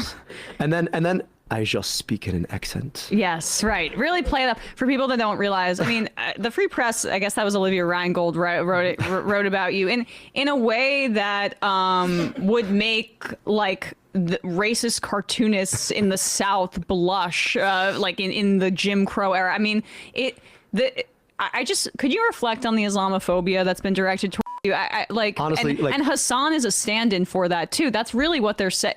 Your opponents are afraid to attack you on a racist basis, so they're attacking Hasan on a racist basis. Look, I'll just tell you this. I'm surprised they didn't come from my beard. Because as a Muslim dude, as an Arab dude, you're supposed to have a nice beard. Like, I got a weak ass beard. I don't know what it is. My dad's got an incredible beard. All right. He's got 2 sons. My brother has a different mother than me, and both of us got weak ass beards.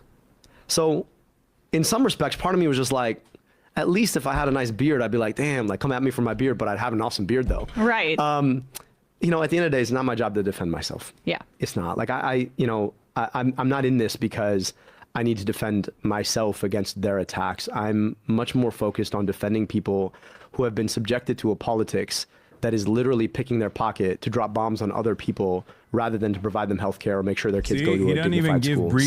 Breathing room to the Islamophobia. I'll let you guys comment on that. It's not my job. My job is to focus on the issues that I've been fighting on for a year now, and frankly, 10 years since I jumped into public service. I want money out of politics, money in your pocket, Medicare for all. If they're going to come at me as a stand-in for something, if they're going to try and otherize me, if they're going to try and say, I don't believe enough in American values, those are not things I haven't heard before. I've been me my whole life. Right. And at the end of the day, I know enough to know that we are our best when America empowers one another despite our differences. And the most amazing thing about the democratic process is that we're constantly testing whether or not America is as big as she says she can be. And guess what? Most of the time, that test comes back positive.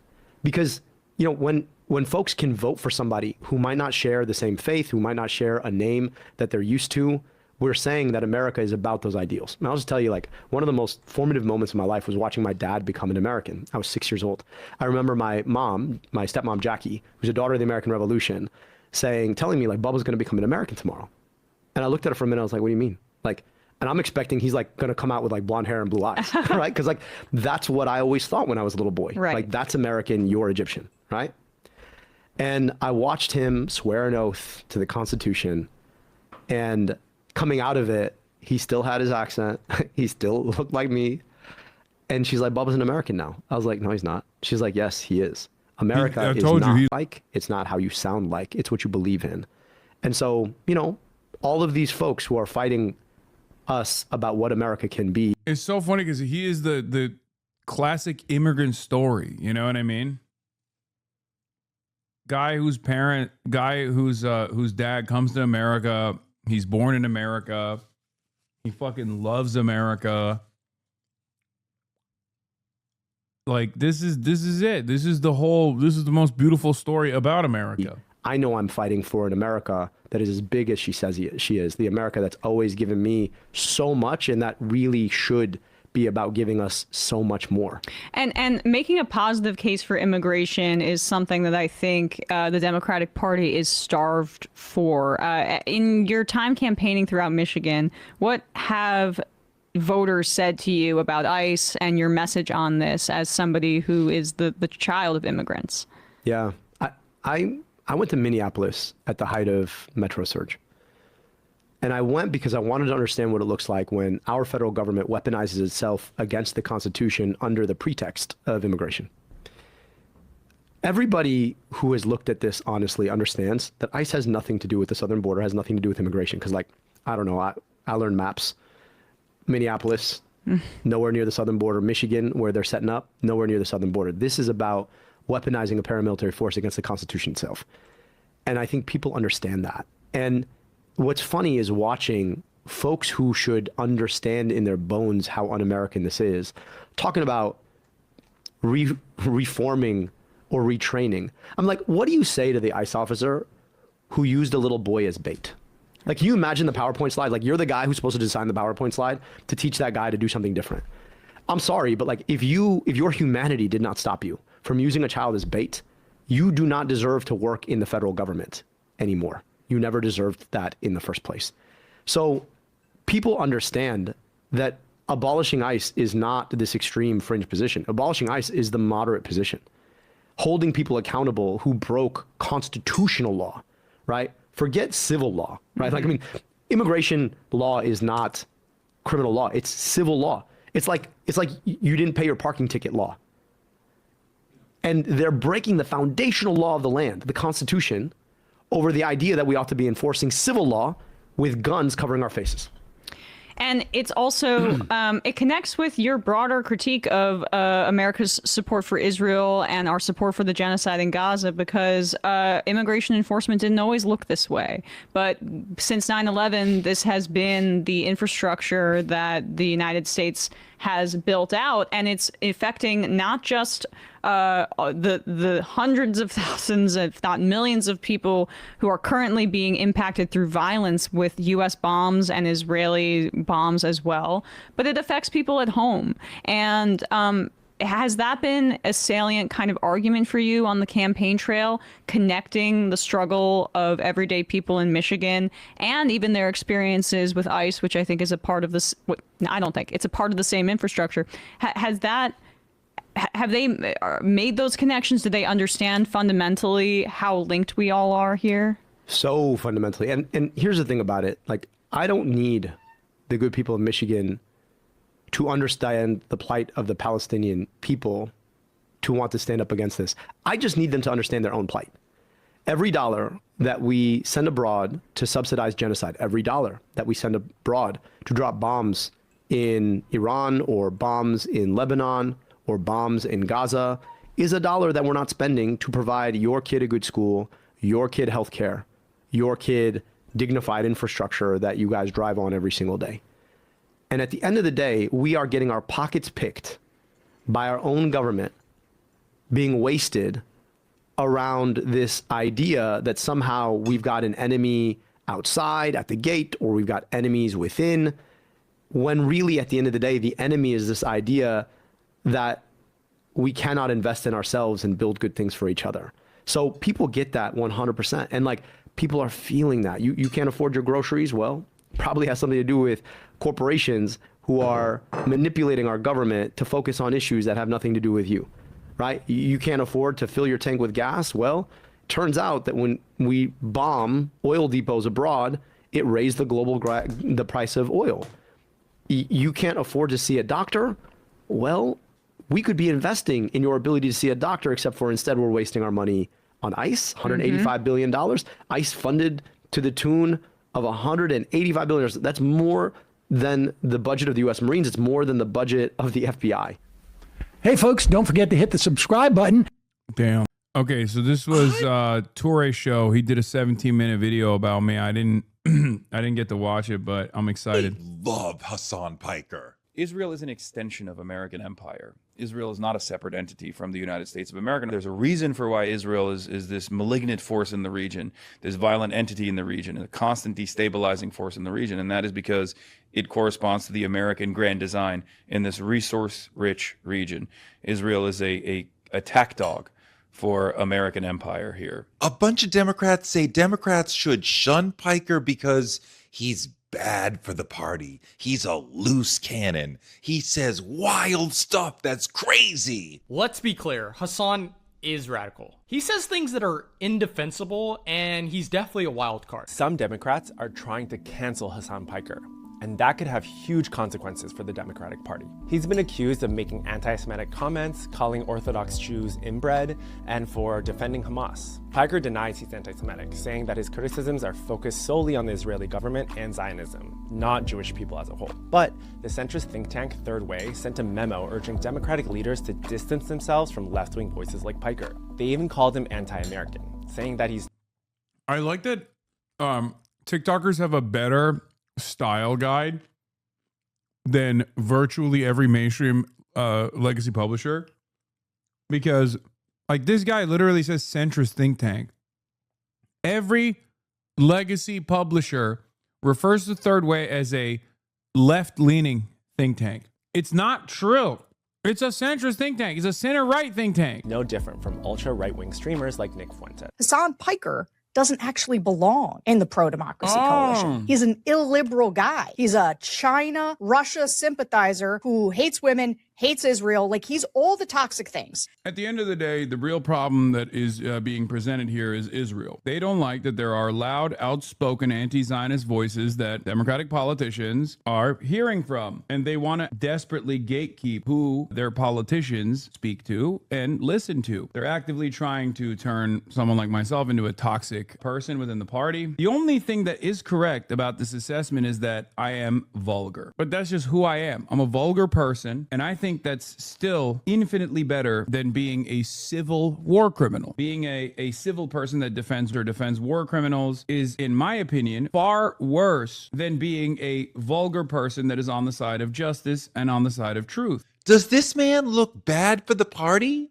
Every single dollar that is spent on a is stolen from each and every one of you, because that's a dollar that they spend blowing up a school overseas instead of building schools in your neighborhoods. You want to know the worst possible outcome for 2028? Tucker Carlson runs on an anti-Israel platform, and the Democrats put forward a pro-liberal Zionist, pro-defending America's military might candidate. Tucker Carlson wins by Ronald Reagan numbers. The Democratic Party is done. The next wave of fascism is here. That's what I'm afraid of. Tucker Carlson versus Gavin Newsom is unlimited Tucker Carlson victory. This is why I've been trying to urge Democrats to take a stronger stance against Israel. You cannot have a guy like Tucker Carlson lead the conversation on Israel. The Democrats, as a national party, have to universally oppose Israel. If you don't do that, a guy like Tucker Carlson, who has been leading the conversation for normies on the issue of Israel, will come out and destroy you. What is Piker really about? He's a very articulate, well-read, intellectual, good-looking, manly star of the far-left media ecosphere. When the left said, we need our own Joe Rogan, here's a charismatic, masculine, progressive media star. Is that not the left's Joe Rogan? As if that's what the left needs. Piker's on the far left, like he's a fan of Bernie, AOC, Rashida Tlaib, Ilhan Omar. He's for Medicare for all, taxing the wealthy, free public transit, affordable housing, radical lefty stuff. He thinks Iran should have a nuclear weapon because that would keep other countries from attacking it. I think they should have nukes. If they had nukes, it would be like North Korea. Every country in the aftermath of the dissolution of the USSR, where a separate world power could actually protect other countries under their own autonomous nuclear umbrella, you gotta build nukes. That's it. You have to build nukes. If Iran had nukes, then the region would be much more stable. Iranian population would be safer right now, okay? They wouldn't be getting bombed. Israel would not even be able to do half of the shit that it's doing in the region. That is precisely the reason why Israel never wanted Iran to get nukes. He's a Marxist-adjacent democratic socialist, but none of that is why anyone is attacking him. Piker is at the heart of a fight about what direction the Democratic Party is going to take in the near future, because Piker represents the rapidly rising pro-Palestinian left, a faction that could become a kingmaker within the Democratic Party, because today, 2/3 of Democratic voters are pro-Palestinian. But is this guy most Democratic... No, he's not. He's not an op. Democratic elected officials... What are you talking about? He's showing full context of my statements. Why would that be an op? My ops, you can tell when my ops are my ops because they don't show, no matter how like crazy something might seem, even with the Iran statement, right? They would never show the full context of what I'm talking about. Pro-Israel. We are in a battle over who the Democratic Party is going to be, and Piker is at the heart of that as one of the loudest, most pro-Palestinian voices out there. He's pro-Palestinian in a way that's shocking to some people. Piker has said that Hamas is 1,000 times better than Israel. That is not wrong. Israel's decades of murder against Palestinians is far worse. Israel is a state. Piker has said he has no issue with Hezbollah. Again, this is shocking to people who don't know a ton about the situation, but Hezbollah was created in response to Israeli attacks on Lebanon. It exists to protect Lebanon from Israel. Hezbollah would not exist if Israel had not repeatedly attacked Lebanon. They are defenders of a small nation that cannot protect itself against an Israeli army that is funded by the U.S. People are horrified by Piker saying these things about Hamas and Hezbollah, partly because they hear a sanitized version of who Israel is. Many people have just never encountered my worldview in America. As Piker said on Pod Save America, Israel creates October 7th for Palestine all the time. I'm a harm reduction voter. I'm a lesser evil voter, and therefore I would vote for Hamas over Israel every single time because I'm looking at the situation as a paramilitary organization that has like a political party as well, a Politburo as well, that is entirely comprised not as an alien force, but of orphaned children that have, had their parents killed by a state that has been dominating the lives of Palestinians for point. And they've done at this point as well, but like it started off with the Nakba and has only evolved as technology has gotten better to become more heinous. Gaza is this hermetically sealed area that many people correctly point to as the world's largest open-air prison before October 7. I think that Hamas's tactics, which I oppose at times, right, are secondary to this conversation because it's like placing a lot of emphasis on the Nat Turner rebellion instead of talking about the much larger, much more consequential, much bigger harm that chattel slavery was to black people, to like sell black people and to them and treat them as though they weren't human. I think that's a far larger systemic force that is going to make the Nat Turner rebellion look inconsequential in comparison to the greater harm. What Hamas has done, especially when there has been an October 7 times 1,000, if not more than 1,000 at this point, in the hands of Israel against the Palestinian population in its entirety. I mean, they're doing an October 7 to Lebanon right now as we speak. People hear Hamas and Hezbollah and they say things like, violence is the problem. No one should be violent. And that drives me crazy. The central problem is not violence. The real problem is injustice. The reason why you have violence is because you have injustice, oppression, and the intentional prevention of a Palestinian state, thus keeping the Palestinian people suffering in cruel captivity. Oppressed people have a moral and a legal right to fight back. It's kind of unbelievable that such a high-profile mainstream political figure like Toure is straight up not only saying, like, look at all the defensible things that Hasan has said, but also on top of that, like, actively saying, like, militancies have a right to resist militarily against occupied force, against a force that's occupying their lands, their territory, killing them. Doesn't he go on like MSNBC and stuff? Like that's usually it's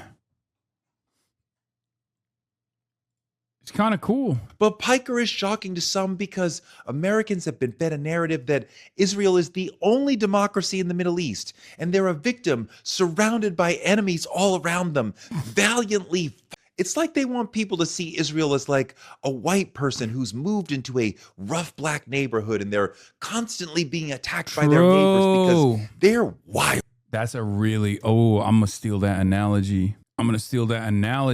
That's a good one. So does Mehdi, to be fair. No, Mehdi does not. What are you talking about? Mehdi famously does not defend militant resistance. There's no metric, no category of barbarism by which Hamas could be considered more terroristic than the IDF. The atrocities committed by the IDF in just the month after October 7 dwarf those committed by Hamas in its entirety of its 40-year existence. There is no comparison. It's true. Toure is an OG hip-hop journalist. He's interviewed a lot of great people. Yeah, that's a great take. Brown people. Yeah. No. So I'm realizing that he's not the only one who read Wretched of the Earth. Okay, No. Calm down. Israel is a settler colonialist project that's captured native people and taken their land and attacked the neighboring. It's not about the knowledge, chatter. Many people have the knowledge. It's about the courage to say the truth. Many people that have the knowledge would much rather deny the truth, would much rather refuse to say the truth, especially if they have a foot in with mainstream publications. That's the difference. In countries because they view perpetual war as good for them politically. They also dream of expanding the borders of Israel. The image of Israel as the most aggressive nation in the Middle East, practicing apartheid, committing genocide, that can be hard to grapple with if you've grown up in the American news media's Israeli-centric bubble. Israel is an apartheid state. Piker's comments on Palestine and Israel are shocking to people who don't know the true story of what's going on. But he's not wrong. Piker says Judaism does not equal Zionism. It actually serves a very anti-Semitic purpose when you tie Judaism falsely to an apartheid regime doing a genocide. You think in the interim period it might be an adequate defense. You might be able to even silence some critics. But all you are doing is falsely smearing the Jewish population. For the record, it doesn't even work anymore. This was like early on. With the crimes of a nation state that does not have the Jewish population's best interest in mind. Guys, it's because I don't have a fucking beard, okay? Jesus Christ. Why do you guys are literally babies, okay? You know how, this chat reminds me of those videos of like father shaves his beard for the first time and watch what the baby does next.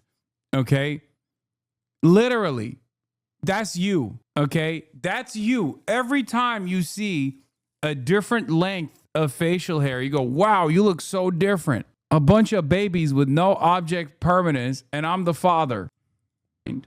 He says Palestinians are not shown as human in Western media. They refuse to show Palestinians as humans, and they have very successfully been able to dehumanize them. There are voices in Israel, there are voices out there who see it, who see the brutality, who see the endless humiliation that Palestine... Yeah, they made fun. Remember when Destiny and all of the fucking psychopaths, many of which are now noticeably quiet about the issue of Israel. Have you guys noticed that? I mean, not Destiny, he's still pro-Israel, but remember when everyone fucking made fun of me for crying during... this leftovers video where they were like, how many centrist, apolitical, drama farming dipshits made fun of me for this for months on end? Palestinian people have endured, and I stand with them, and I don't care. I will always stand with them, even if there is a moment of violent retaliation. Okay? They have nothing. He says Israel is practicing collective punishment. You said Israel has a right to defend itself. But they didn't even do it when it happened. They went back like a year to accuse you of faking it at the time. Yeah. Yeah, they said I was faking it. They said I was like a bitch for crying. A lot of these clips are right after October 7th that Tori is using, by the way. Absolutely zero people think that this is a ridiculous statement. However, how Israel is defending itself is collective punishment. Collective punishment in the form of depriving 2.2 million people of electricity, of water, of food. He says Israel is an apartheid state. Israel is falling out of favor because many Americans and many people in the Western world are now finally seeing the truth that Israel is an apartheid state that is built around an ethno-supremacist ideology and that Israel is doing a live-streamed genocide. This is the reason why Israel has fallen out of favor and has become a pariah state on the global stage. He says Israel could stop the genocide right now. Please explain how the Democrats can stop the genocide right now. It's this, okay? It's this. This is a telephone, okay? You pick up the telephone and you call up Benjamin Netanyahu and you say, hey, cut it out. No more weapons. Click. And the reason why America is so invested in Israel is because it is a permanent destabilizing factor in a resource-rich region. There is now a coordinated campaign to smear this man's name and make him seem too toxic to be in polite democratic society. If the name Hasan Piker just came across your timeline for the first time, it's probably because there has been a coordinated centrist smear campaign against this man for being right about Israel. Hasan has become a more prominent figure on the left in recent years. This has led centrist Democrats and their billionaire donors to accurately assess the threat to their grip on power. This is not coworker Ludwig. This is friend Ludwig. They failed to stop This is Ludwig if he wasn't evil. Zohran Mamdani from becoming mayor of New York. So now they're trying to make sure that his success can't be repeated elsewhere. They dislike Hasan because Hasan is not a politician. He cannot be bought and paid for by the donor class. And he is entirely supported by his own follower base, meaning the only way they can take him down is by making him radioactive to leftist candidates. So don't fall for it. We are told that this campaign is coming from moderate Dems and the centrist group Budwig. Yeah, that was Budwig, not Chudwig. But I think it's actually fueled by the pro-Israel lobby, the likes of AIPAC and groups like it. They want to demonize Piker and make him seem too toxic for prime time, and thus to silence him. Not because anyone thinks he's going to run for office, but because he is an influential voice in progressive media at a moment when the Democratic Party might be at a tipping point over Israel and Palestine. Over the last 5 years, Democratic voters have become extremely pro-Palestinian. We now have an NBC poll saying 67% of Dems sympathize more with Palestinians than with Israelis. Gallup found 59% of Dems sympathize more with Palestinians. 76% of Dem voters now support an independent Palestinian state. Meanwhile, Democratic elected leadership remains extremely pro-Israel, in part because the pro-Israel lobby supports those who support Israel and attacks politicians who dare call a genocide a genocide. So we have a Democratic Party that's in the wilderness and trying to find itself and is deeply divided on the issue of Israel and Palestine. So will the party continue to drift in the direction that the elected officials and the pro-Israel... Ludwig isn't evil, he's cowardly. You shouldn't suggest someone is evil even if you're joking. Oh my God, calm down. It's a very common fucking meme on the internet. When people say like, Markiplier is not evil Hasan, it's a joke, man. It's not. I'm not being serious. I like that you actually hit him with a more serious criticism than what I was doing. I was joking. You're now actually biting criticism territory in your unbelievably woke statement. I was joking. You're being serious. Lobby wants. Will Dems nominate a moderate like Gavin Newsom who won't call it a genocide? Or will the party slide in the direction that the voters want and become more pro-Palestinian and look maybe to a candidate like AOC who's unafraid to call genocide what it is? AOC may seem like a long shot to some, but in a Democratic Party where being pro-Palestinian is a crucial voting issue, like an issue that could make or break who voters choose, do not rule out AOC. But as the pro-Palestinian left rises in the form of AOC and Zohran Mamdani and millions of Democratic voters, the pro-Israel lobby wants to silence them. They can't have the pro-Palestinian left become an important voice, so they're trying to silence Pike. People still bite the funeral bait so hard. I mean, who cares? Now. Who gives a shit? The attacks on him are not because he's too wild. His comments are fairly common on the pro-Palestinian left. It's because a specific pro-Israel faction of the Democratic Party does not want him to be heard. When Democrats say Piker is bad for the party, the question is, bad for what party? Bad for the party that Democratic voters want? Or bad for the party that AIPAC and the donor class wants? The Democratic voter base has become pro-Palestinian, and the Israel lobby is pushing back, trying to squash their influence. But if the Democratic Party is going to represent Democratic voters, it has to be pro-Palestinian. Piker speaks for Democratic voters on this issue. Will Dems listen to their base and respond to what their people want, or find a way to sabotage themselves again? Thank you for watching. Please like, subscribe, and comment all the things. I'll be back tomorrow. So we're gonna tell them. Anyway, this is the budget. This is the Shoykot video that came out. What the Live. Okay. Rowan. Yeah. So tomorrow we're gonna walk over to Beit Rima at like 8ish. It's not happening anymore. Yeah. No, you're gonna meet Hasan. Wait, really? Wait, what? You're gonna meet Hasan. Yo, give me a fucking hug, man. Yo, hey, ain't no fucking way. Let's go. Let's go. Misophones are gonna get triggered into oblivion. Wait, what? Wait, is it actually? No, it's not April. You can't do that to me, man. You guys can't do that. No, it's April Reels. It's happening.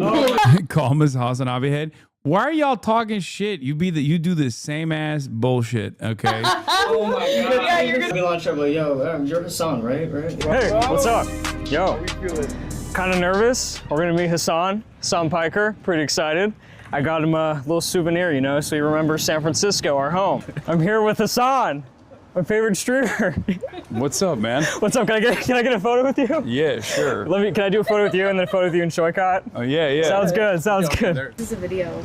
I also, really quick, I actually got you a gift. Wait, a souvenir. You got me a gift? Yeah. Okay. There's something small. I was like, oh, I should have got my. Yeah, you're the rich guy. What the hell? I got my campaign staff. Serendipity, unexpected cards and gifts. Just something small. I got you a coaster for San Francisco, so you remember our city. Okay. And also you could put your Diet Dr. Peppers on it. You know, Okay, just in thank you case so it gets much. cold. Yeah, Very- of course. Very thoughtful of you. Yeah, of course. Yeah, And you got a little note in here. Too. Yeah, read that later, or else it's embarrassing. I'm not you know gonna what I mean? read it out loud here. Let's grab some food. We're actually gonna go upstairs to their spot to eat dinner, and then Okay. Hell yeah. All right, let's do it. Chef Samir.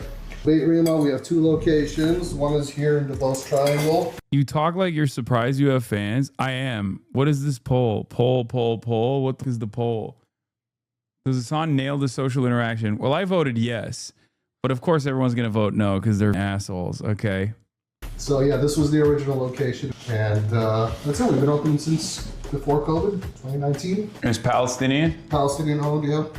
Inspired cuisine. I'm very excited. Yeah.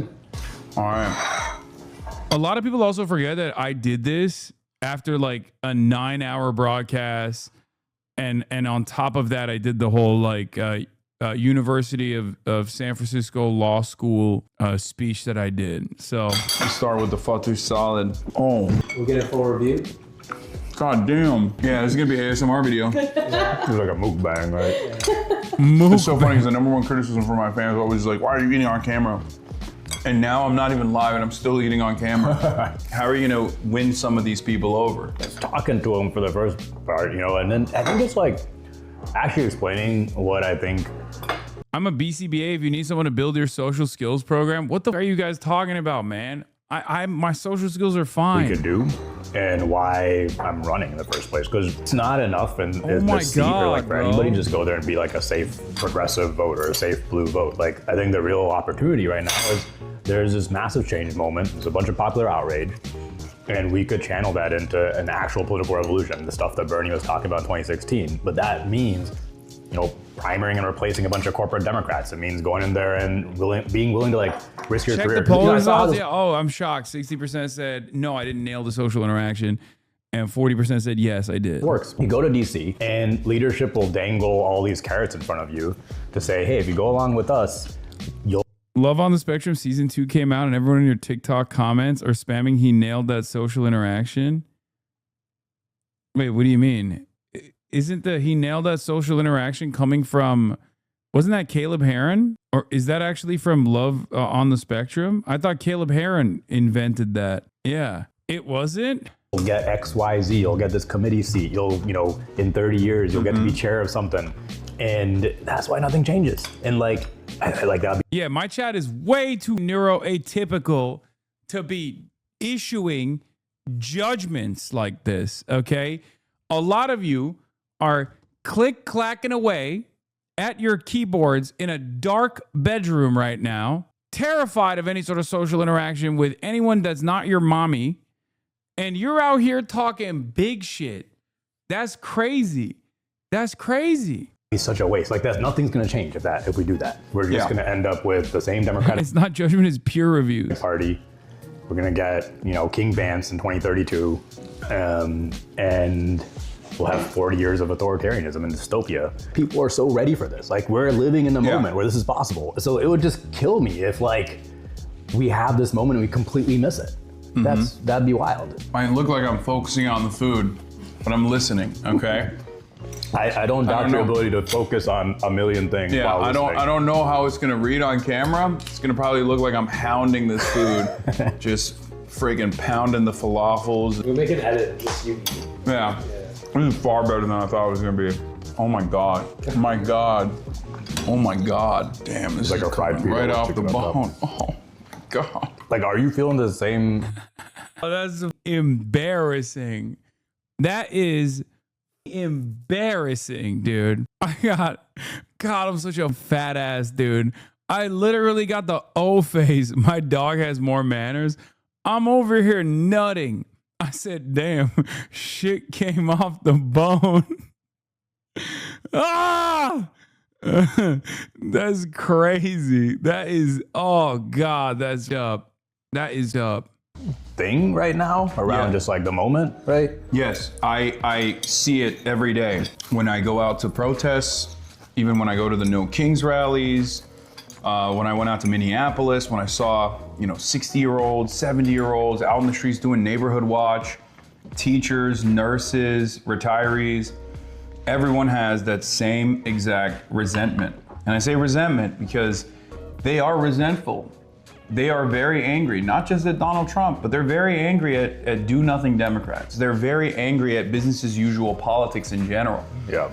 And for the first time ever, I think the Democrats who normally vote along not their own personal convictions, but along like what the electability argument favors, a calculation that the television has basically told them, they're now saying, we do believe that a Bernie-crat would be the true electable candidate. Yeah, they're becoming more risk-taking. Like, I feel like there's this... But it's not a risk. I agree it's not a risk. It's a risk not to do this, but, for the average mainstream Democrat, they felt like Bernie was a risk, right? They felt like doing this kind of politics is a risk, which is sort of funny because, I spent time in, like, Tennessee and in Texas, and in some ways, like, the populist stuff, you can tell the guy's hopelessly looking at the food that's left and calculating how much he can get before you finish. Look, he is. His eyes. His eyesight. Oh, no. Y'all are up, dude. That is messed up. Why are you calling me out like this, man?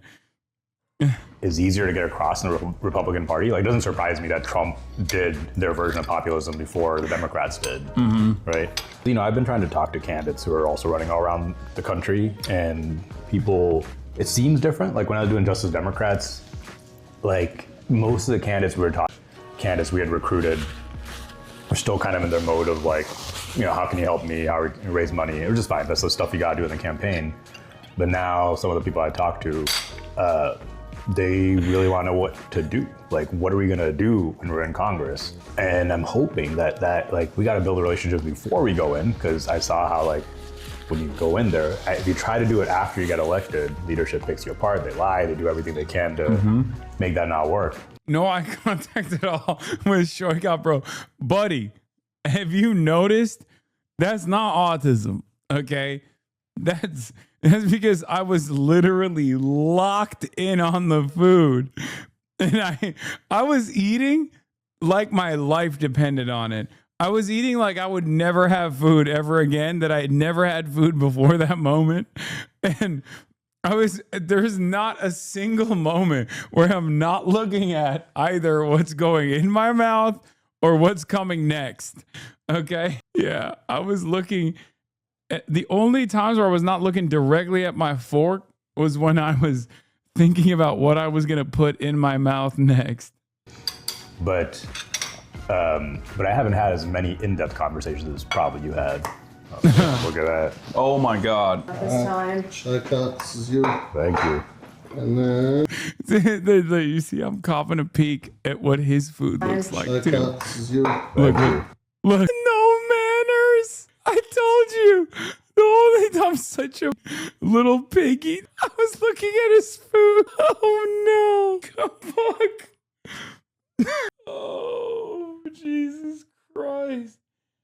Oh, I in the moment, I'm not even kidding. In the moment, I was thinking, like, you think it's fucked up if I asked to try his food? Oh, are you gonna eat that? And then I gave a second look. Look, it wasn't enough. I did another drive-by. Look, while I'm putting the food in my mouth. Oh, that's so fucked up. Oh my God, I can't ever do that. I can't ever do a video like this ever again. Oh my God, that's fucked up. And then I brought 2 chicken skewers also. Can't believe I haven't had that before. Good stuff. Thank you. Thank you. Right on. Thank you guys. Thank you. I wanted to get this because it said Gazan.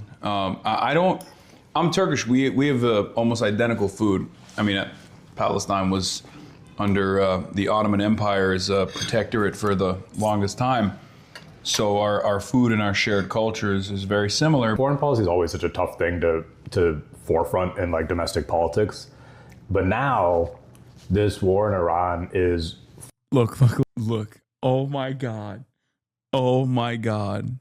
Oh my God. He's explaining stuff to me and I'm looking at more food. Oh my God. Oh no. Oh God. Oh no. Someone said, bro, you're the new Anthony Bourdain. No, motherfucker, I can't be. Because it's clear that I don't have the composure and the self-restraint to be able to conduct myself in an appropriate manner when we're doing videos like this. Fun of mine, and everyone knows how much money we're blowing on it. And it's just like, and everything and like the price of gas is going up, which is making it very front and center for people. Mm-hmm.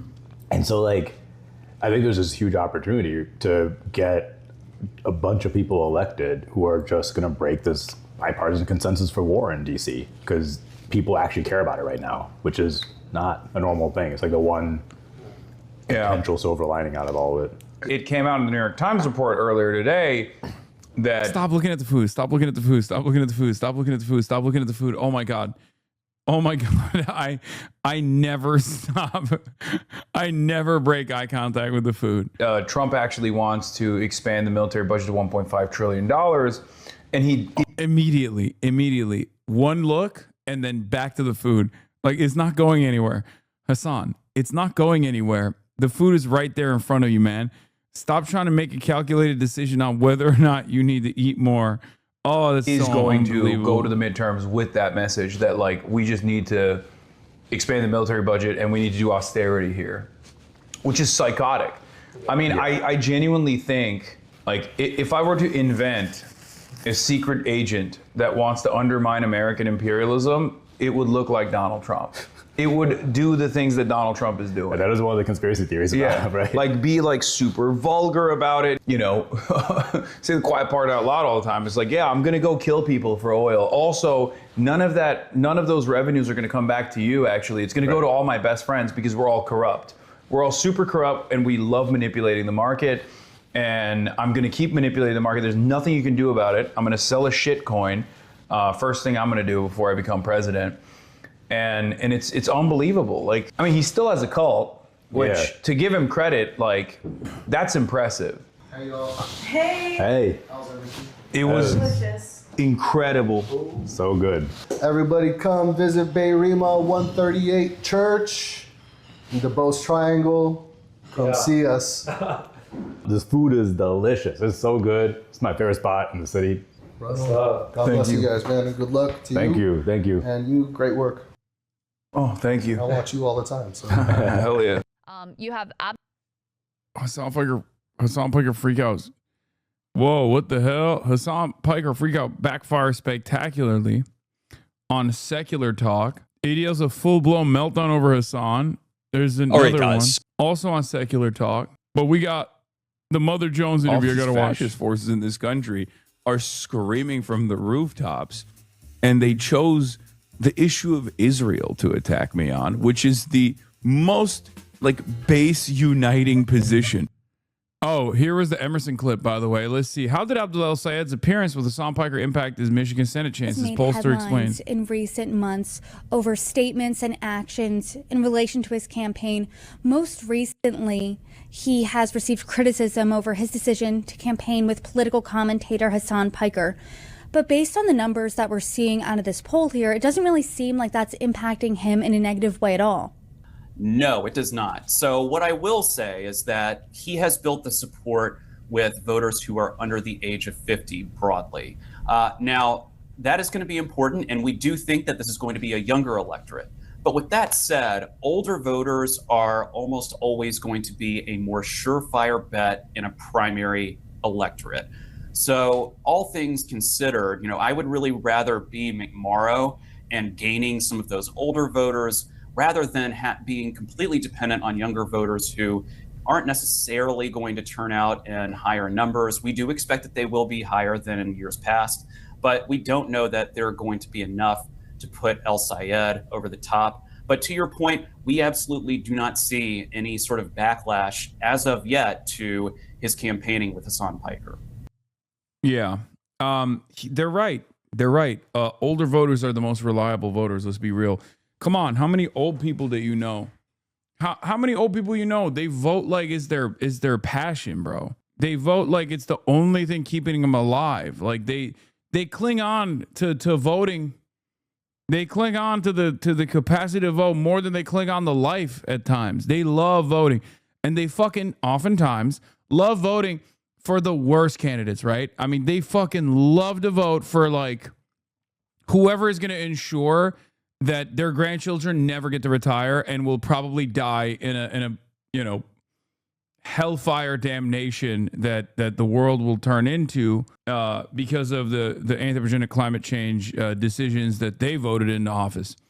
So, we got to get those olds on board, and you got to play a role in that too. You got to get your olds in your life to turn around and what is this in your life? To turn around and go vote for Abdullah Say. I'm going to stop you right there. Millennials with the highest turnout demographic for Zoran. We can do this. No, we still need the olds too. I saw a 107-year-old woman talking about always voting for Trump. We need a cutoff. I agree.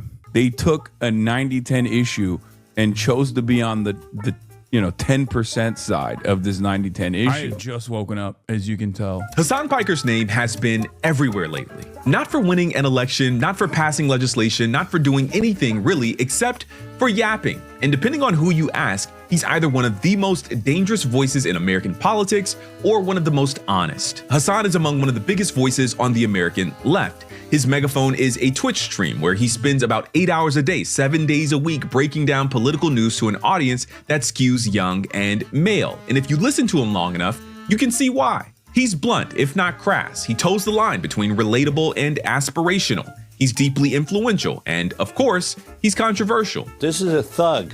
This is an extremist. This is an advocate for terrorism. Which is wait, Karl Rove? What the fuck? Why some factions of the Democratic Party have been beefing with him for the last. Bro, Fox News has done so much coverage on me. I didn't even know Karl Rove talked about me. Karl Rove called me a fucking thug. I mean, I am thug life, but like that's crazy. That's crazy that Jesus Christ. Last few weeks, pointing to off-color comments he's made over the years. I sat down with Hasan Piker to talk about exactly that. We talked about why Fox News can't stop covering him, the ideological battles inside the Democratic Party, what he really thinks about Israel, and what, if anything, the Democrats could do to earn his vote in 2028. This is my chat. Yeah, bro. Actually, Low Kirk and honor. If a Fox News commentator calls you a thug, that's an automatic invite to the cookout, right? Like that's because we all know what that's a substitute for, like word wise, like maybe half an invite. With Hasan Piker, enjoy. Hasan Piker, thank you so much for making. This is an unfucking believable photo that they somehow edited to. What the hell? What the hell? Oh my God. Oh my God. Bro, looking like Kevin Jones. They made you look a little zesty. Bro, this is like my worst haters would not have done this to me. Taking the time. Thank you for having me. This is exciting. I'm a big fan of your work. Oh, thank you. Very excited to be on. Thank you, man. Thank you. I really do appreciate that. Well, I guess this is an interesting way to start, which is that you talk a lot, man. Like you talk like respectfully, right? You talk, it's the job. But I wonder, what do you think has contributed the most to your kind of current position in the national media spotlight? If I were to kind of give you a few options, I think obviously the out of context clip economy is an option here. Maybe you talk about Israel and Palestine and progressive things and conservative things. But what would you say has kind of put you New form of censorship is making you look less hot. Michael Parenti didn't consider this. True. That's how you disparage critics of empire. The discourse. I mean, it's hard to figure out exactly what is the highest offense because I have an anti-imperialist framework. I'm socialist. These are not exactly ideas that a lot of people are fond of hearing, especially, corporate-backed mainstream institutions. And then my position on Israel, of course, is also very frustrating for a lot of people. But I would say that the fact that I speak on a contentious format that is very interactive on polarizing issues from a perspective that is of the left, a perspective that many Americans are either unfamiliar with or taught to be antagonistic towards, combine all of that. And of course, you're going to have an inevitability such as this. I guess on a personal level, how are you processing like the onslaught of criticism? I mean, we'll get into the politics of it all in a bit, but I'm curious how you're doing personally. This isn't the first one, but this one's been maybe a bit different. Would you agree? Talking politics is my passion. HaZZZ. Yeah, bro. That was for LA Times. I had slept for like 2 hours the night prior, and I was up at that was like 6 a.m. or something, LA time. All right. Yeah, but it's been different, not in a negative way. It's actually been quite positive. Yeah, chat has been on my ass today, bro. Y'all are on my ass. Oh, Hasan, why are you so fat? Oh, Hasan, why do you look so old with your beard? Oh, Hasan, why do you sound so sleepy? The fuck is this? Find these last couple of weeks. I mean, I find it strange that it's been going on for the past couple of weeks. Nothing more than 4 days in America. In our current news cycle, this has been the most resilient thing. And I think it's partially because, I'm live all the time. So I'm obviously going to give Fox News more ammo every single day, as they have been. They've been updating the RNC research department is constant. Hasan Piker will kill billions if we let him. That's fucking awesome. I mean, yeah, true. Constantly posting new clips of me every day. I even joked about it at the Yale Union last night where I was like, today we're going to talk about the resolution to end the American empire. And then tomorrow your grandparents are going to hear about it on Fox News, which is literally happening right now. So I guess that's a big part of it as well. Maybe some Republicans think this is a great opportunity to tie someone that they consider to be radical to the Democratic Party so they can attack the Democratic Party. And then there's plenty of right-wing forces in the Democratic Party who also recognize that there's an ideological battle within the party itself.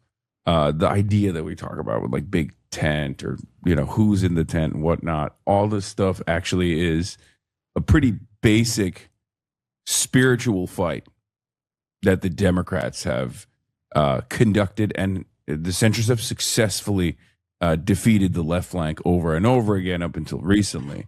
That's the heart of it. Could you name that spiritual fight? What are the two sides of that fight?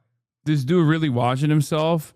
True. What is this? Twitter lib talking about how global is the intifada from the river to the sea. Blank slate. When you're legitimizing, globalizing the intifada and running a movement to delegitimize the Jewish state, it becomes personal to all Jewish voters.